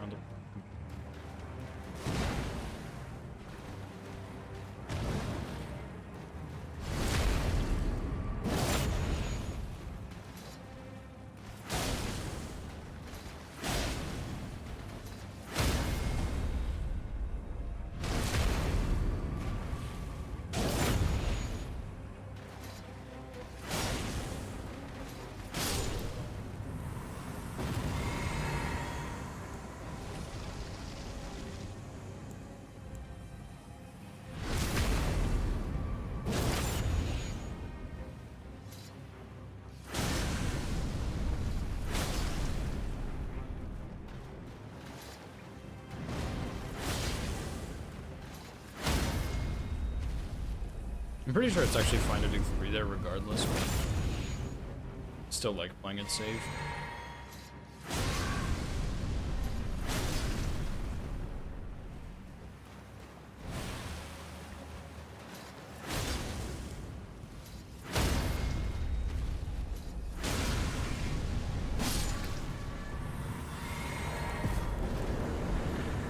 Sweet.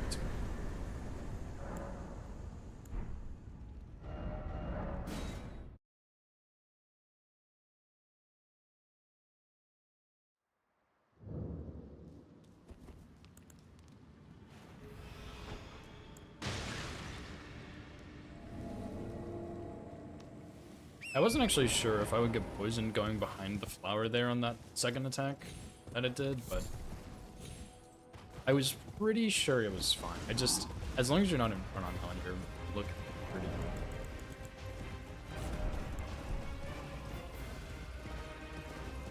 Surely you're not like 2 inches behind me.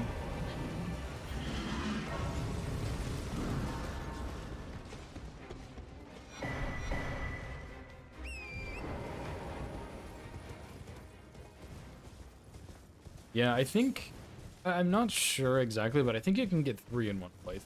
I haven't tested it, but I think that's the magic number.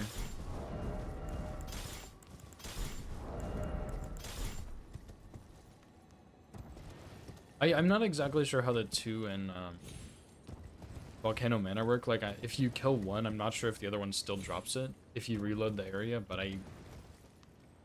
like, if it doesn't matter, then yeah, you can get, which is wild, because his weapon is insanely good.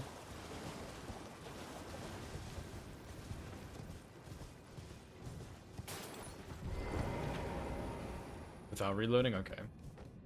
Yeah, you can definitely get at least 3 then. Does the one in Capital also guarantee drop one or no? I don't think so.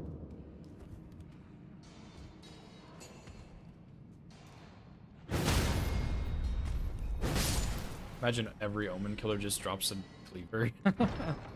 That would be crazy, dude. No, that one actually doesn't drop one. That one drops a Talisman. Good point, though.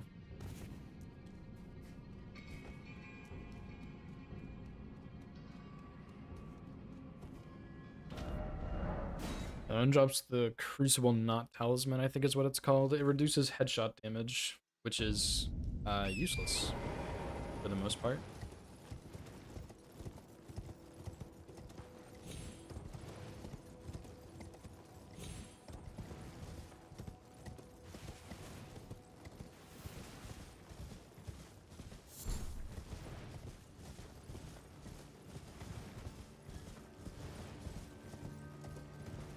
Yeah, incredible talisman. Like, I don't even know when you would use that in PvP. Like, does anybody use bows in PvP? Surely not, right? But yeah, for PvE at least, like, you could use it on the archers that shoot those great big arrows, and that is truly it. And even then, they're not necessarily headshotting. I could probably count on one hand how many times I've been headshot in this game.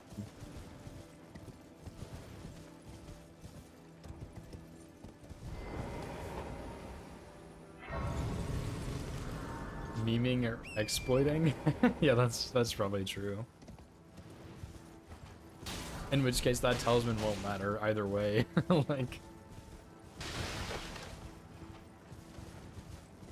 just useless.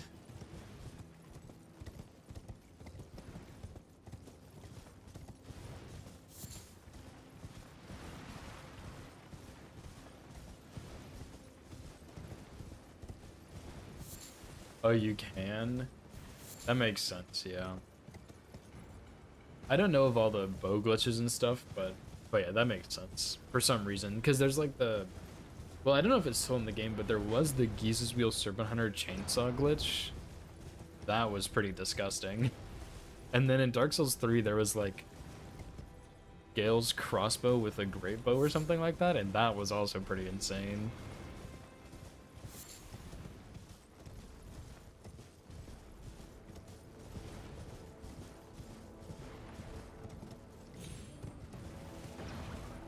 Oh, that's cool that you can do with bleed too.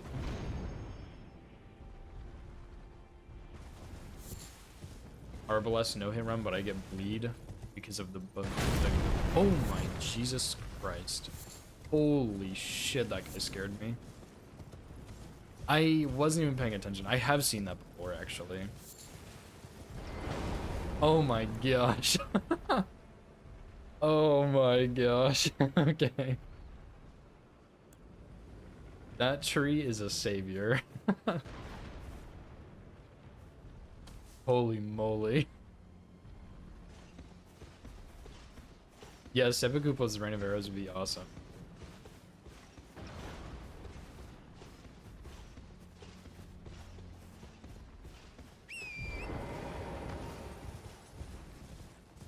I think he lost aggro. Oh my god, that scared me so bad. I usually pay attention to that guy in case he is pointing his bow that way, because I saw Kelp lose a run like that, and I was like, oh shit, that's crazy. And I just forgot. Just chatting, and then jump scare of the century.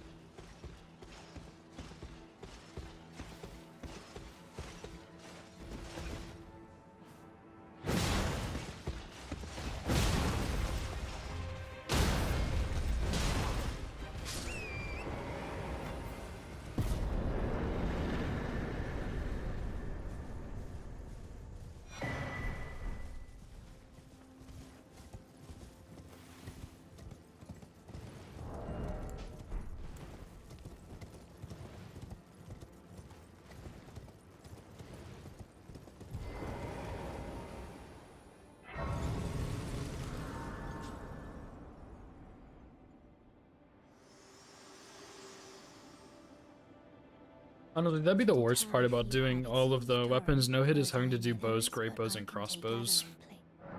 Let my hand.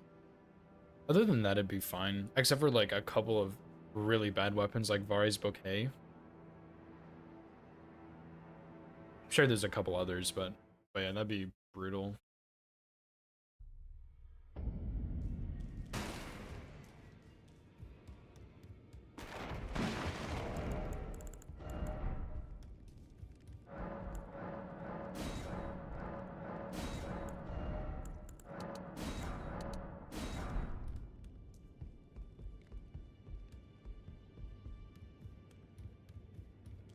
I have been tempted to do a Eclipse Hotel no-hit run and just spawn it in. I'm really curious what that would look like.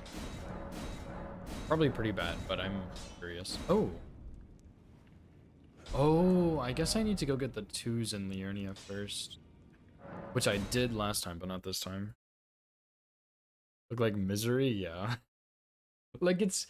I honestly, I think it's a cool looking weapon. I think it looks really cool. I think it's... Like, the Ash of War looks cool. I think it's a very cool weapon, but it's... trash. Like, Deathblight is truly the most useless status in Elden Ring. I don't know why they didn't just make it... Like, even if it was just Eclipse Hotel that did this with Deathblight, if it was just like a debuff or something. Like, maybe they take more damage.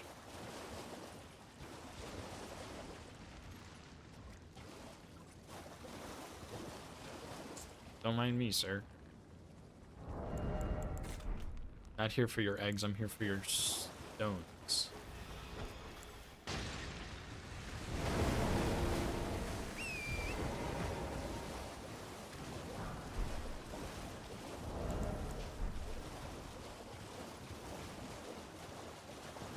But yeah, I've always been curious if, like, genuinely, if you had a really good build for Eclipse Hotel, could you make that weapon look decent? I think probably no, but I have to try it at some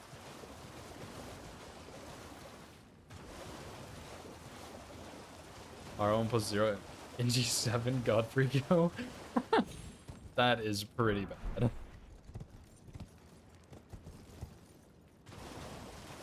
Like, that is really pretty bad.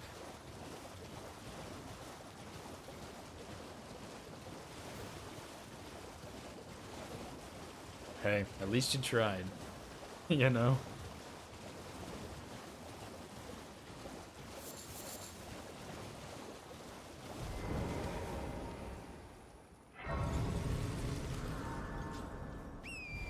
If I do all weapons no hit, I will have to use that one, so maybe I should. I don't know, man. I am genuinely really tempted to try all weapons no hit, 20%. Like, that's so many weapons to route and complete runs on, but like, I don't know. I think it could potentially be fun, and I would definitely get really good at this game, and I'd learn a lot. Hello. It'd just take me a long ass time. It's rather my mistress. Although eventually you just start to get the run first try, probably. If you've... Oh, to bless a thug, please. But yeah, I don't know. Maybe one day I'll do it. Because there would be some cool weapons you can use and stuff, so I don't know. What are you trying to start? Show me, and I'll consider. I'm not in love with you first.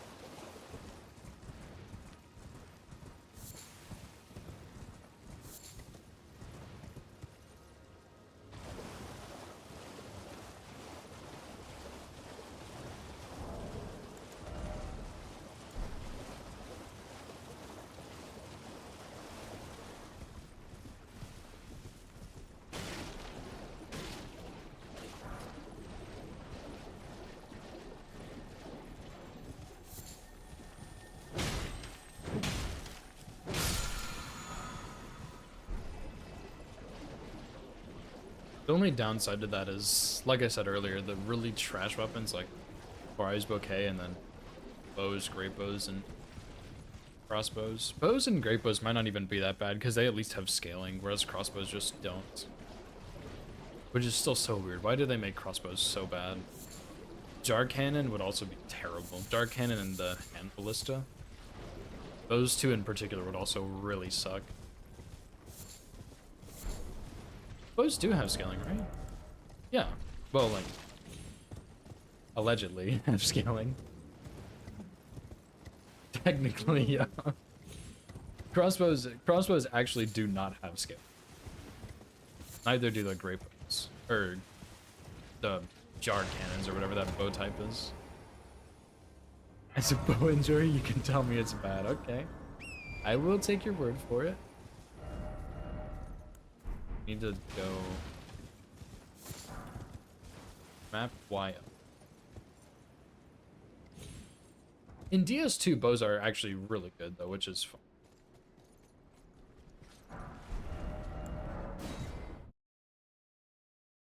Rot arrows? I guess you could also use those. Oh. All right. Oh, I don't care much prawn. Sorry, buddy.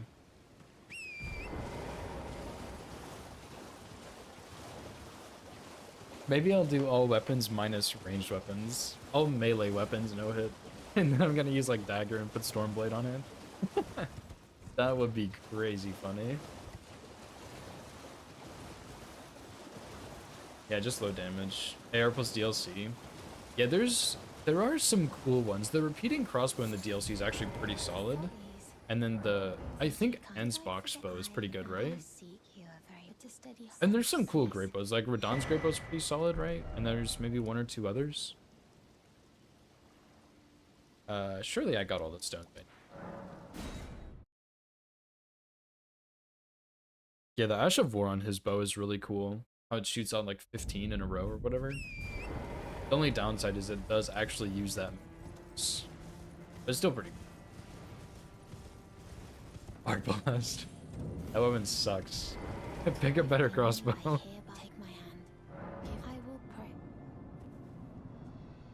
Yeah, it seems like it's pretty cool with the Ash of War. I don't know if, like, maybe it's good at applying statuses since it shoots so many arrows. But yeah, maybe the Arbalest will return one day. Probably not because it's so trash, but maybe.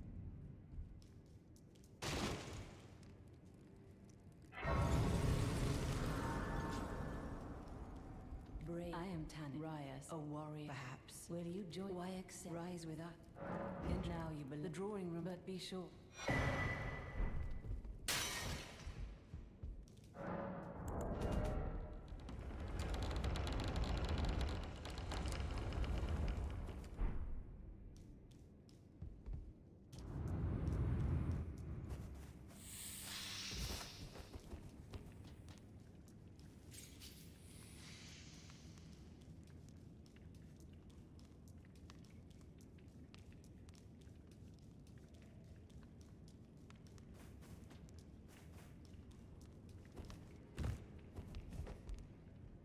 You have infinite ammo? Yeah, that's wait, really? It doesn't apply like the 8 arrow stats, it's only 1?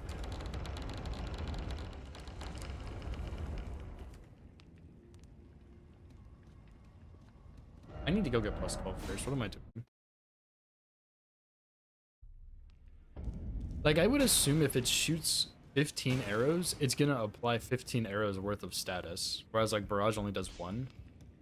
But, I mean, I really don't know how it works, so I could just be totally wrong.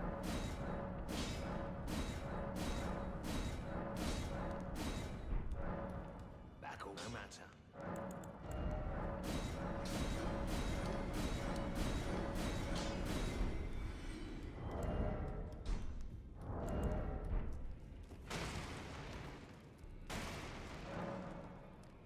$15 arrows and does 8. Oh, so you get scammed. Interesting. That's messed up.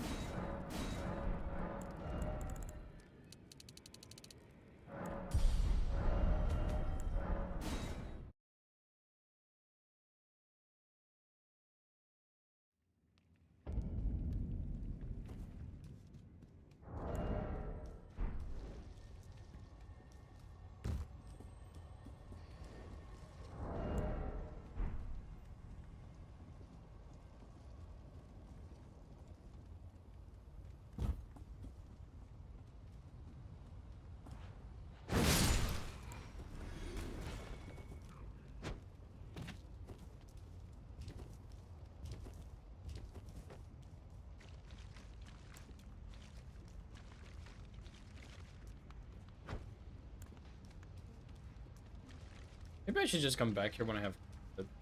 Does that make more sense?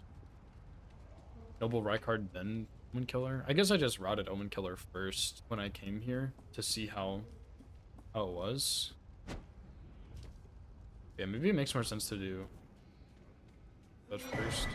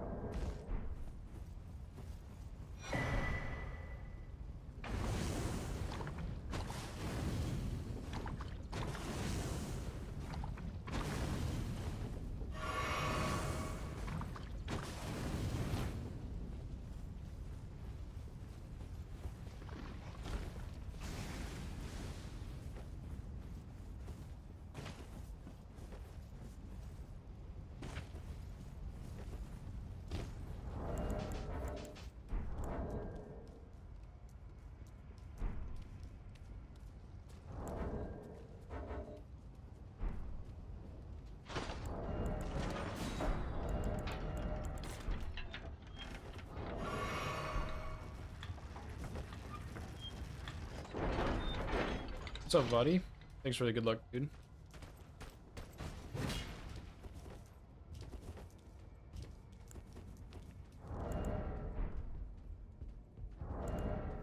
Okay, no flesh this time either, so shouldn't really matter, to be honest.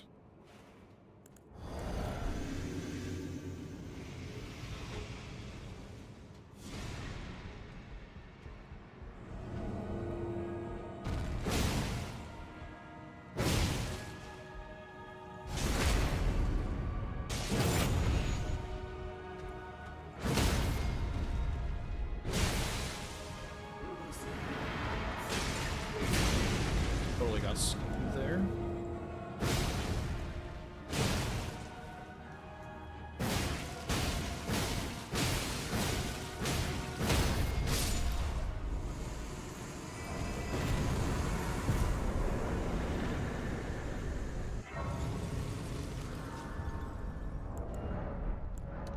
I think he just walked backwards a little bit so I couldn't get that second riposte.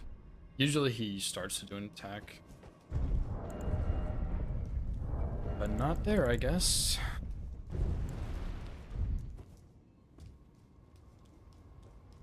But yeah, like it doesn't even matter. Wild Strike's so good.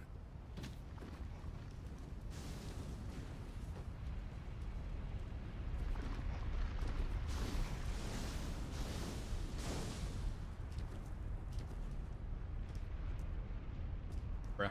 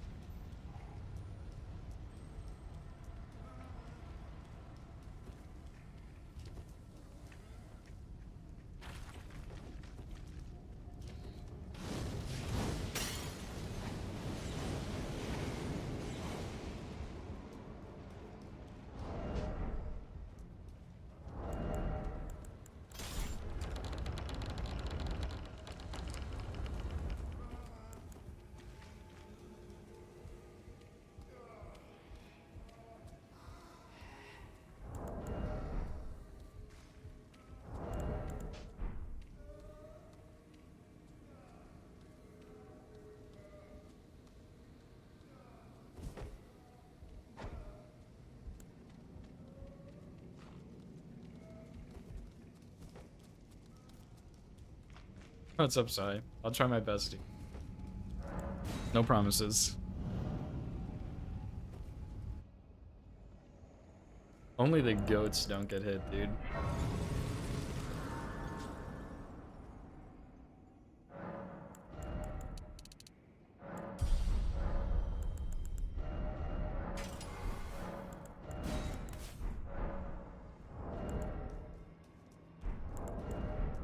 Dude, if only I had like 2,000 more runes, I could level up one more time.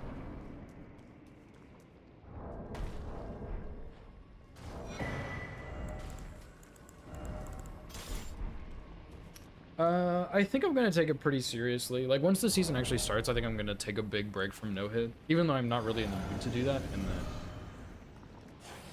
just like straight up grind everything I'm unsure of. And just practice a lot. Which, to be fair, hitless does help with that, it's just not the exact same.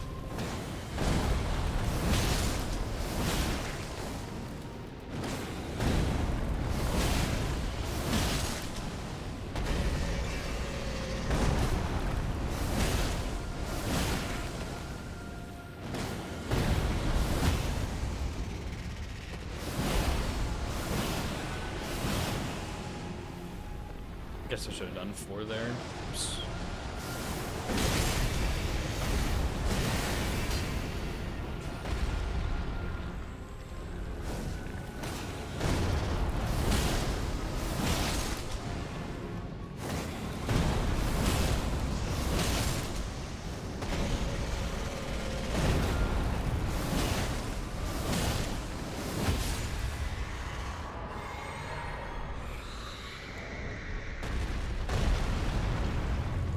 I'm no hitting for a few weeks. Yeah, true.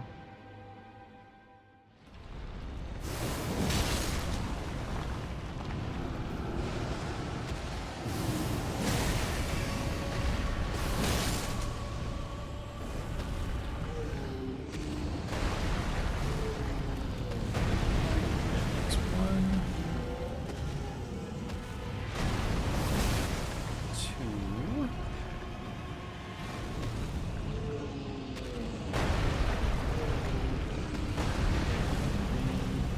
Follow up.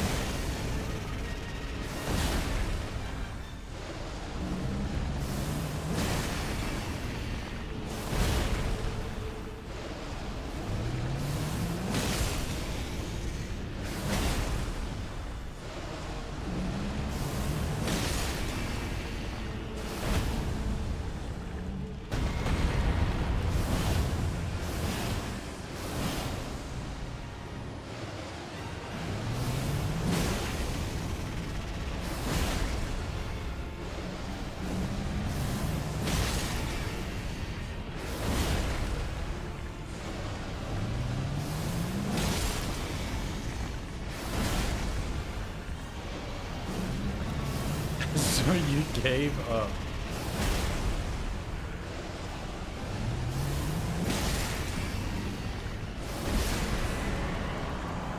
That's pretty fucked up.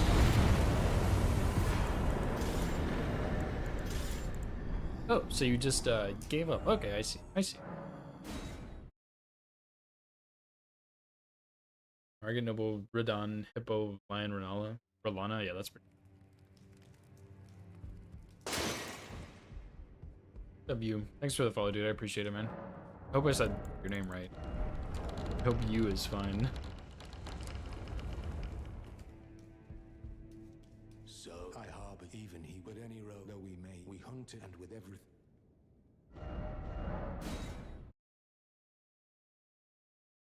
But yeah, there's like I have a couple runs I would like to try and get before bingo starts. I don't know if I will be able to realistically, but when the season starts, if I haven't gotten those runs yet, I'm just gonna take a break and just grind bingo. If I have gotten the runs, I'm gonna just start grinding bingo early.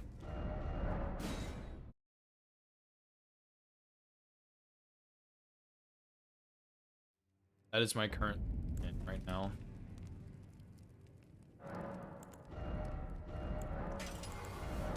Which in theory, these runs shouldn't be that bad to get, but I'm just skill issuing a lot, so. Well, after our first game, yeah, sure, probably.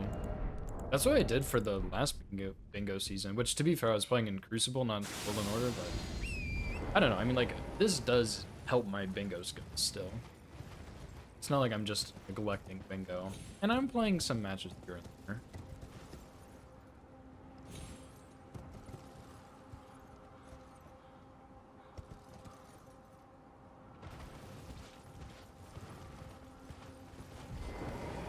It's time. It's time to get this run. That's what you mean, right?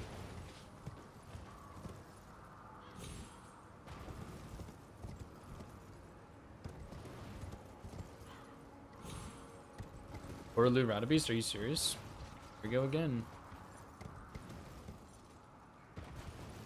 Alright, I'm gonna pull it up in like 2 seconds. Let me go get this golden vow real quick, and then I'll go sit somewhere safe.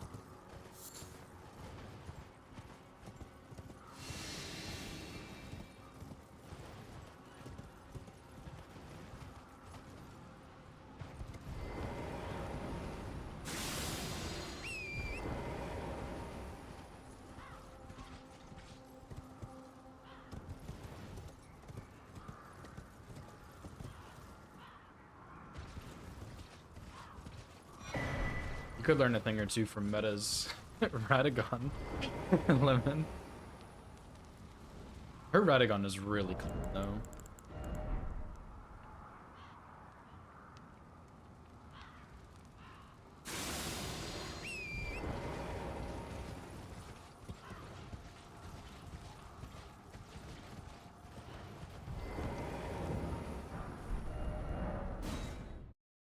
Scariest fight? Yeah, that's probably true. I mean, you could argue other fights are scarier, but yeah, it's probably. Okay, 58:05. Oh, I just quit to desktop. Fuck me, the butt, dude. Whoops.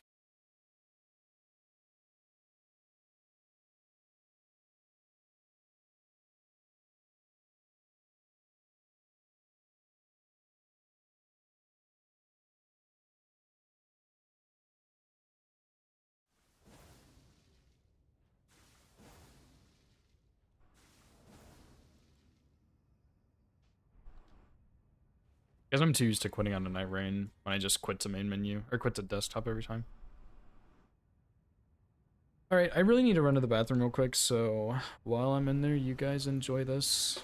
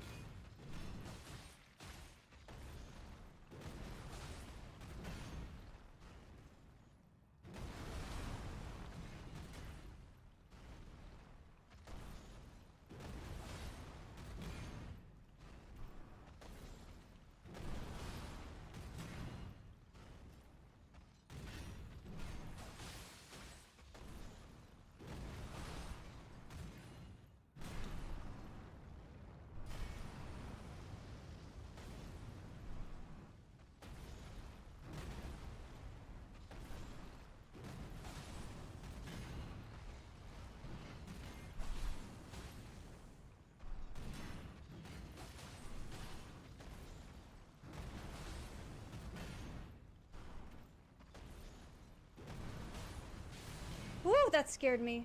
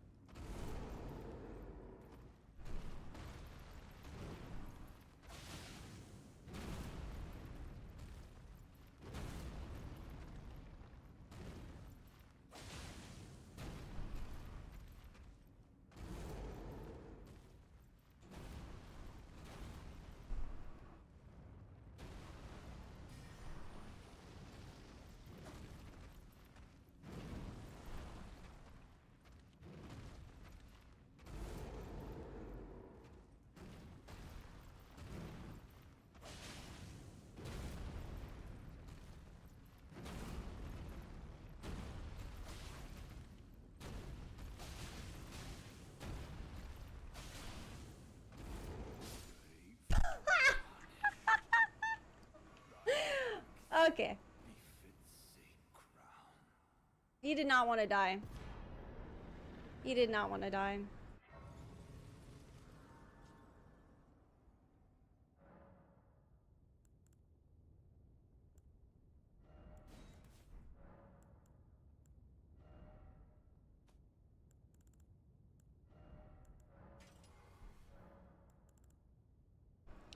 It's kind of a weird fight. That's fine. I've never had such a far away transition. It's so awkward.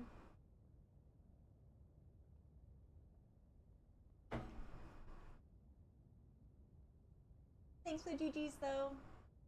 Thought you weren't gonna outspace that last scream. I know, Pelicans, it's so awkward when that happens. I am gonna take a minute, slowly do this. Most likely it'll take a few minutes.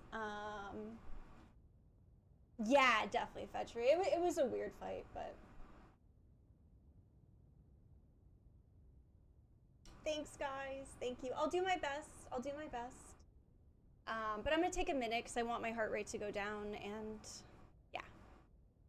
So just, I won't do like a BRB, but if I just, you literally got this, yeah. Go run some stairs. Honestly, I might pull a hob and do some jumping jacks. Not on camera. Not on camera. But, oh, no streamer likes today. Play a funny BRB? Well, I'm not sure about that.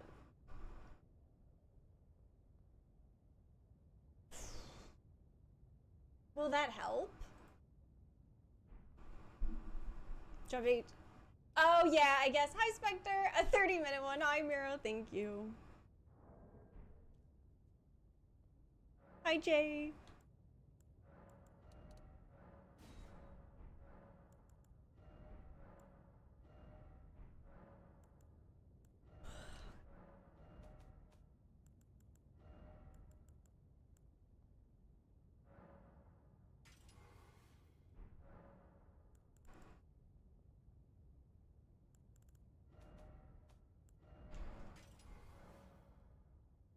Hi, Fred. No. All right, guys. I'm gonna go take my moment.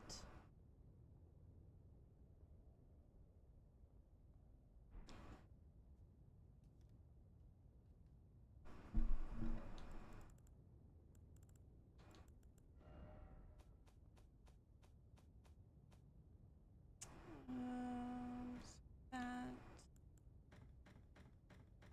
Oh no! Not my. I need you.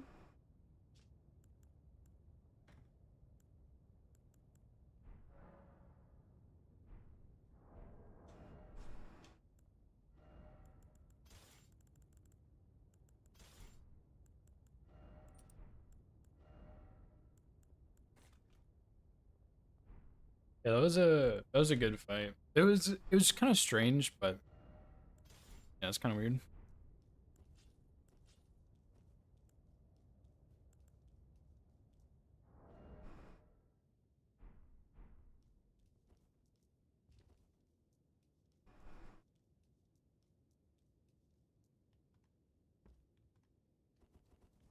I'm gonna take quick BRB. I'm sorry, guys. I'm sorry.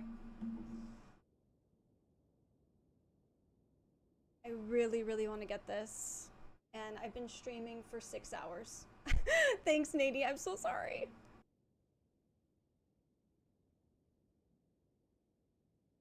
Not the BRB. What the heck?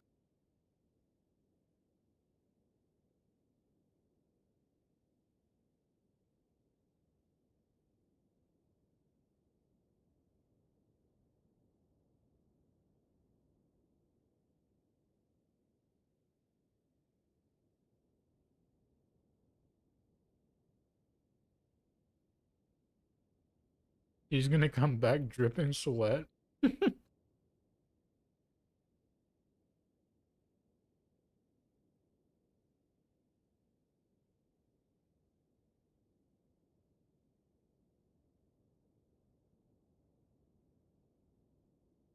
Saya abandoned my chat to go chat in hers.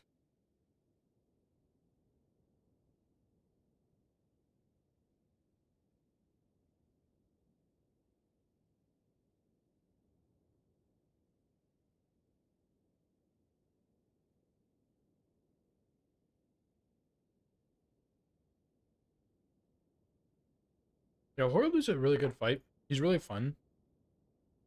But yeah, that boss is scary as hell, dude.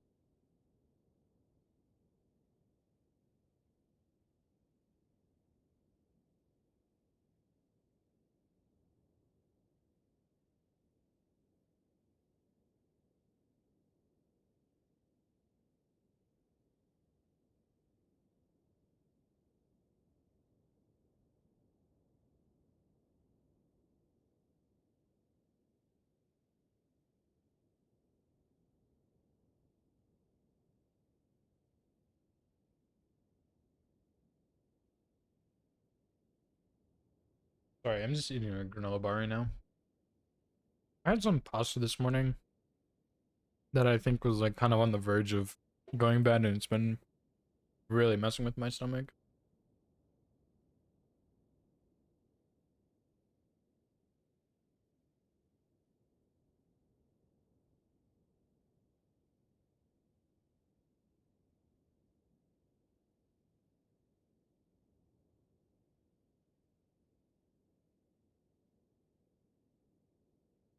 Yeah, I don't really mind Horlu. I don't think the scream is that bad, but yeah, I guess using Endure on it is pretty cool.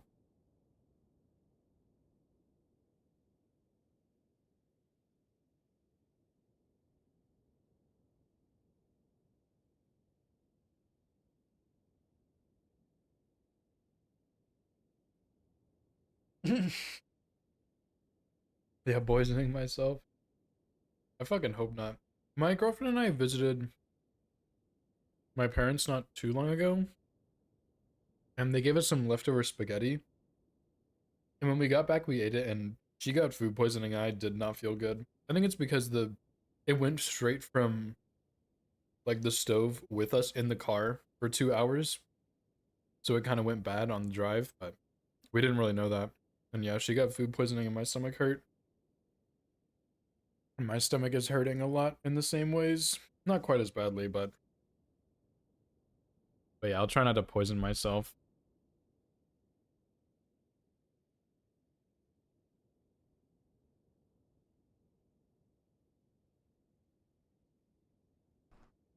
Okay. I'm back. Time for the real show, dude.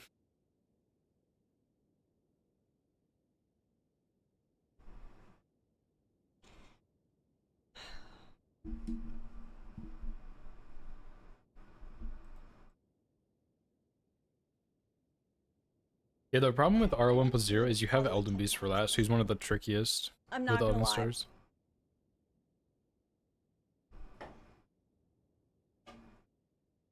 I have.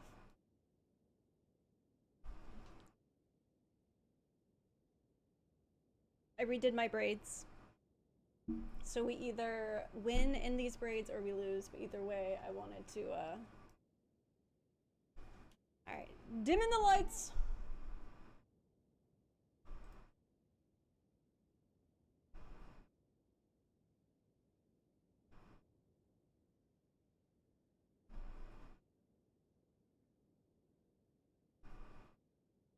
Yeah, I mean, if you're scripting a poise break for Elden Stars, it's basically just RNG.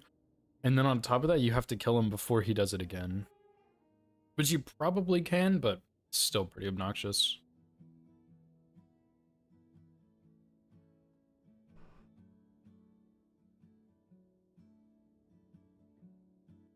She's listening to Bon Iver. That's so funny.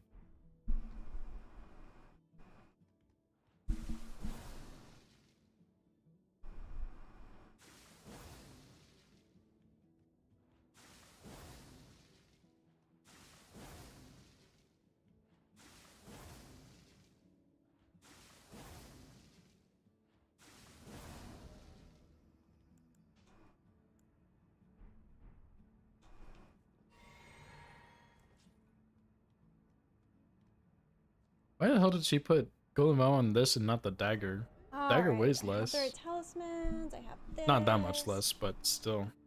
That. My weapons have Flame Tornado, and where's my shield? My blues. Yeah, club, but it still weighs more. Not that runes matter on RL 1+0, but club still weighs more.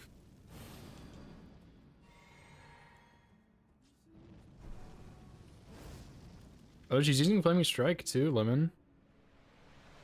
Let's see the Flaming Strike tech.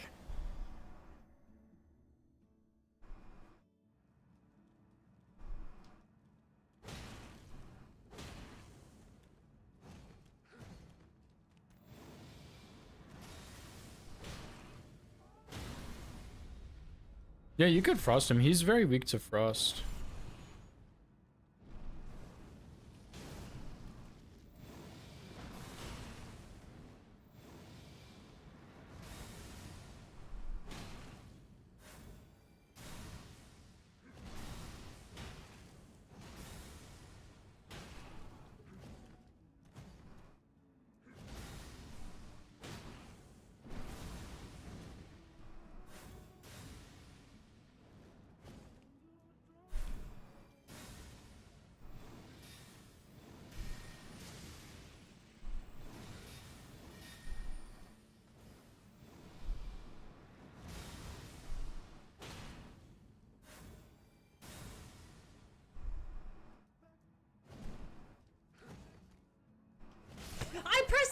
I literally pressed the button. No? That's so tragic. Ah. That's so weird. Okay. I don't know if I got too close to him or something. I don't know. Shit, boss. Oh gosh, why are you gifting me a sub? Damn, that's so sad, dude.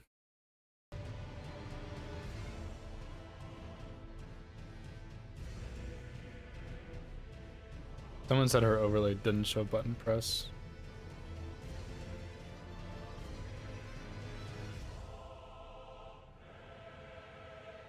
Damn, that sucks butt cheeks, dude.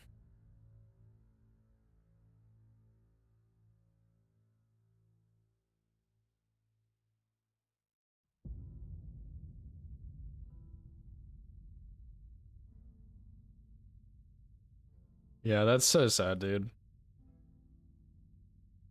You get 600 CR2. Do you have Red Feather? Red Feather, Flame Gummy, Strength, Golden Vow. She might have just had more buffs than you.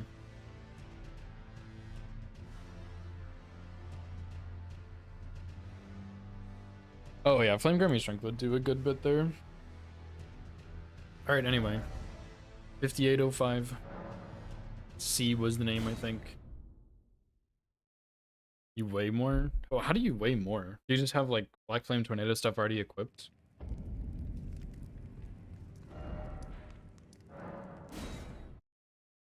I mean, I guess that would also make sense, right? Yeah,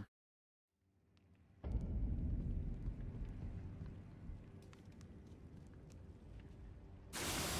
One of the biggest things I have against RL 1+0 is you pretty much want to use Red Feather because it's a lot easier to get than Ritual Sword. And it's more damage, which is more important at that point, but I don't want to have to set it up every time.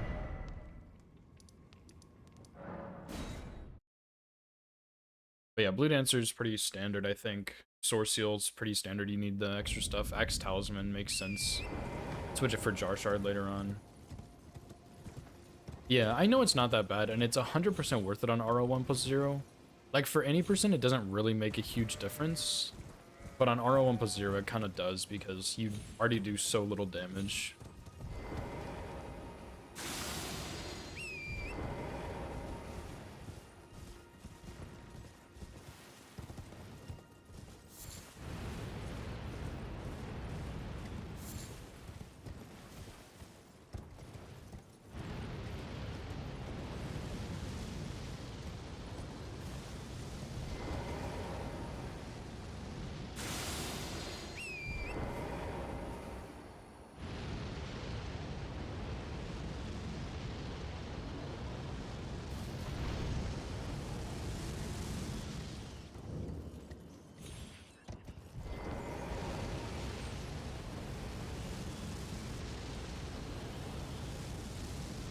Plus, honestly, the Death Bird is just so much easier to kill than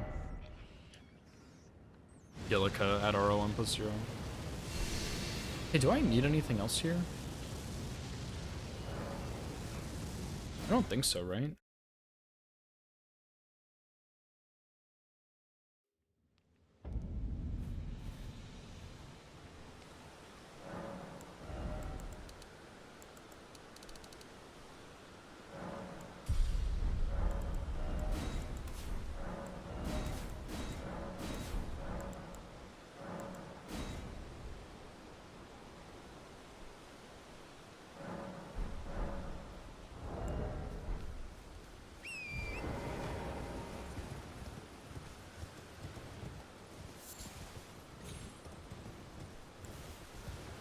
I guess you don't get Great Rune, right, Lemon? So it makes sense that you wouldn't use Flame Grammy Strength.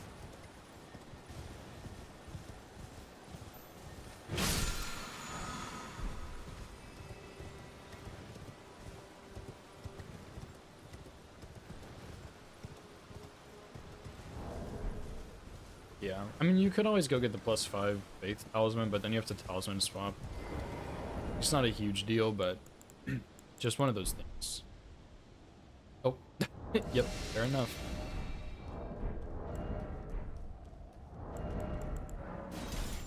Can't blame you for that one.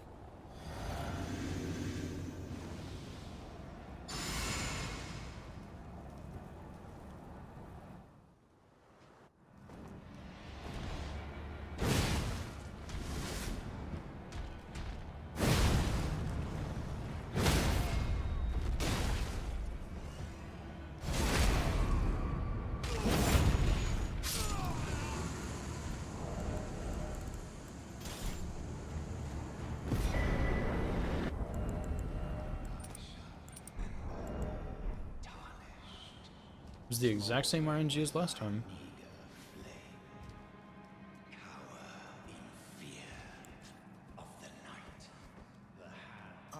It's tightly. The gods you breached.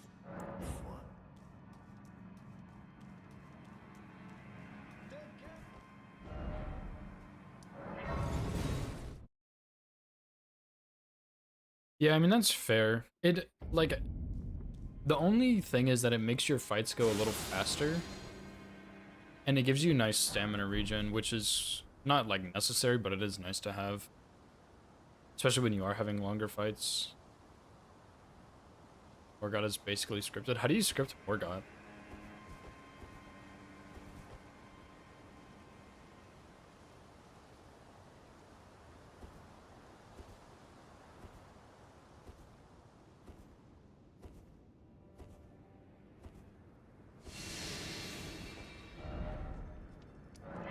Do you get Shackle? Surely you don't, right?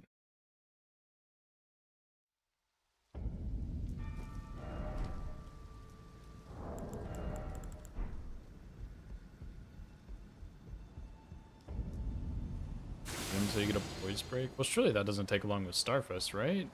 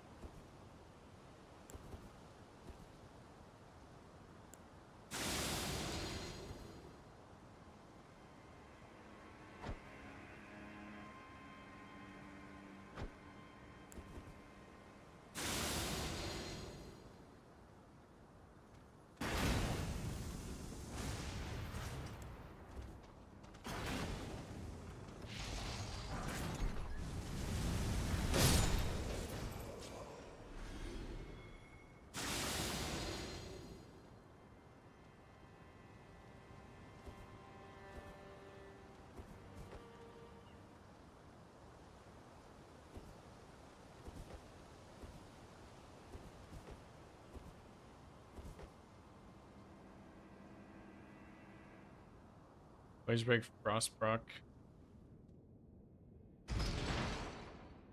Dagger, Sword Rain, and then 3 Poise Break, Profess Bleed proc, charge R2 to phase transfer, then Poise Break and kill. Wow, that's pretty simple.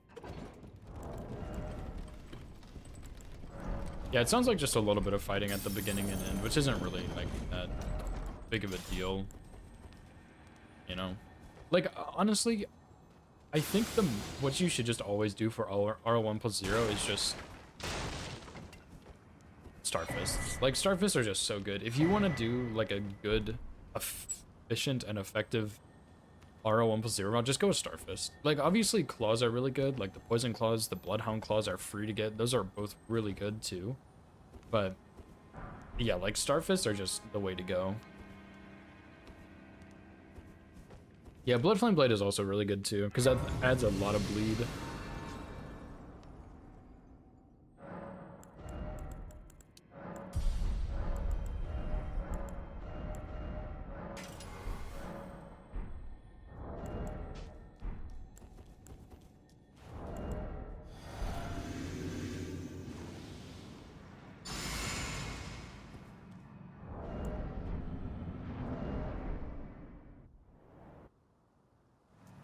What's up, Jam?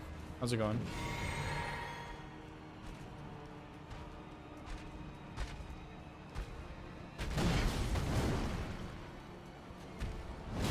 Surely Charger 2 is fine to punish that.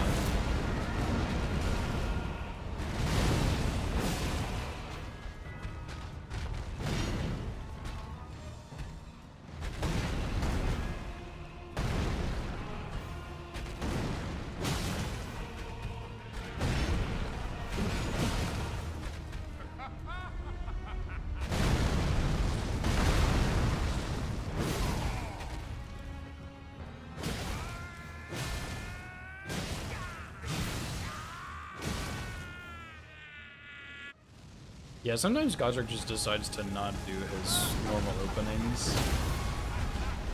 I am the Lord of all that is. Ancestral longer? Yeah, yeah. And one day we'll return to Editing? Nice. I'm not too bad. I had a pretty solid run at this just a second ago, and cold.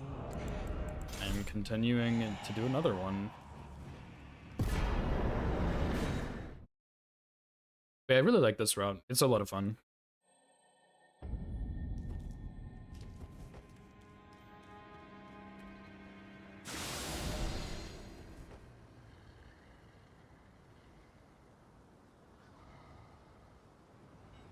What all are you editing? I didn't know you were an editor.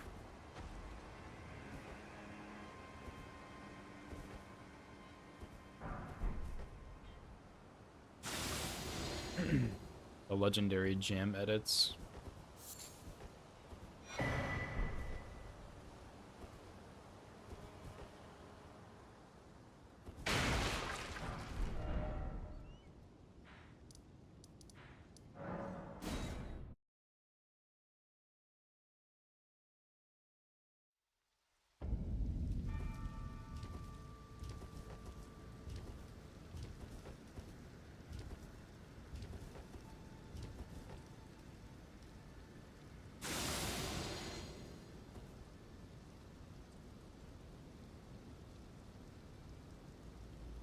I guess I did eat some probably not so good food earlier, so I don't feel great, but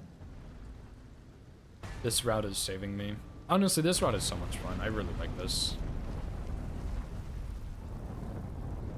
I do feel subpar.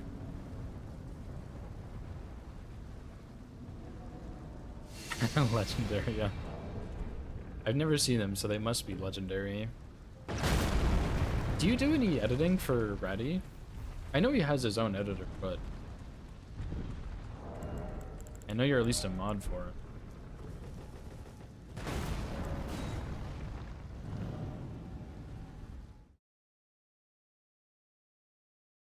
Oh, nice. Nice. Did not know that. Does Tanner... Okay, wait. Ratty and Bushy have the same editor, right? Does Tanner also have an editor, or no?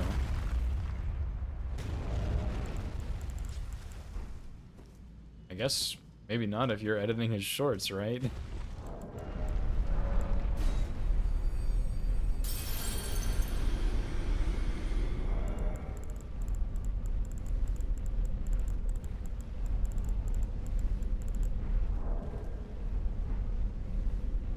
Maybe Maybe I should just go get all this stuff right now in Stormvale while it's nighttime. Well, I make it nighttime when I get to dawn anyway. Never. Oh, they have different editors. I thought they had the same one, named like David or something. Gotcha. Interesting.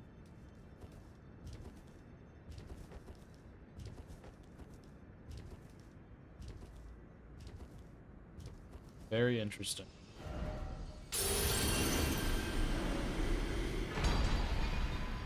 Oh, I see. I see.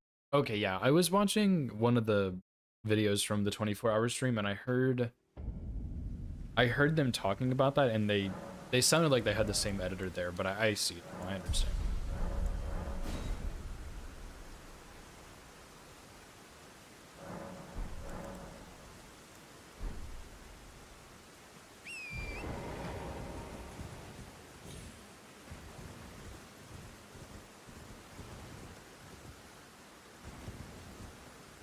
And I will say, it did take them a while to get through Depth 3, I think. Like, Depth 3 probably took me a while, too. I just didn't realize it because I didn't do it all back to back. But a lot of those videos are from Depth 3, which is kind of wild. Probably just because they got to that point first. So that's where those go. Dire sleep. Nice. Oh, I see. That is less nice. Yeah, I'm wondering if they were just kind of warming up to like how Depths works versus like the regular game mode, I guess. And so it took them a while to kind of adjust to that, and then they just took a while. They just had some troubles going back and forth.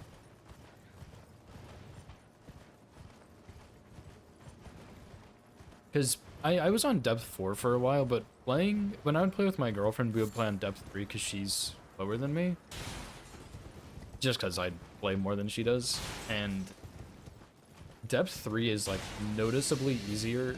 Okay, let me rephrase this. I'm not sure if Depth 3 is noticeably easier than Depth 4, or if it's just that playing with 2 people is that much easier than playing with 1. Because I usually play just solo, which is fine. And then like playing duos, I think just makes it that much easier, probably. Definitely Depth 3 is easier than 4, but like seriously, there's a big difference between 1 and 2 people, I think, which really helps. Those are significantly easier. Yeah, I mean, there's just so much more you can get done as a duo. Like, even if, like, I'm not even doing that much, or my girlfriend's not doing that much, like, there's so much more to be done. Oh my god. Meta, thank you so much for the raid. I really appreciate that. Welcome in, everybody. Like, literally everybody. Yeah, I saw the end of your run, Meta. That was tragic, but it happens, you know. I was on a good run. Blank lied to you. I'm at like the start of a run.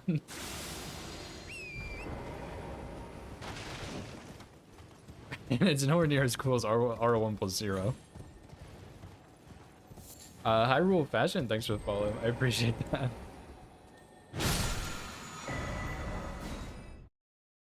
A cool run? I don't know, Link. I don't know, dude.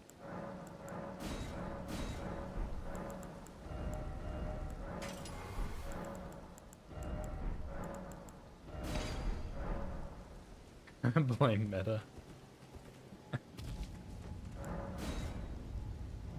But yeah, seriously, thank you so much for the raid, Meta.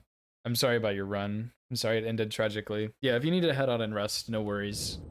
You said you were streaming for a long time earlier, so I totally understand. Thanks for the good luck, though. And thank you so much for the raid.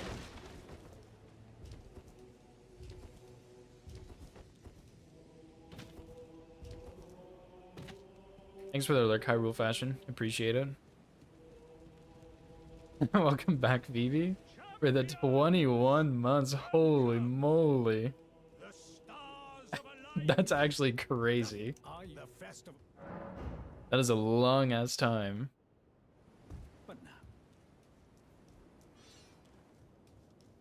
Thank you so much, Phoebe. You didn't have to do that, but I really appreciate it. What's up, Pelicans? How's it going? Yeah, you never know with Twitch. Could be either one.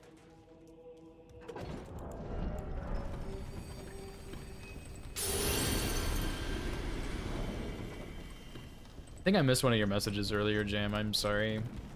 Something about complacent.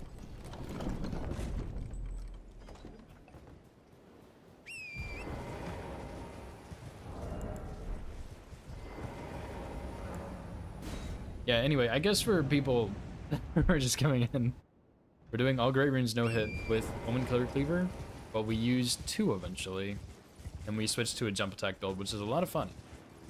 And quite powerful too, which is a bit surprising.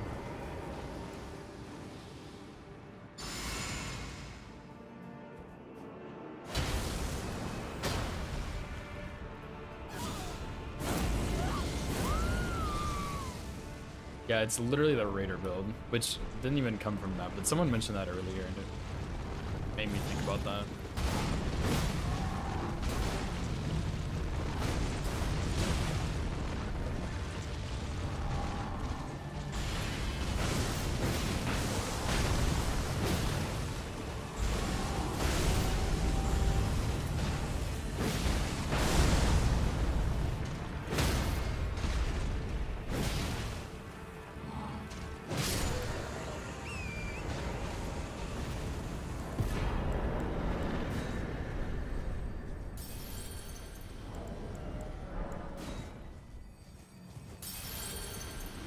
Thanks for the GGs. Yeah, easy peasy. I do kind of want to try this build with 2-handed Sword Talisman and Blue Dancer to see how much damage you could really get out of one Omenkiller Cleaver, but the jump build is just so much fun.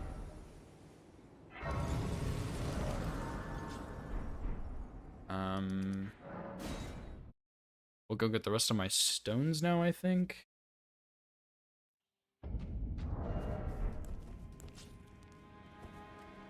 It is, Link. I just start with 1, because it's a bit easier.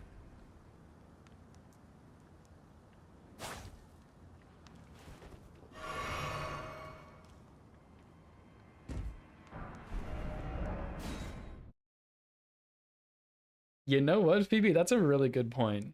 The 2-handed jumps.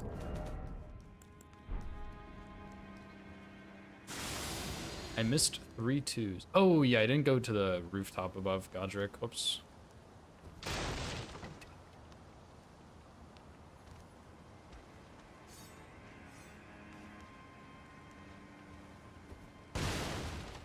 Lore accurate Omenkiller.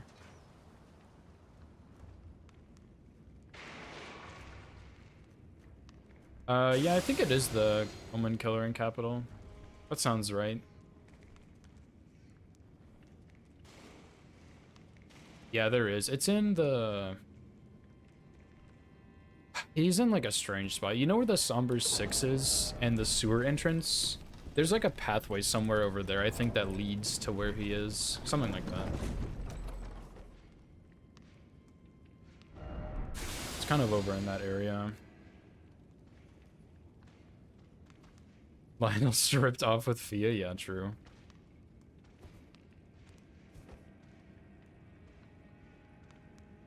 I think there's a Smithing Stone 6 over there also. Fun fact. Because when I routed Arbalest 80%, I went and picked up 1,000,000 of those to upgrade. And that weapon still sucks.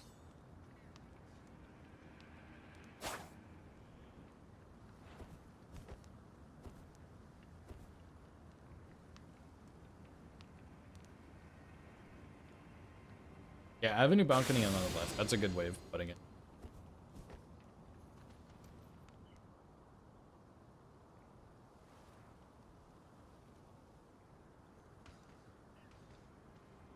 Yeah, I think it is the Thunderbolt Beetle. Pretty sure that's right.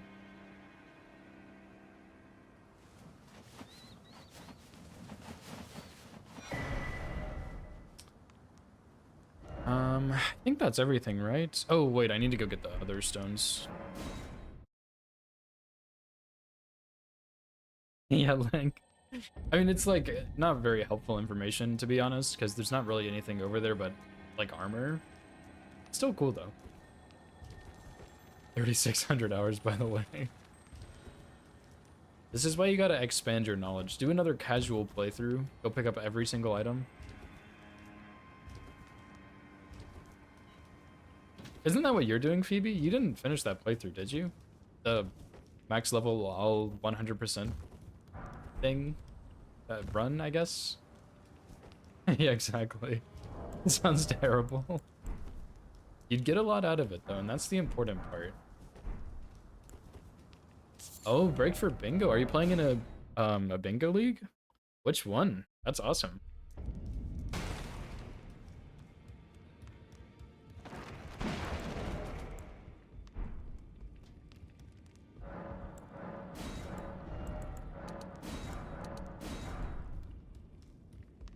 Supposed to be practicing. Yeah, me too. Our shut the fuck up, Lemon. Our league starts on the 3rd, and I'm supposed to be practicing, but I'm not. Bingo Co's beginner bingo bash. Nice. That's awesome. I hope it goes well, and I hope you enjoy bingo. It's definitely a lot, but I think it's super fun. So yeah, I hope you enjoy it.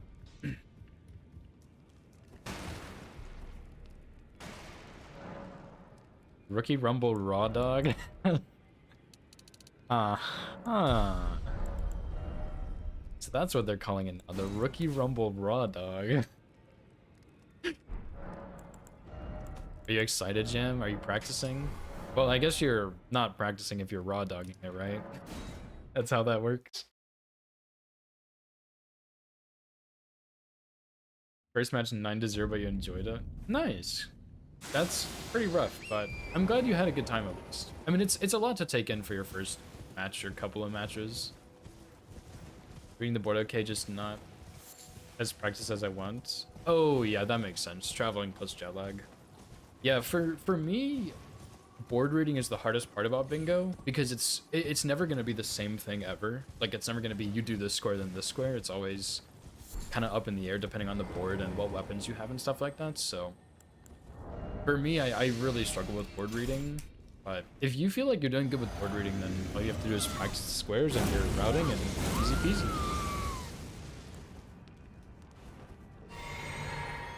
Click this square and it said it was the wrong color. Oh, I have been there before.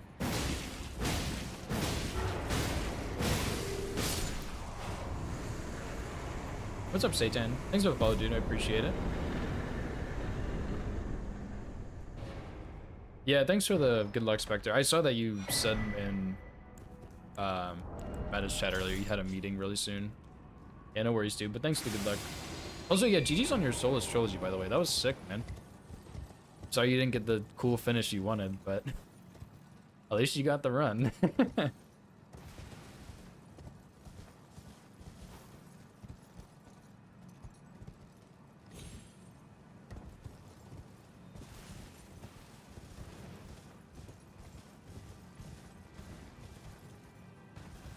Yeah, I hate it when you click on a square and it changes the into the wrong color. I've definitely been there before. From Ricard because you thought if he gets another one I have Altus. Yeah, that's the thing is, the other thing is like there's always multiple ways to get to Altus and it's hard to know which way you should go. You know what I mean? So it's got 2 months since you had done that. That is so funny. Yeah, you should have saved it, but at the same time, GG, dude. That's insane. Spiriggy Smalls, thanks for the follow as well, dude. And thanks for the good luck.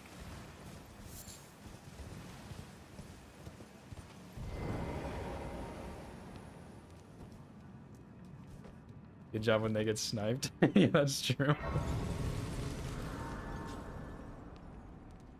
Oh, yeah, that's the other thing. There's a lot of, like, that Magmorm could have been, like, several different Magmorms, right? I'm sure as you might have learned.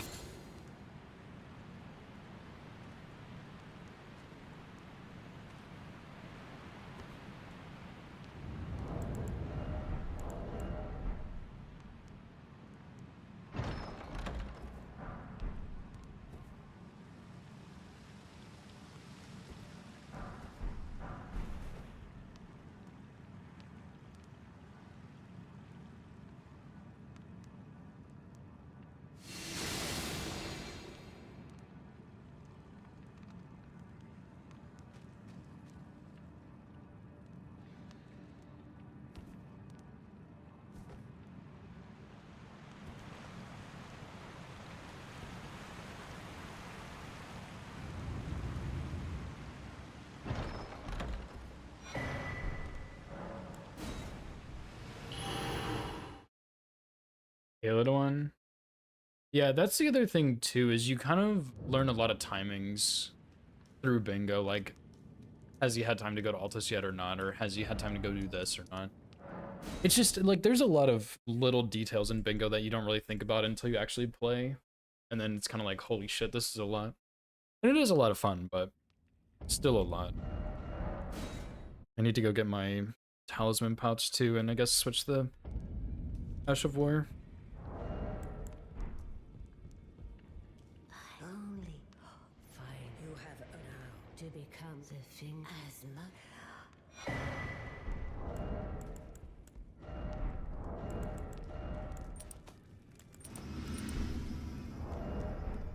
Yeah, even like that's something even I was pretty bad at with bingo, because I was practicing the 2v2 format because I enjoyed it a lot, and I was still playing in the 1v1 format, and it was just one of those things where my timings were so off for 1v1 because I had played so much 2v2.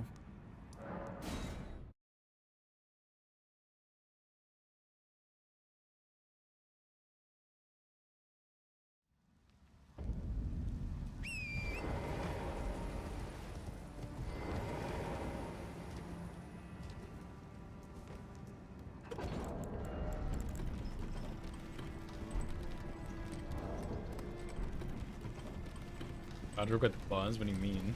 Godric is... Oh, I see. Our square set for 2v2 does not have a square that's kill Godric with claws or anything like that. Yeah, I don't know what the bingo... I've never been a part of bingo club. The only bingo thing I've been a part of is the Zero Scratch and now the Ignite bingo, which are like similar. But yeah, I've never like even looked at other people's stuff. Fist dagger only? Yeah, surely. Yeah, I'm in Ignite.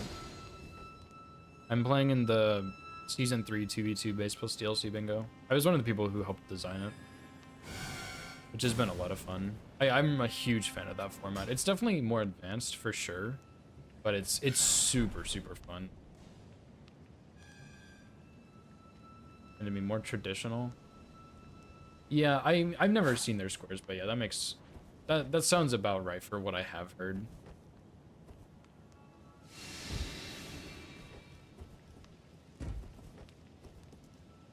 Join the Discord, but join the Bingo Club event first. You could join both events. Simply get a lot of bingo practice. I'm in the Golden Order. Limit and I are playing together for the 2v2. Time? Yeah. I don't think there's any way you can be in 2 events. Like, that takes so much time. And pressure, too. With scheduling all your matches. It'd be a pain. But yeah, I didn't advertise it a whole lot. I haven't talked about it much, but yeah. I originally in Zero Scratch, I did a little bit of the format with Stocko and some other people, but Stocko was the main person. And then when like the split happened between Ignite and Zero Scratch, I was brought on as one of the firekeepers to work on the 2v2 format. And I will say I'm definitely not the most qualified person for it, but I have learned a lot about bingo since helping with the format. So it's been a lot of fun. It's been a really good experience. I just haven't talked about it a whole lot.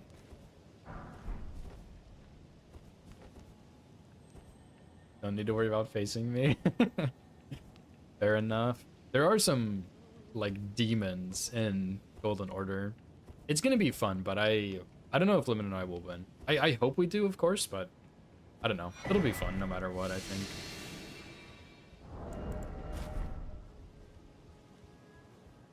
Yeah, pretty much. Format was really fun, and then it was changed for competition, which I think is fine. Like, that kind of makes sense, you know?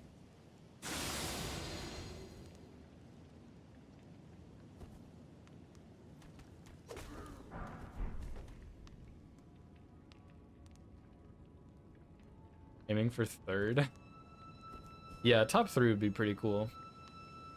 It'd be cool to win, but I don't know. There's some insane teams, dude.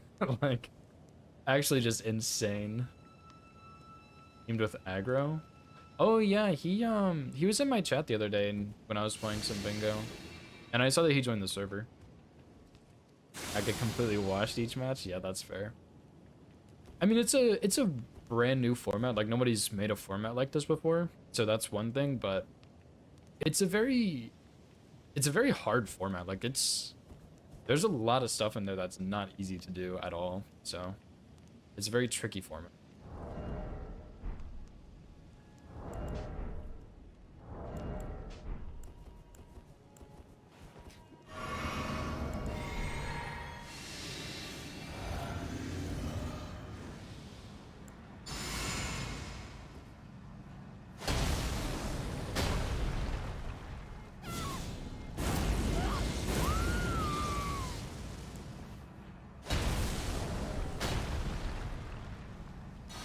Oh, a nice lag right there.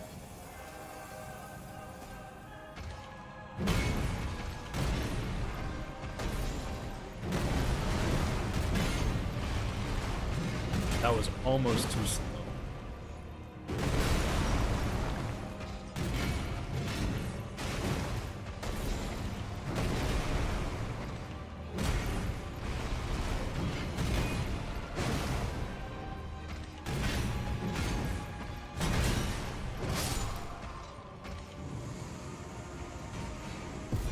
But a similar setup? Oh, gotcha, really? I didn't know that. I knew that Bingo Brawlers had done like the big format with like all the base game stuff, but they didn't have DLC included. And then what's up, Ratty? And then they also did base plus DLC, but one person was in base, one person was in DLC, and you couldn't go back and forth. But I didn't know Bingo Club had done something too.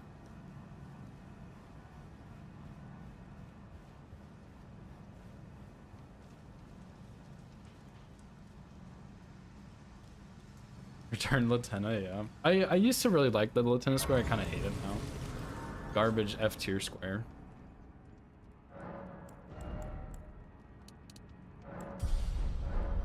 How's Night Rain been, ready? I saw that you and the boys had depth 5, right?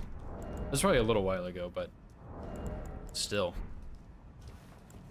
Congratulations. Fuck Night Rain. Actually in the same boat, dude. I haven't even been grinding it as much as you guys have, but I just hit depth 5. I've barely even played in depth 5. I actually haven't played a single match in depth 5, but like, yeah, fuck Night Rain, dude. I'm sick of that game. Yeah, depth 5 is no joke.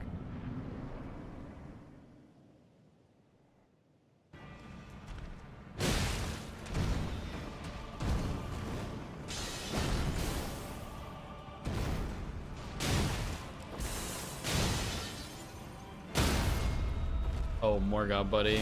You messed up. Shouldn't have let the poise reset.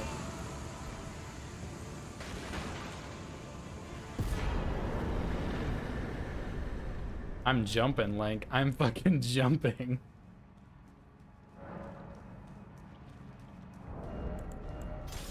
Look, he was supposed to stagger a hit earlier, okay? It's not my fault. He didn't play by the rules. It's fine. I just figured keep jumping. Etching my depth card.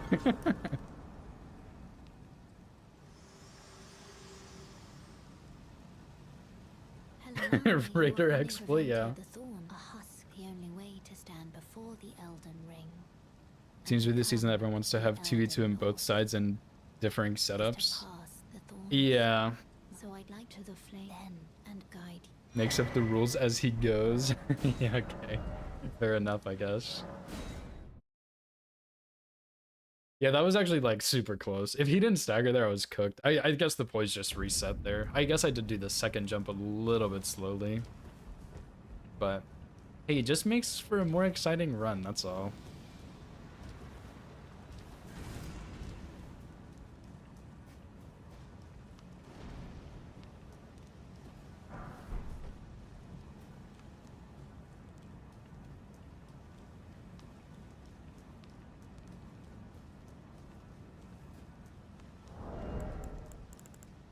Surely no, like, no other shenanigans. Got past the first hit, now I just need to get past Millennia and then we're good.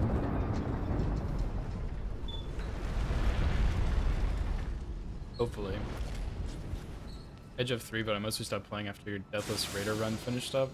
Yeah, that's fair. I mean, to be honest, the new mode is, like, kinda mid. I don't know if that's a hot take or not, but they didn't really...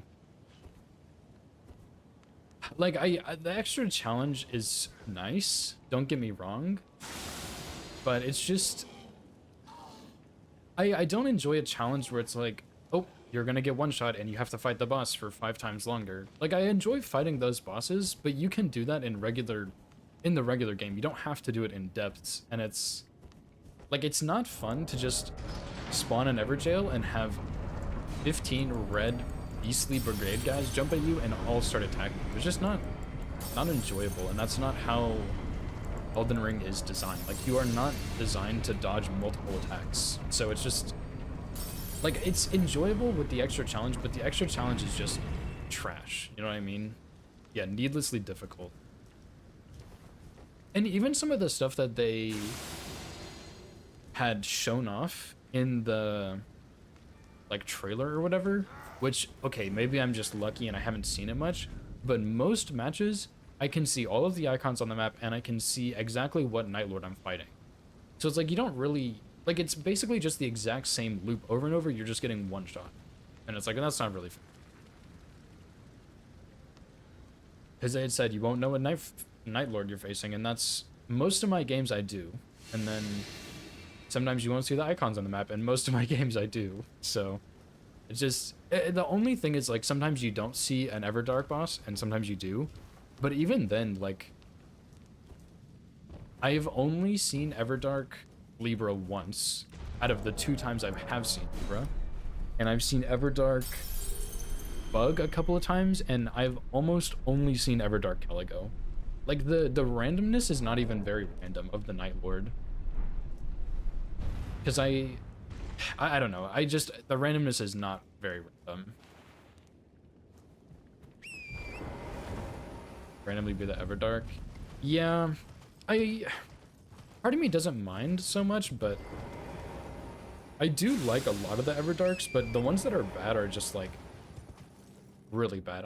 I did actually have Everdark Gladius once, and that wasn't too bad. Like, that was fine. I had regular Gladius and it was okay. It's definitely trickier solo, but, like, it's doable for sure.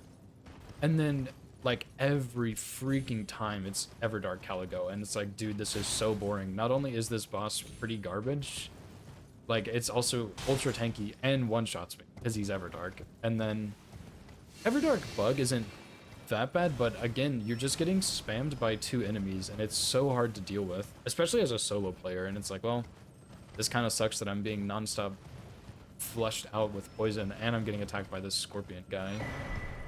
And I have to go through, like, 8 health bars because it's the Everdark version. Like, that's where it kind of is like, okay, this kind of sucks. But, like, Everdark Fulgor, Everdark Adele, I'm really good at both those bosses because I fought them so much, I don't mind so much. I did have Everdark Libra once, and I don't know if I got lucky or what, but he wasn't that bad. But I know that boss is pretty brutal. I think I just got really lucky. So yeah, I don't know. Like, they needed to do something, and it kind of felt like they just lazily put a band-aid over this, hoping it would work, and it did not. So overall, I know that sounds like a lot of complaining. I do really like Night Rain. I think the game is good, and I think it has a lot of room to improve. But I think they kind of missed the mark with the depth levels, and it was just like a quick, sloppy fix for the game.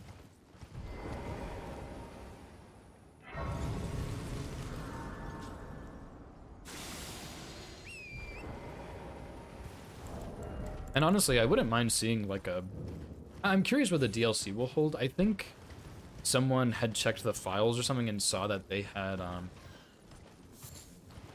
what was it? Like, new Nightfarers to play or something? Like, there were 2 new Nightfarers, which would be pretty cool. I hope it's not DLC, but I know they planned on releasing a DLC this year, and they're running out of time for that, so... But DLC could be really cool. If they have a Night Rain 2, I'll probably get it, because I do really like the game. I think there's a lot of ways they can improve it that they might just need to make a new game for, instead of just slapping a patch on top of it. Like a patch to update the game, not like a band-aid patch or something. Just to clarify. But yeah, I mean, the biggest thing about Night Rain is that there's not more. Like, all of the forts are always the same. Not necessarily in the same spots, but they're the same. The churches are always the same. You always have the same variations. Which I think that's going to happen no matter what, but I think they should have added significantly more variations, because there's like, what, 3 of each or something? And then more Night Lords would have been cool, but I don't even think it was super necessary. I think just more bosses in general, right? Like, maybe don't add Freya, or maybe fix her so that she's not impossible to hit. Maybe don't add Wormface, or maybe just don't give him, like, the Deathblight build-up nonstop. You know, maybe add other bosses, like add, Omenkiller and the guy from DS1. Like, that'd be a cool pairing. You have those 2 bosses, like you have Owns and the Demi-Human Queen. Something like that could have been kind of cool. I think there's a lot of things they could have done that they just didn't. And so I think something that would help the game is just adding more. More variations, more bosses, more characters to play, more weapons, more perks. I think that would have been really cool. More Shifting Earth events, too. Like, Noclateo is really cool, you know? It's very... I wish you could explore it a bit better, for sure, but... Still, like, it's really cool, you know? So, I wish they did add more, right? I want to find an Omenkiller and a Capra Demon. That is the other thing. I'll get to your message in just a second, Pelicans, I'm sorry. But that's another thing, is the game, they say it's designed, like it's balanced for solo, which is to an extent true, because like with the Owns and Gillica fight, you're usually only getting hit by 1, but then as soon as Owns dies, Gillica summons 500 enemies, and all of them are attacking you with Gillica. And when you summon the Beastly Brigade and the Beastman Circus, like, all of them attack you at once, and you will get frame trapped sometimes and just die. And then you're fighting like 15 enemies by yourself, and that takes like 5 hours, and it's like, that sucks, man. So I think, and you know, like with Tree Sentinel and Draconic Tree Sentinel on night 2, like at least the 2 horsemen don't attack you with the main boss, but it's still pretty cringe, you know what I mean? So obvious way to explain the game is more maps and bosses. Dark Range was cool, but Depth of Night feels like it was low effort. Yeah, I totally agree. Yeah, more maps, more bosses, even like more weapons or more perks I think would have been really cool. There's definitely some more you could do, potentially. And yeah, like the Everdarks were kind of cool, but I think some of them were pretty sloppy, for sure. Like Fulgor was really cool, but then like the bug is a cool idea, but I think that boss is just inherently bad, so it doesn't work out so well there. But like Libra is a shit show. Like that is so low effort, you know what I mean? So I think some of the Everdarks were cool, but some of them, they really missed the mark on it. Okay, nice jump, by the way. More bosses in particular, yeah. Because you definitely get like a very similar gameplay loop over and over when you play enough. Even like the bosses at the end of the night you see all the time.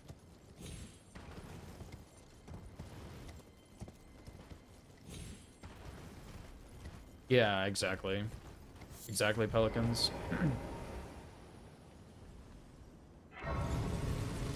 Fulguradoan Tricephalos. Yeah, I think I agree.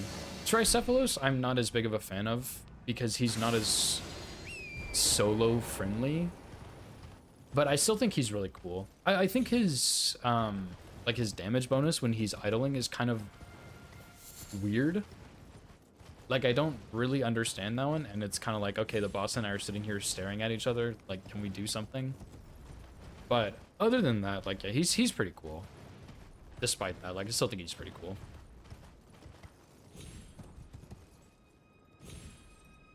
Yeah, and you getting the same seed back to back is also pretty annoying. Even when you're playing on the base map without a Shifting Earth, like, you still get the same seed. Even, and like, I can kind of understand what they were going through, or going for with the big enemies like the Beastly Brigade. I can kind of see the vision of like, oh, you have these 3 long-haft enemies, and then you have an archer or 2, and then the other basic ones, and you have every type there. Kind of same with Banished Knights, right? You have one of each type. The Twin Sword, Sword and Shield, and then Halberd. But it's just too much. Like, it's cool, sure, but it's just too much. And then you can, I don't know, you could even randomize those. Like, maybe you get 2 of the 3 Banished Knights, or maybe you just get 1 beefed up Banished Knight, and it just rotates between those. Like, that could be something cool, you know? I like Everdark Augur. I've heard that take, actually. I don't think it's a bad take. I'm not a fan of him, specifically because it kind of makes your build throughout the days not matter. But the boss itself is... he's okay, I guess. Banished Knights are the worst? Yep. I hate the Banished Knights, dude. Apparently you can use a Bewitching Branch on them, but you rarely see Bewitching Branches, I think, so it just doesn't matter. They need to be purple? What the heck?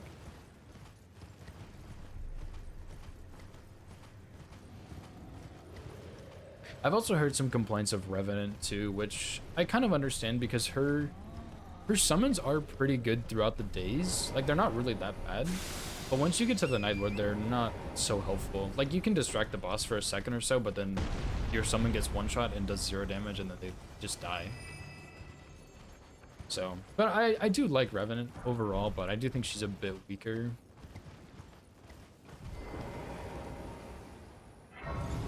Ward to fight difficulty is out of whack. Yeah, I agree. Yeah, the Beastmen and the Scaly Brigade or whatever they're called and the Banished Knights are all worth 10,000 runes, which is absurd. Even the Onyx Lords are 10,000, and they're pretty annoying, but they're not as bad. And it's like, dude, I just spent 10 minutes fighting this trash mob to get 10,000 runes. Are you serious? Obviously, that's a bit dramatic, but like, it's pretty bad, dude. Like, it's really pretty bad. And even then, like, I think they should have added something with Deep of Night. Like, maybe you get better base relics that you can also use in base game, or there's got to be some reward, like more skins maybe or something. Just something there. Other than just relics you can only use in Deep of Night. I think relic crafting would have also been pretty broken, but I think it would have been really cool. Because I've gotten so many just trash relics. You know what I mean? Don't pay me, just lay out.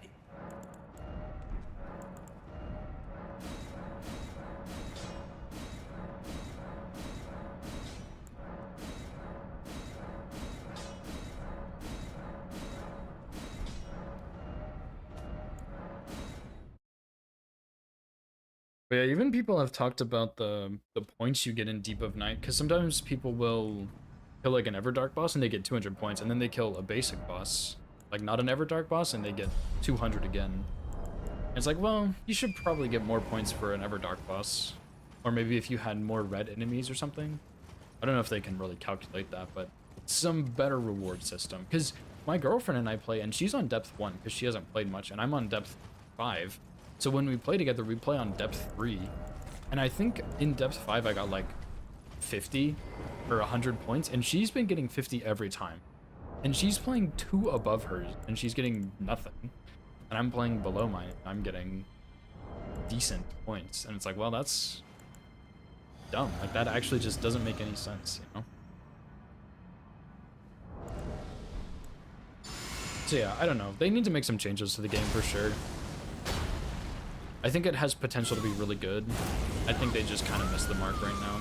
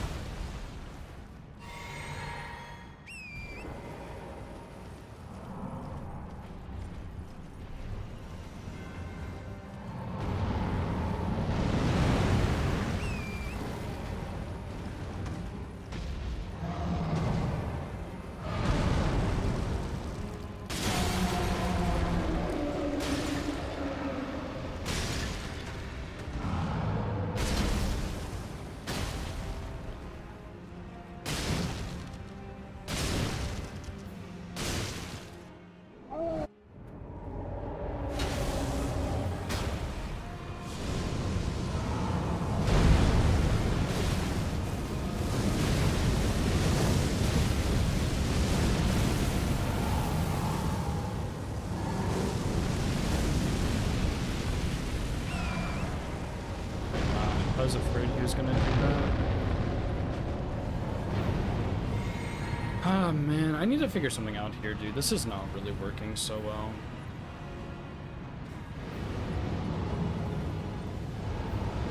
I think he just had a stagger in phase 1. I think maybe the Cragblade's messing me up.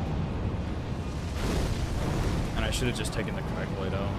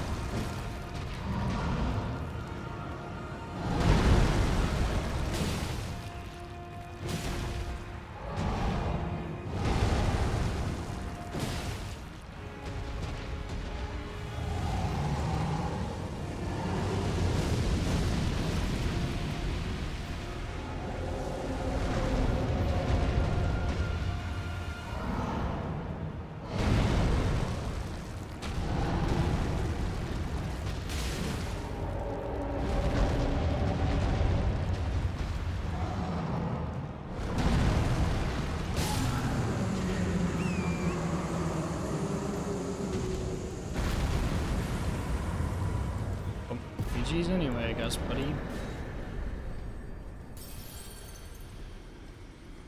Do a loop away from him when he starts. The guys are in. Go to the outside of his right leg. Yeah, I've heard that's safe, but I don't really trust it. I haven't tested it myself that much, because I haven't been hit there in the past when I've done that, but I just don't trust it, to be honest, so. Is he putting the hand at the start of phase 2? Yeah, it's pretty good, but I can't get a stagger out of it. It gets him much lower on HP though, but maybe that's what I should start doing. I thought this was better, but I think using Cragblade on phase 1 is just strange. Like, it kind of messes with it. I don't know, I'll have to come back and look at it. Because I do see other no-hit runners do the same thing though, where they go behind his leg. I'm not sure. Funny what they prioritize with the ranking system. This world and death, are you Yeah, true. No Smurfs. Die to an explosion is just faster. Yeah, running away is faster, but I think it's... If you know the boss fight, it's safer. As long as he doesn't do fire breath. I don't know, it's a hard choice. I should probably just test going behind his leg. Or behind his knee. Or wherever it is, and see. Because if enough people do it, it's probably safe, right?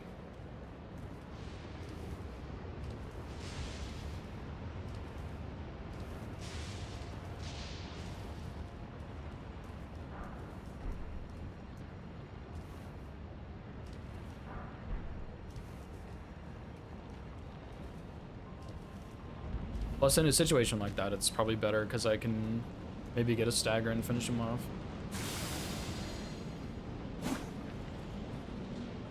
Test before a run. Yeah, probably the best idea, yeah. Yeah, I wouldn't mind having a clip of it. I have seen other people do it, but having like a more certain way, I guess, would be nice.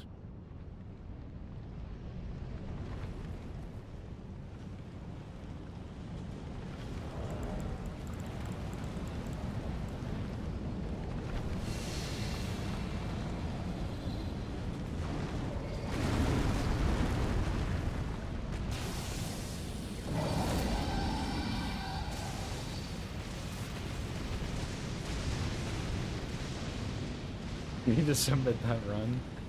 Oh, that's funny. If you submit it, I can just go look in your run. Also, if you don't want to make a clip, I don't mind.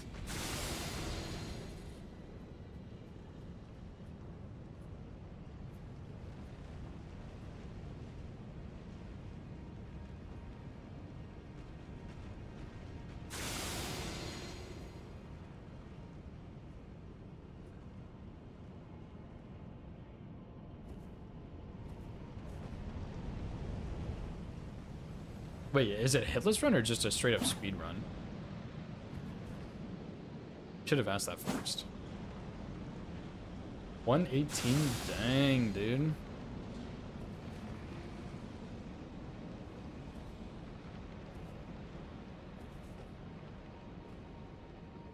Speedrun? Okay, never mind. I can't peek at it if you submit it then. I am a no-hit verifier, not a speedrunner.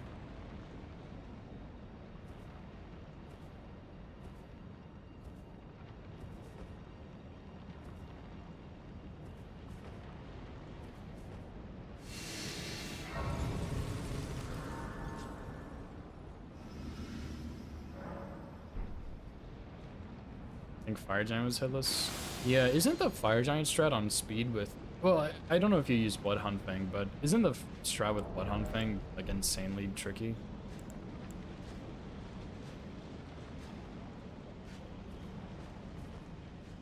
Don't have the patience. Honestly, that's fair. That is 100% fair.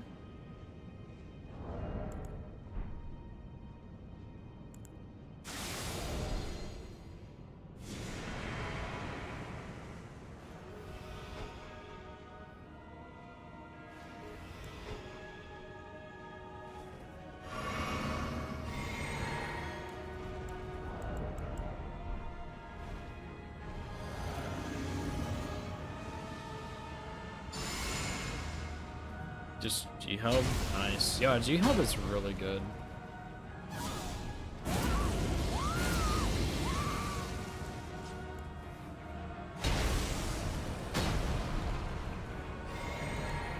I have some pretty simple strats here too.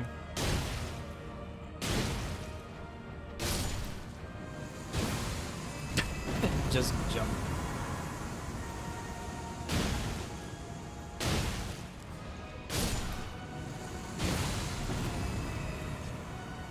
And these guys have less and less HP every time, I swear.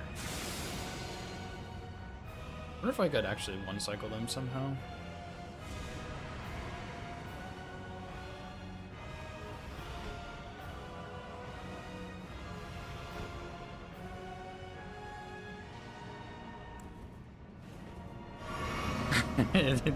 these weapons are so much fun. They're so strong. Pretty simple strat. Simply jump L2.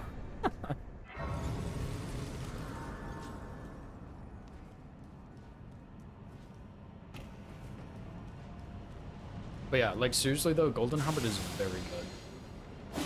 Especially considering it's right there at the start of the game. And its stat requirements are pretty low. It has the good halberd charge R2, golden bow on it. Like it's a really solid. I'm tempted to use it in my boss's region locked run, but I think it just doesn't really have a place there. I need to test it out, but I think Stormblade is just a little better.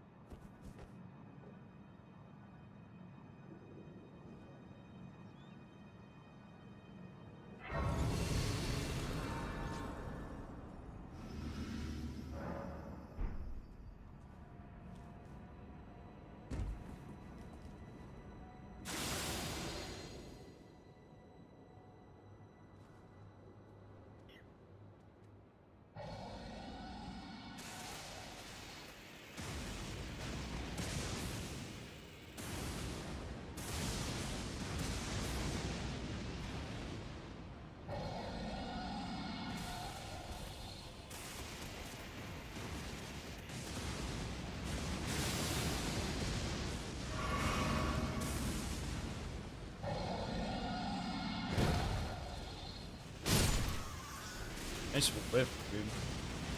That was really scary.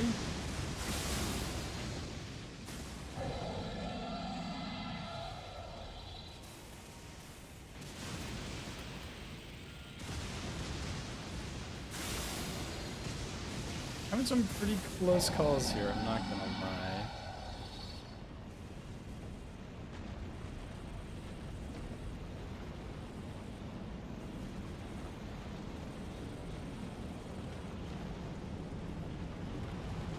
Yeah, I was worried the bird would stand up and turn around when I missed the jump R2, so I wanted to go ahead and finish him off.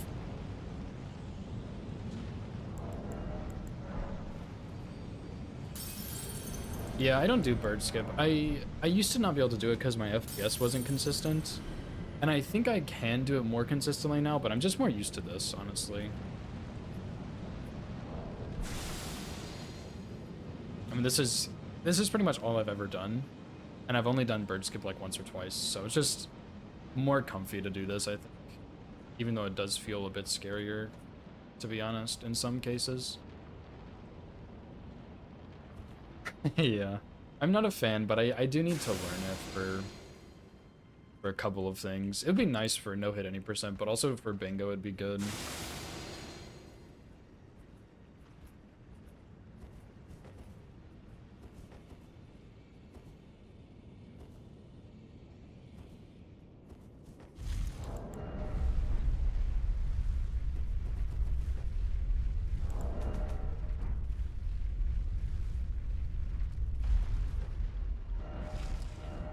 Oh yeah, true, the Somber 10 back there. Yeah, usually that's the one I get, but if you skip that one, you just get the one in Ashen Capital, which I think probably takes longer, to be honest.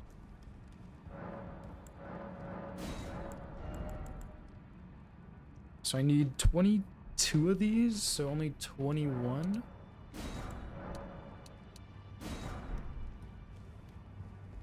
I need the damage going to the last bosses. Yeah, that makes sense. Because I think, doesn't Golden Halberd fall off just a little bit at the end of the, like, towards the end of the game?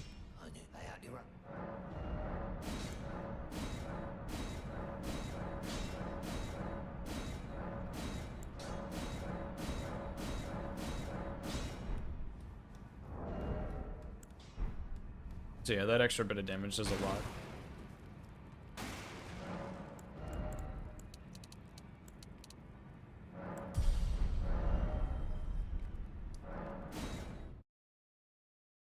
Oh yeah, true, holy damage. Yeah, I didn't even think about that. That makes sense.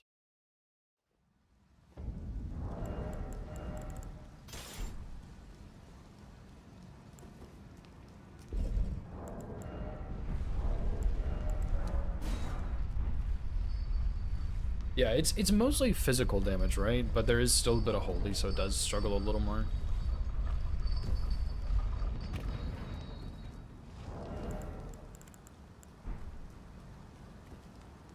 $92? Holy. I don't even know what level I get to.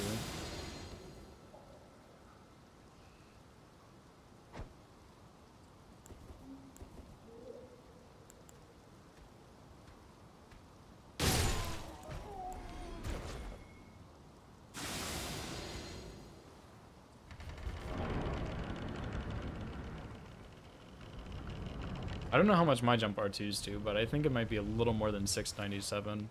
But I also have, like, Golden Bow Howl double Cragblade jump build that I have time to go get that you don't on a speedrun, so...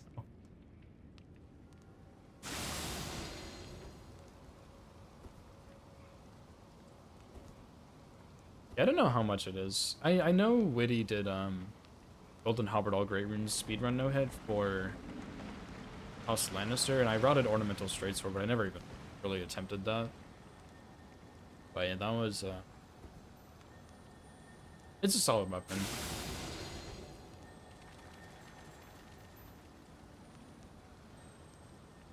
More holy than you remembered. Yeah, stats too, of course.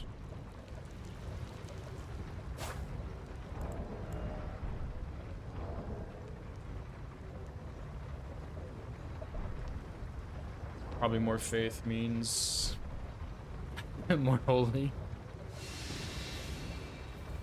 Full strength, yeah, that makes sense. I think that's what Witty did too. He probably did a little more faith for Howl, maybe. But yeah.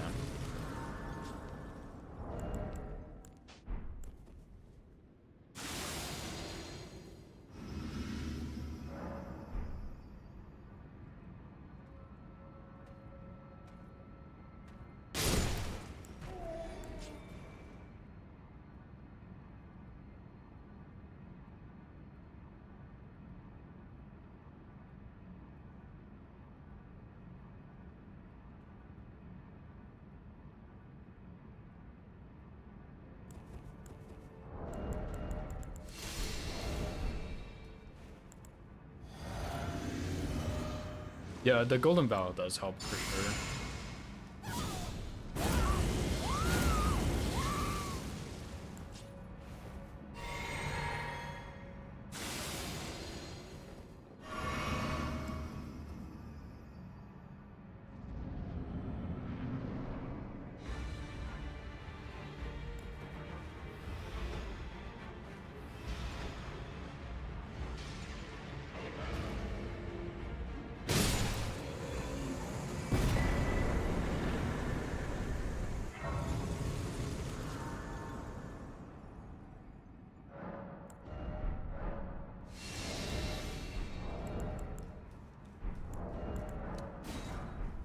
Yeah, give him a little boop on the nose, yeah.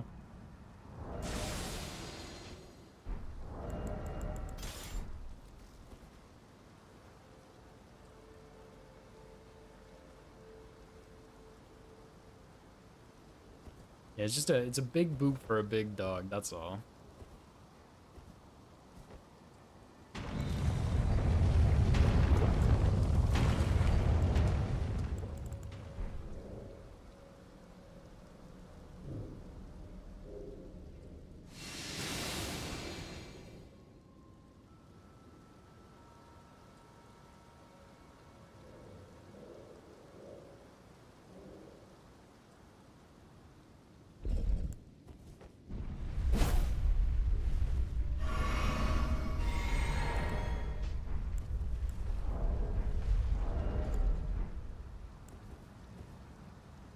What's up, Alex? How's it going, dude? And we're kind of on a real run here. I don't know if I'd say it's a deep run, but it is a real run.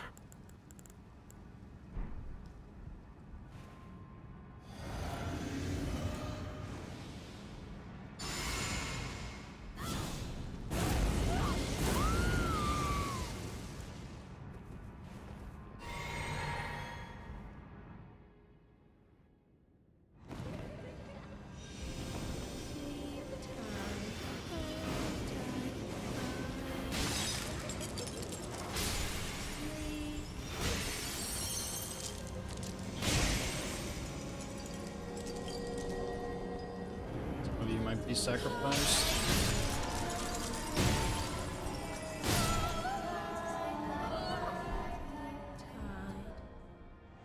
That fire was really close. I did not like that smart placement of those kids.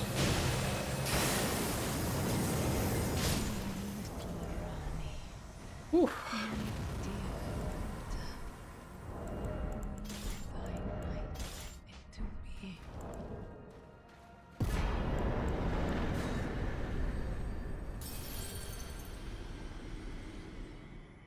I was worried one of them was gonna bite. Glad I did not have to get there. Okay. Here? Section must be hell.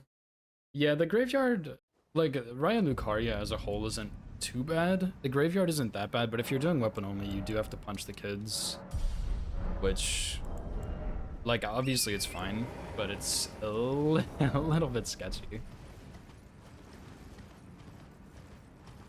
Unless you're talking about Castle Soul, which, it's not that bad if you're using stealth, but there's also just the skip. As long as I don't miss the skip. Which I have done before.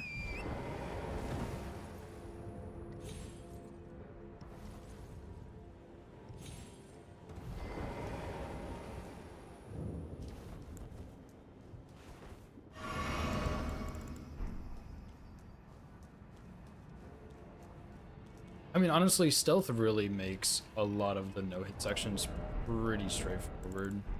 Yeah, Raya Lucaria is a bit tricky. I have been grabbed there before. But, yeah, usually it's not too bad.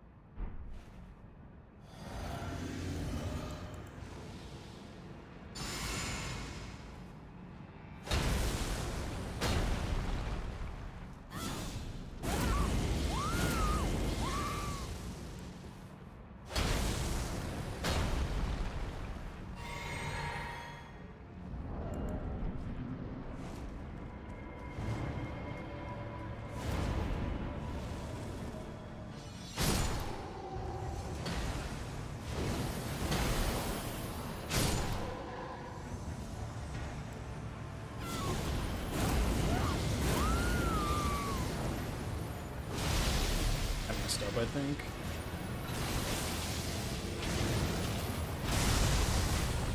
No, we still got to sleep. We're good.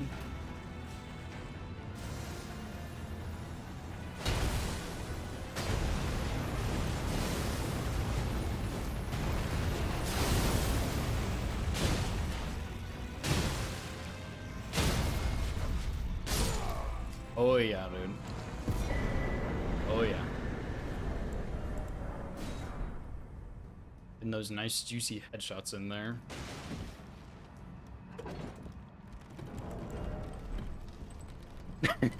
Yeah, this weapon's pretty disgusting. I mean, to be fair, like, that's Golden Bow, Howl, Double Crag Blade, all the buffs and stuff, but yeah, it's pretty good.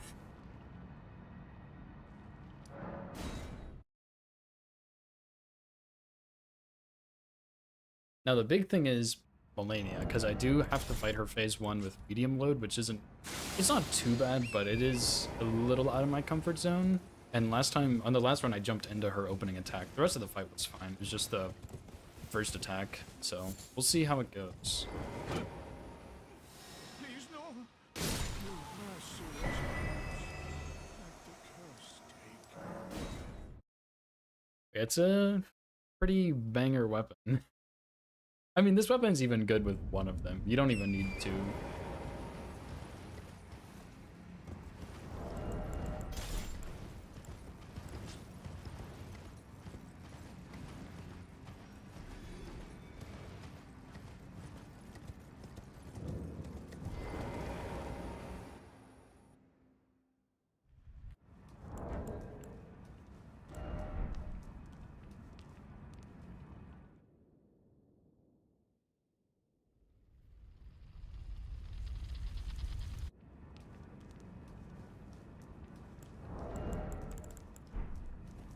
I might do more jump builds in the future. This has actually been like a complete blast.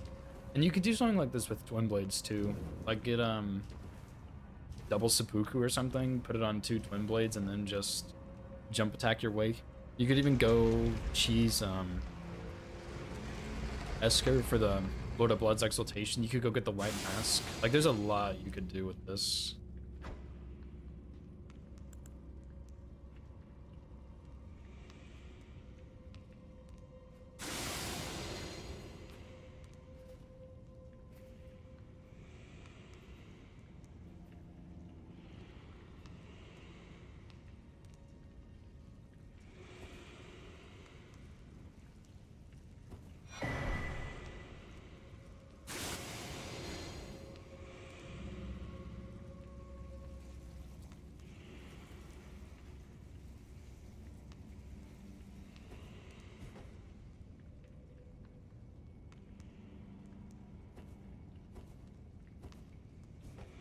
What 2 twin blades would you even use on any percent though? Probably Eleonora's, because you can cheese her, and then like just the regular twin blade maybe? Guess you could do like Godskin Peeler or something also. But I think you can put a different Ash of War on there, right? Forget that guy would see me.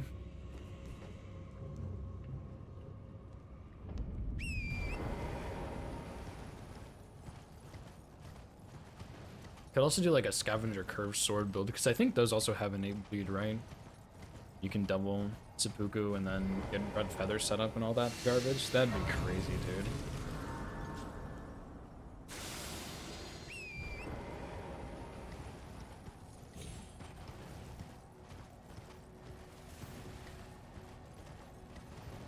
And? Interesting. Yeah, I wasn't sure, because Peeler has Black Flame Tornado on it, right?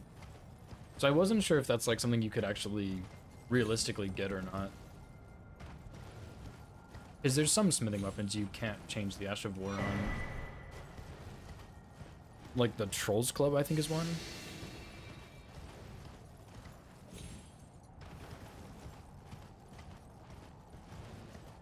Can? Yeah, okay. Yeah, you could totally put seppuku or something on that. And I don't even know if like Eleonora's would be better, or if using just the regular Bull Blade or something with bleed would be better. I honestly don't know.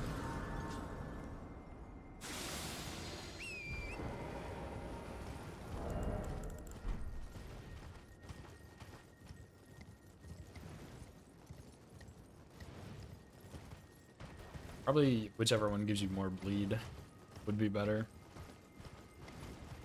That'd be such a fun build. I might honestly just do like a twin blade run and do that.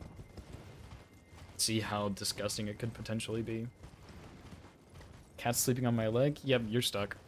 You are legally not allowed to move until your cat gets up. I'm sorry.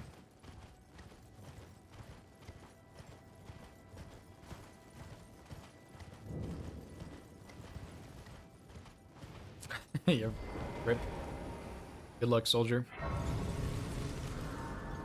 Wishing you the best.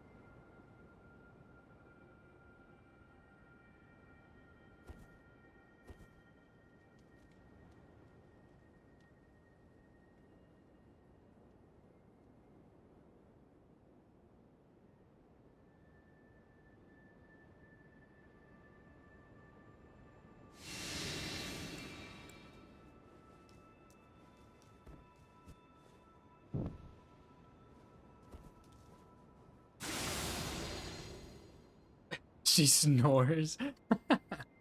That's so funny. Stamina started depleting if the assassins spot you. It's a little weird. I don't think it's after they spot you. I think it's like either after they've been chasing you for a little bit or after you get attacked by them, whether the attack lands. I'm not exactly sure how, but it's something along those lines. But there's only there's not really any assassin danger for the most part. I just see the footsteps for the first one I kukri, so I know that one's not gonna aggro me, and the next ones are pretty out of the way, especially with stealth.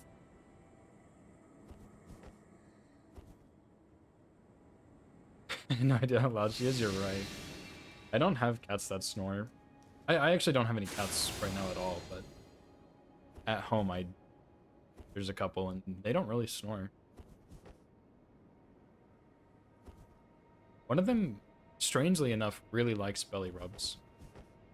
She's really shy, but she'll roll over on her back and she'll let you pet her stomach. She really likes it. And the other cat I have doesn't like you touching her stomach, but she pretends she does, and then she kills you. The small one. Small cat, big snore.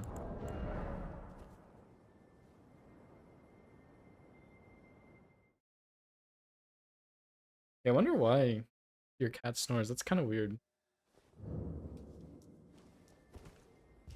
The console? She's trying to game, dude.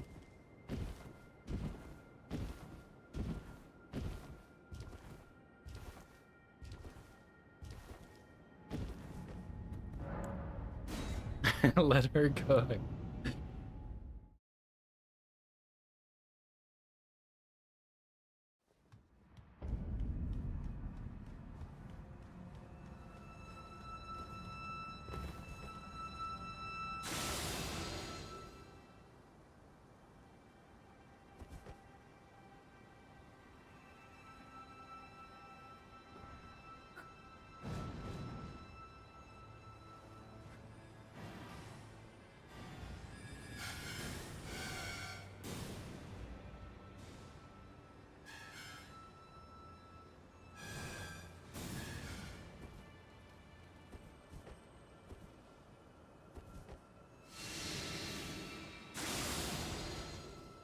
Persian cats? Oh, that I guess that could be it. Grumpy cats. Gotta love those good old grumpy cats.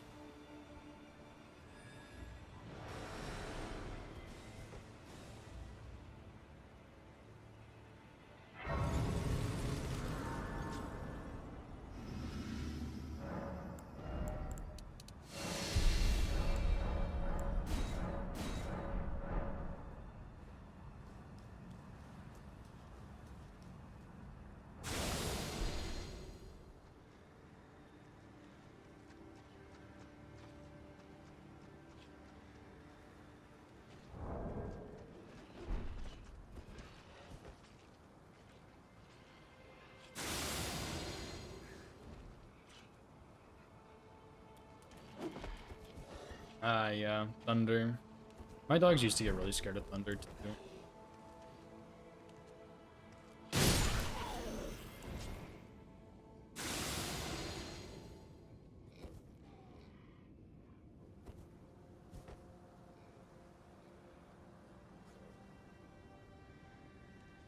Should have made it nighttime for this. Really hate that strat, but I don't like that strat either.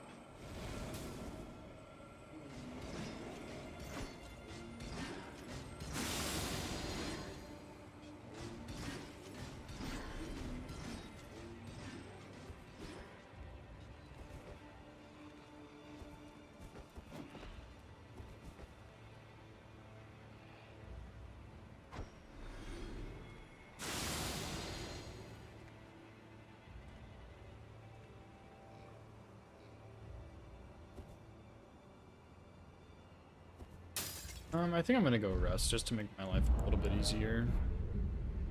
I don't want that zombie in combat with me.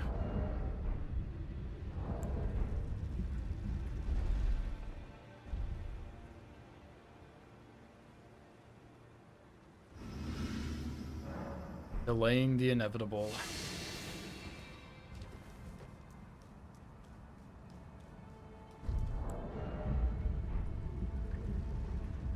What leads there? What do you mean?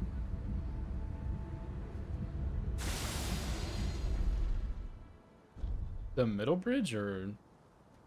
Oh, the elevator. The elevator just a shortcut back to the Grace. Yeah, crazy,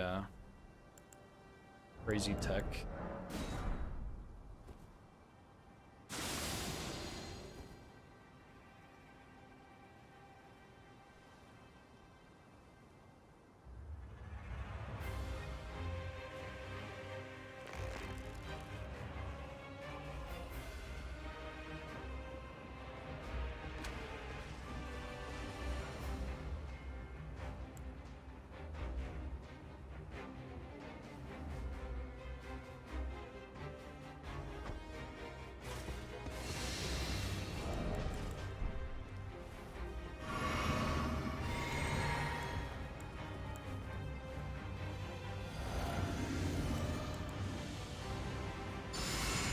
Waste so much time.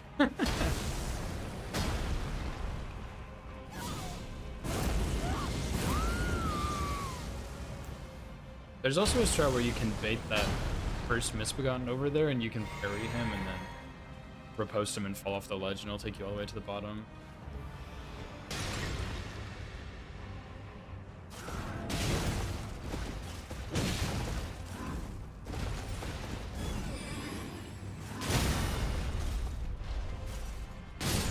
But I think it's not allowed for hitless, maybe? Because it's technically a glitch or something like that.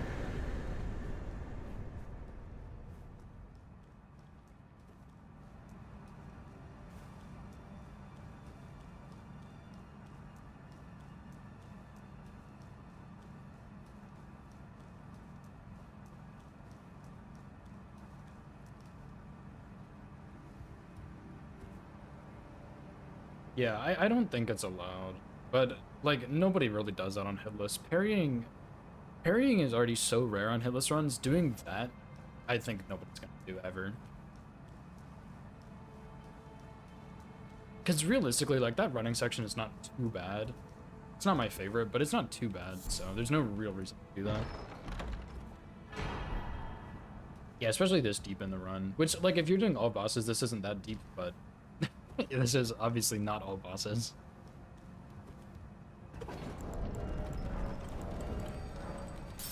Boss I did hitless was Godric. Yeah, that's fair. Godric's not too bad. He can be a bit tricky sometimes, but he's not too bad.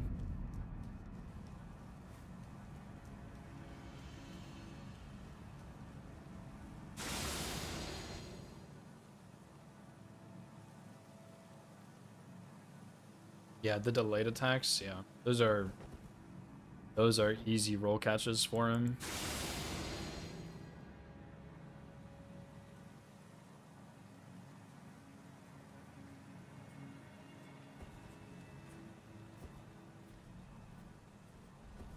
Bypasses. Oh, you're right. Bypasses the death.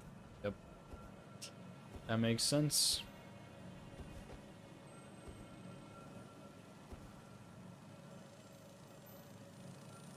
Didn't actually know there was a death in there, but I guess whenever I jump down there, I always turn on no death just to save time from having to run.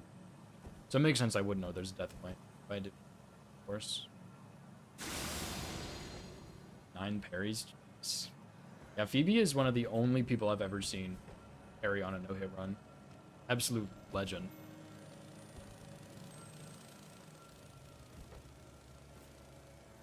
I guess you are the parry queen for a reason.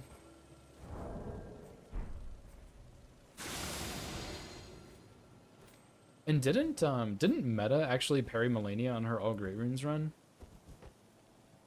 That's also pretty insane, to be honest.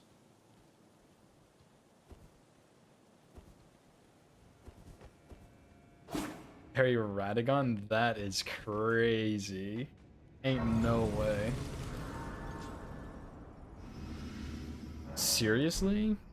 Yeah, I didn't have the pleasure of verifying your any percent, but that is, like, actually insane.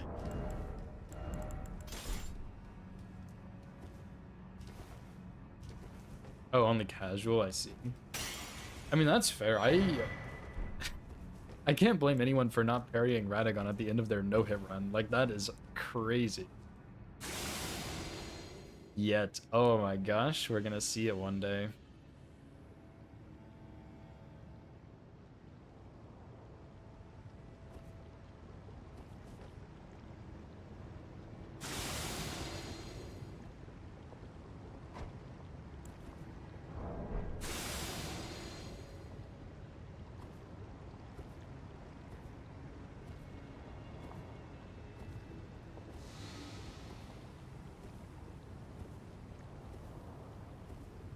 That's a really cute emo, Pelicans. Is that one of Puppery's?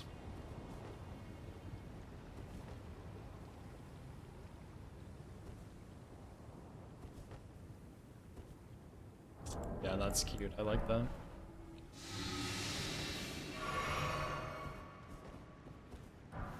Dragblade, Hammer, and Buckler against Radagon?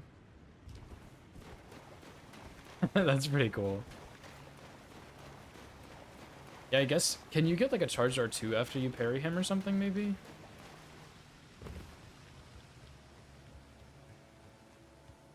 Because if so, that's pretty wild.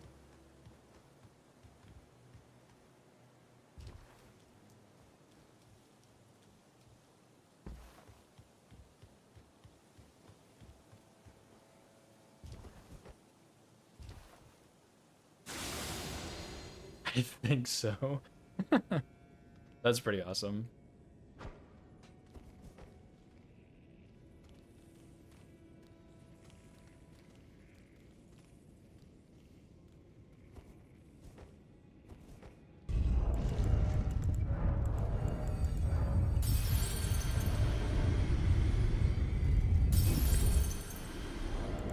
Tap R2 for sure. Yeah, that makes sense. Tap R2 definitely makes sense. Charge R2, I could see it, but seems a bit greedy.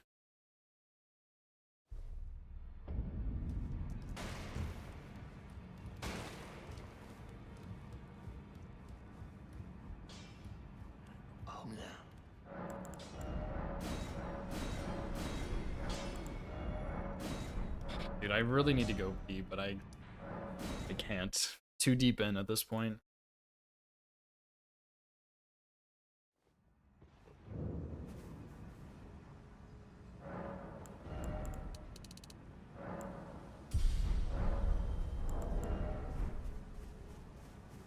Wait, well, you're...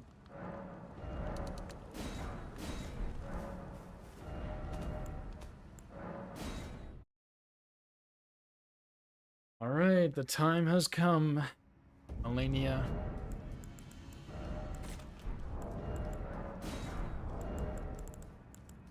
Oh, let me go switch my physic real quick.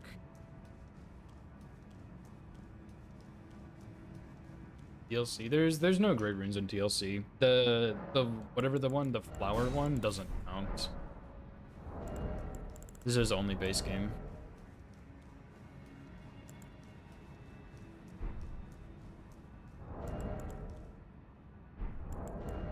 Dude, why do I get so nervous, man? I'm gonna fuck this up. I'm gonna make a save. Nobody tell. It'll be our secret. Yeah, DLC's only remembrances. If you're doing AR plus DLC, which honestly, I might not ever do that run. That's such a big run. But we'll see. Maybe one day.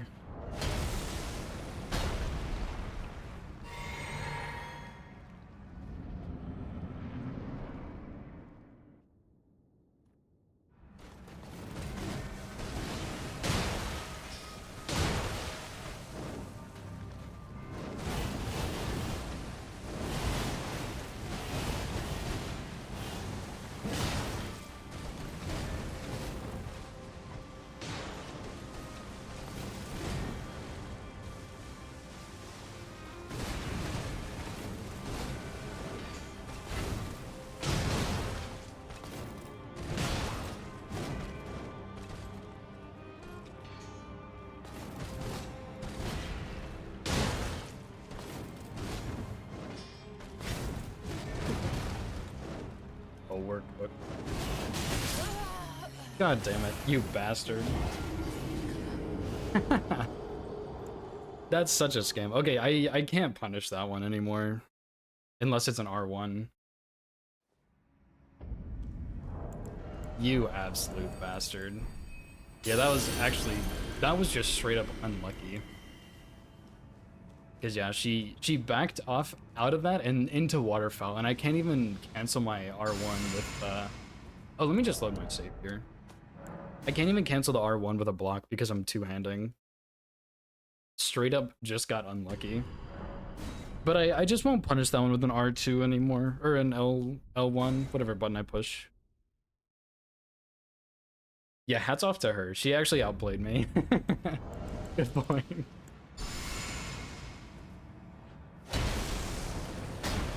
Yeah, maybe I should have run away there, but I'm not even sure if I would have made it. It was kind of that middle ground range where you're just kind of screwed. Maybe if I had like two-handed and then sprinted away, possibly, but it would have been so close that I'm not sure.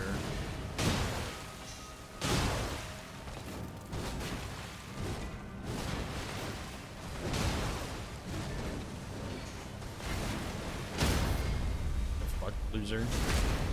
Yeah, no man's land, yeah.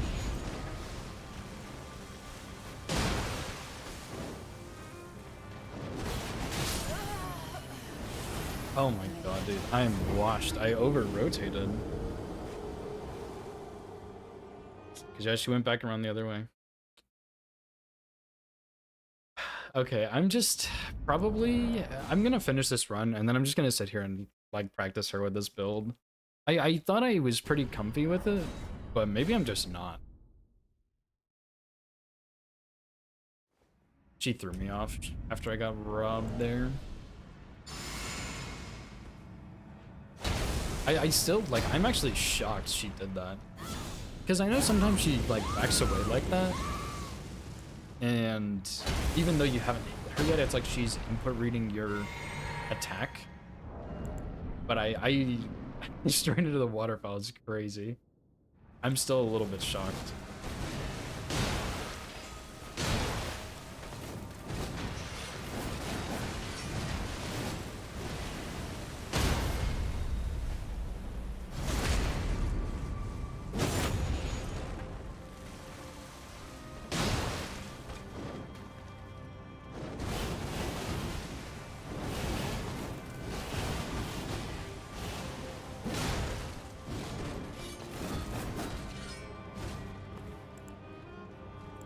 Okay, there we go.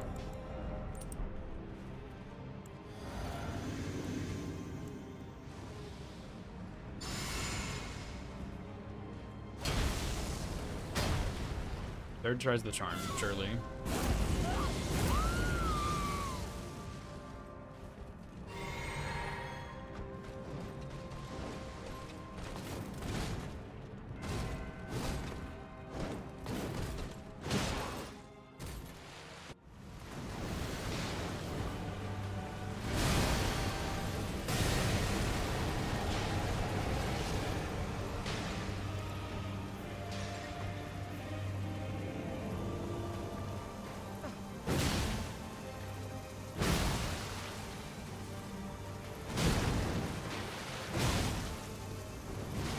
There goes my stagger. Oh, just kidding.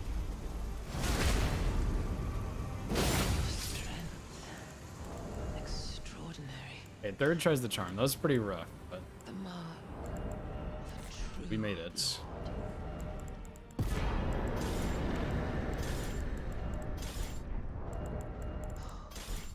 dear Omenkiller. Oh, dearest. Yeah, Golden Ball takes a lot of stamina. Yeah, it's so funny. I like she just like phase 1 Melania really is free with any kind of range. Like Lightning Spear, Frenzied Burst, Night Comet. She just input reads it, takes 2 steps, and then starts walking again. It's hilarious. Yeah, first phase is worse. Although the second phase I need to figure out something, because yes, the dagger missed. That dagger is consistently missing, and I don't know why. I lost an all bosses run a long time ago because of that too, and I don't know why it keeps missing. But yeah, sometimes the charge R2, the first one like knocks her on the ground, and then that kind of messes up phase 2. So, and I tried doing a charge R2 once in the end of phase 2, like she got knocked on the ground, and I tried to do one there, and she just did waterfowl, and I couldn't dodge it in time. Yeah, I think she does, Pelicans. I think she does. I'm gonna have to go practice it a little bit, because yeah, phase 1 is a bit trickier, but I'm gonna need to figure something out for phase 2 that's just more consistent. Because I don't mind fighting her. Like, I'm pretty decent at this fight. At least I like to think I am. But yeah, I just want something a little more consistent with her.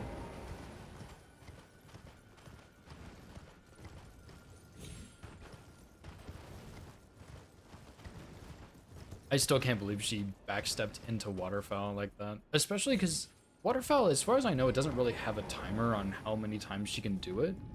But she usually does put a little bit of time in between it, so it's crazy that she did waterfowl and then like 2 attacks and then waterfowl again. And I was like, wow, that's fucked up. Like, that's crazy. She really did outplay me. Sleep pod's better than freeze. Phase 2. Oops. It kind of depends. I think I meant to try Frozen Cragblade there. I haven't actually tried it yet, but I've been meaning to. Because if I can get a Frost proc in phase 2, that would be really nice. But Sleep kind of just guarantees that you can get 2 charge R2s there as long as I time it right, which I've been having issues with that timing. So in theory, Sleep pots are better, but I haven't actually tried Frost, so I don't know if it's better or not. Because I could go get the Wet Blade pretty easily. It's just right there.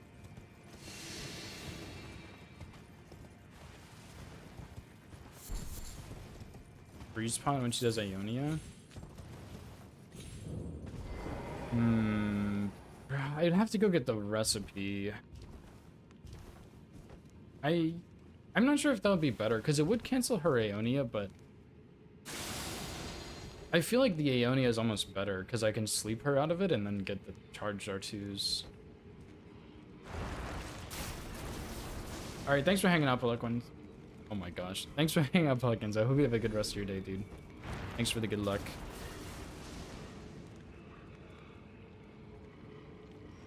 At least I didn't jump into her opening attack again, though. That was actually good. Oh, while she's doing Ionia?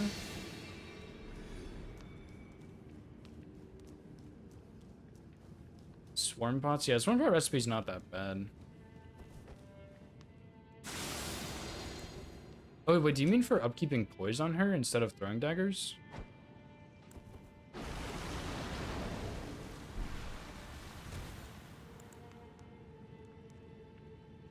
I'm okay. Honestly, I'm not sure if Freeze Pot is better.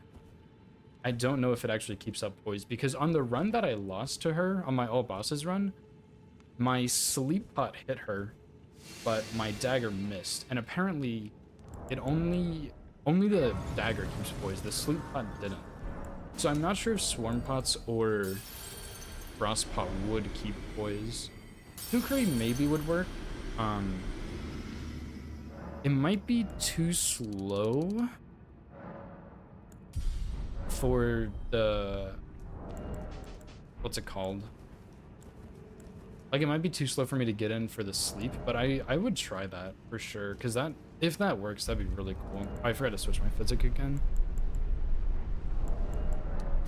Yeah, I'll have to play around with it some, because I really don't know what's going to be best there.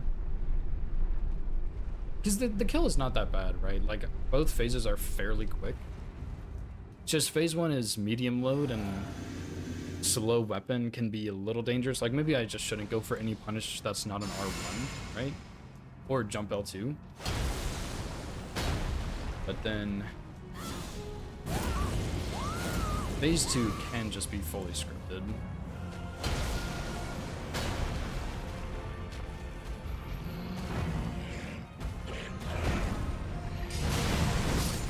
Are you fucking kidding me, dude? Oh my god, I'm just throwing at this point.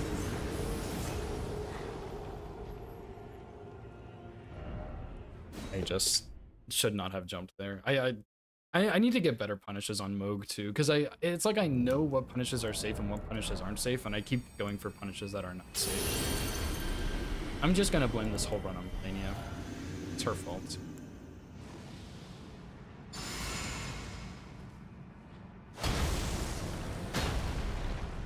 Gotcha. Yeah, I mean, if someone else does it and it does actually keep up poise, I might try it. Fuck Melania, dude. All her fault. I really like Melania, but I'm gonna blame these hits on her because it's easier.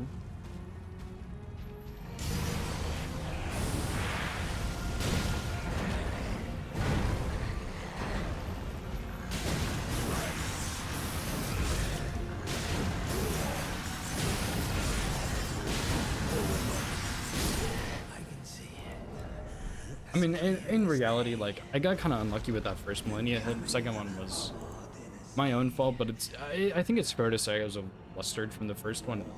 That was just bad.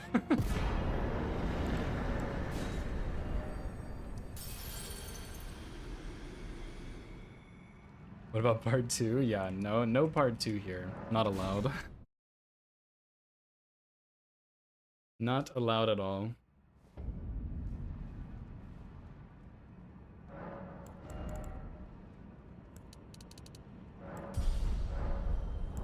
I still, like, I am still just absolutely shocked that she did that. She backed away out of my L1. And then just fucking waterfowl. That is crazy. No, you're good. I understand. I mean, I don't mind hearing suggestions from people at all. Like, if anything, it just makes me better because maybe I learned something. But some of those things I just, like, it just needs testing for me to know if it works or not. So that's all it really is.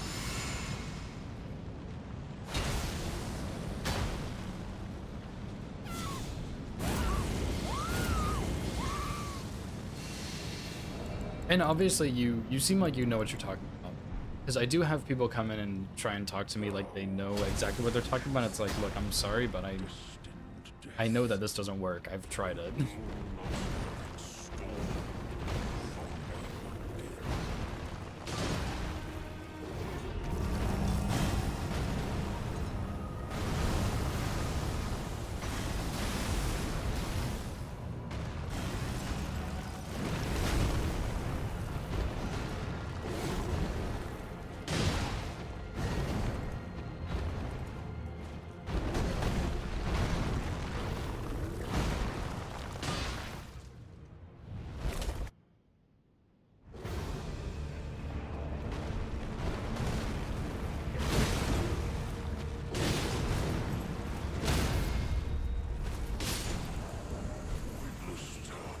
No problem. I think if anything, Swarm Pot, thinking about it, Swarm Pot seems like it would upkeep Poise, Frost Pot maybe not. But I honestly just have no idea. Deleted. Well, I guess it's nice to know that even if I got Melania first try, I still would have gotten hit to Moog. So, it doesn't matter. Worst enemy? Yep. 100%. Oh, I got 1 extra strength. Whoops. Hee.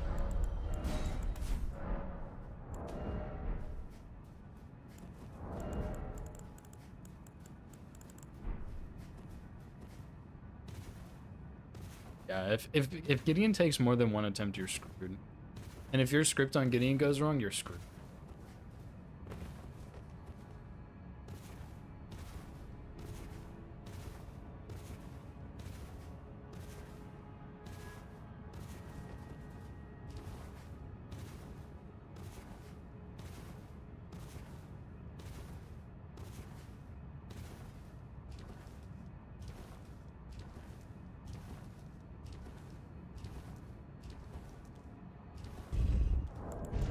And I'm gonna clip that Melania hit, dude. That is crazy.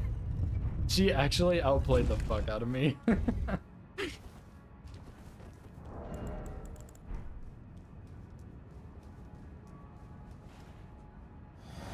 But I guess like, maybe just going for L1s at all is just a little too greedy because it's too slow. So maybe I should just go for only R1 punishes or jump L1 punishes. Which I think kind of makes sense, because I think the L1 is a frame trap, but I don't know if she has time to do an attack during the middle of it. But either way, I'd rather just not have to worry about it.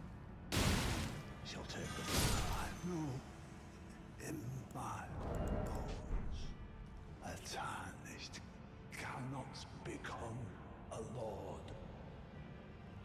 Not even you.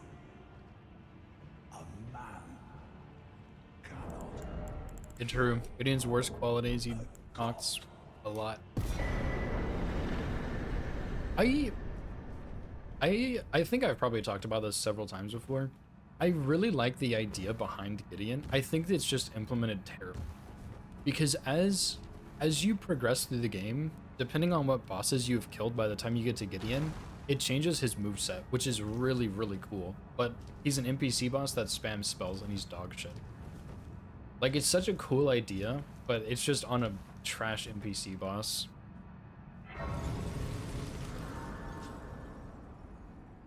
Plus he gets Rykard's Rancor, and that attack is really obnoxious.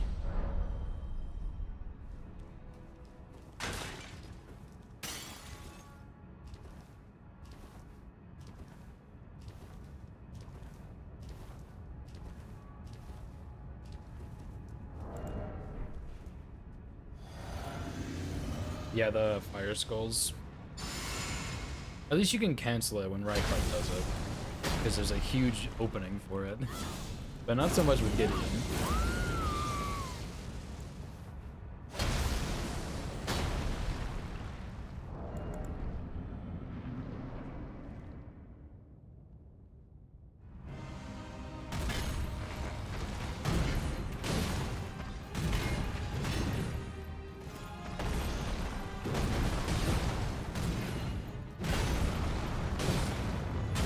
I fucked that up on my brain.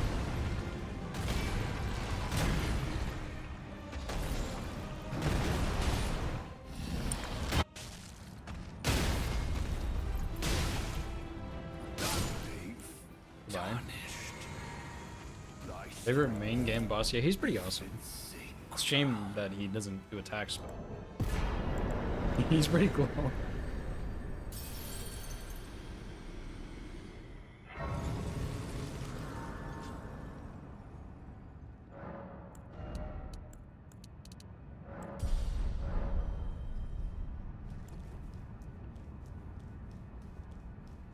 Horlu, like both parts of Horlu are so much fun. So many strafes and jumps and stuff. It's a really fun fight.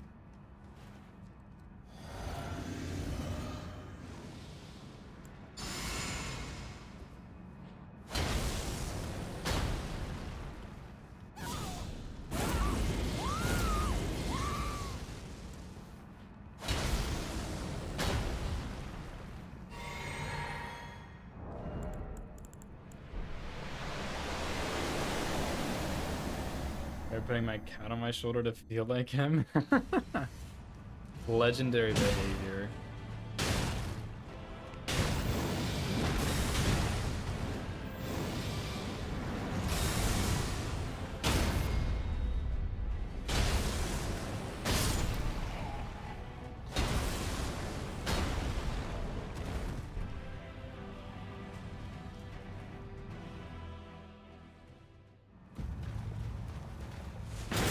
Oh my. Big double hit right there.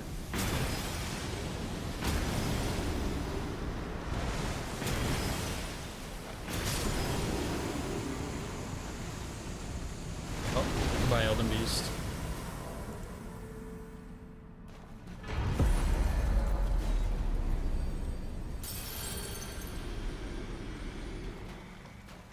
Damn, really just Millennia. It's a shame. I'm gonna go back and watch that. That was crazy. I'll give you guys the god tier ending right here while I go find this.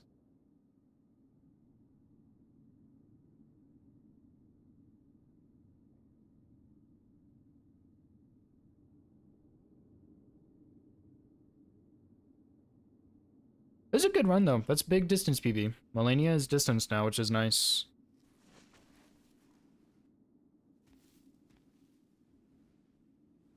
Certainly not my greatest Millennia fight ever, but still, not bad, dude.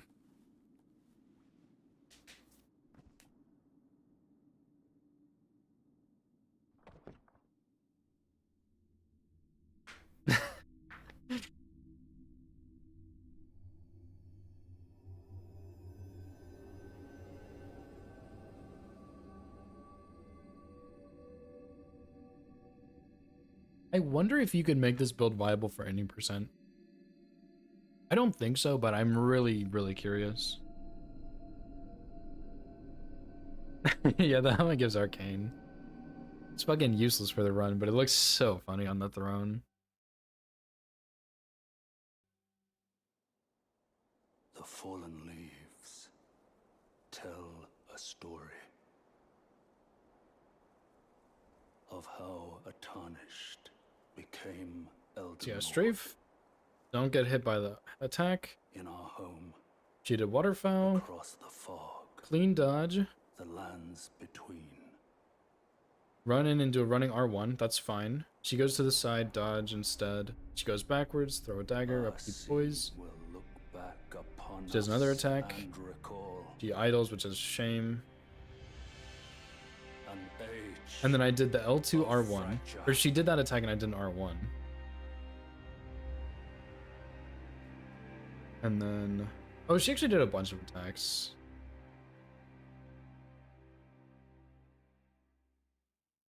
I also backed up one step first. Dang, dude. That's crazy. One step backwards. If I hadn't taken that one step backwards, I actually think I would have had the touch. It would have been really close, but yeah, one step backwards. That's all it took. Because with this medium load, it's a little more comfy for me to just stay like slightly further away, so naturally I just took a step back. And that cost me.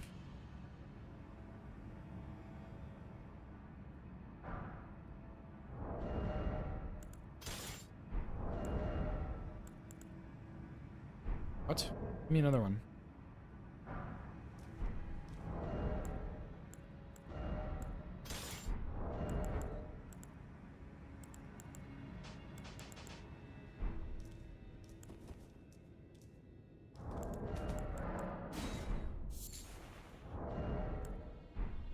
Alright, let's do this.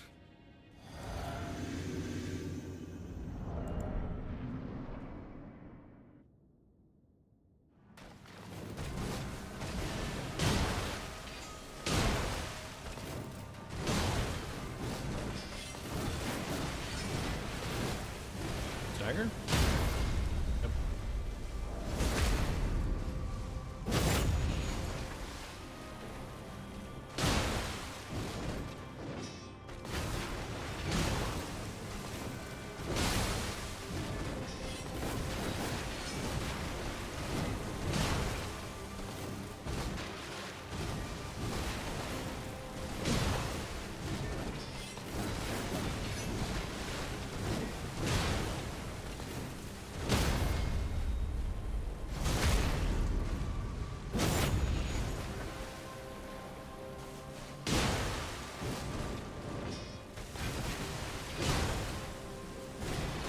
Oh my goodness gracious. I cannot believe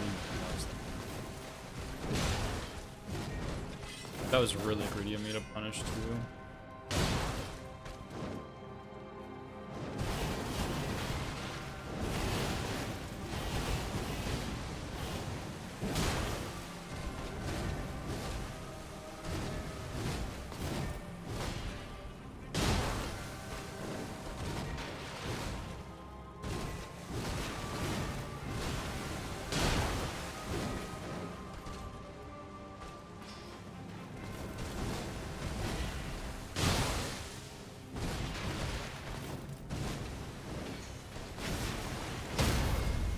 Yeah, that's my biggest fear, are those double swipes with the medium load.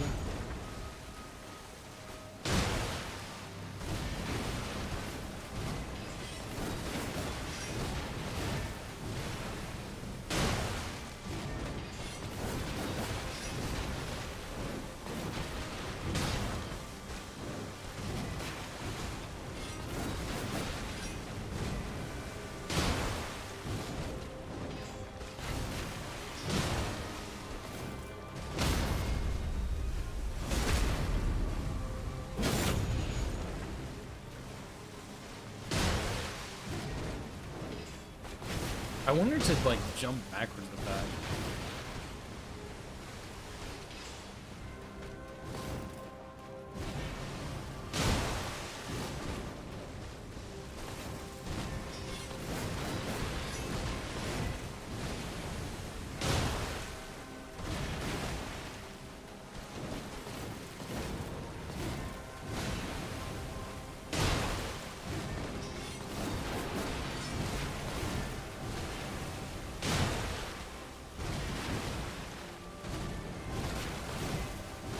Tiger?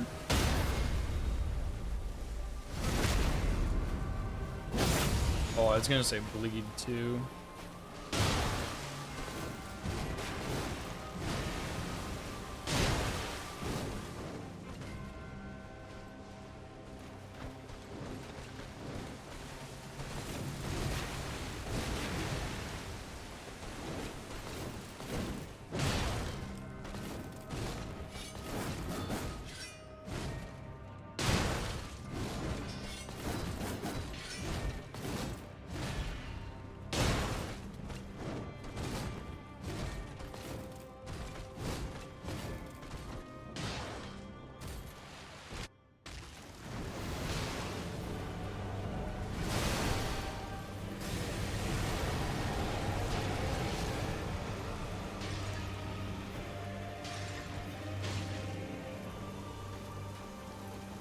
Ah, all of that just for my sleep pod to miss.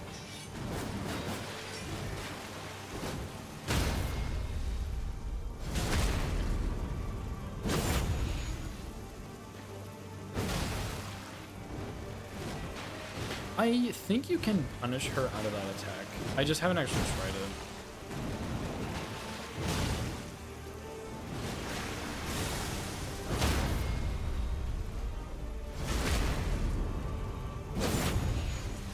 Thank you so much for the follow, buddy. I appreciate it, dude. And thanks for hanging out, and the good luck.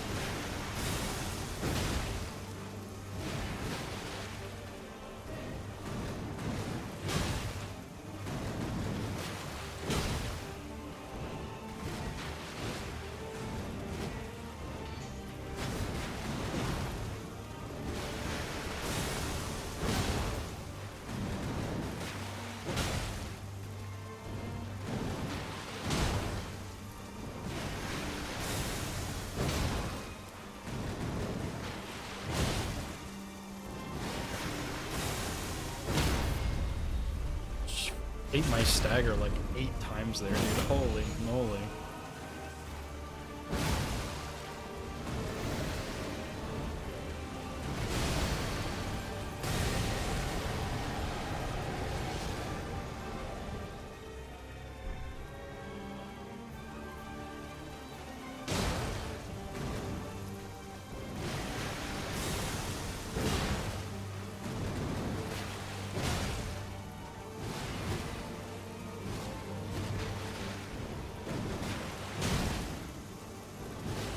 That was another stagger she just ate. Oh, just kidding. Haha.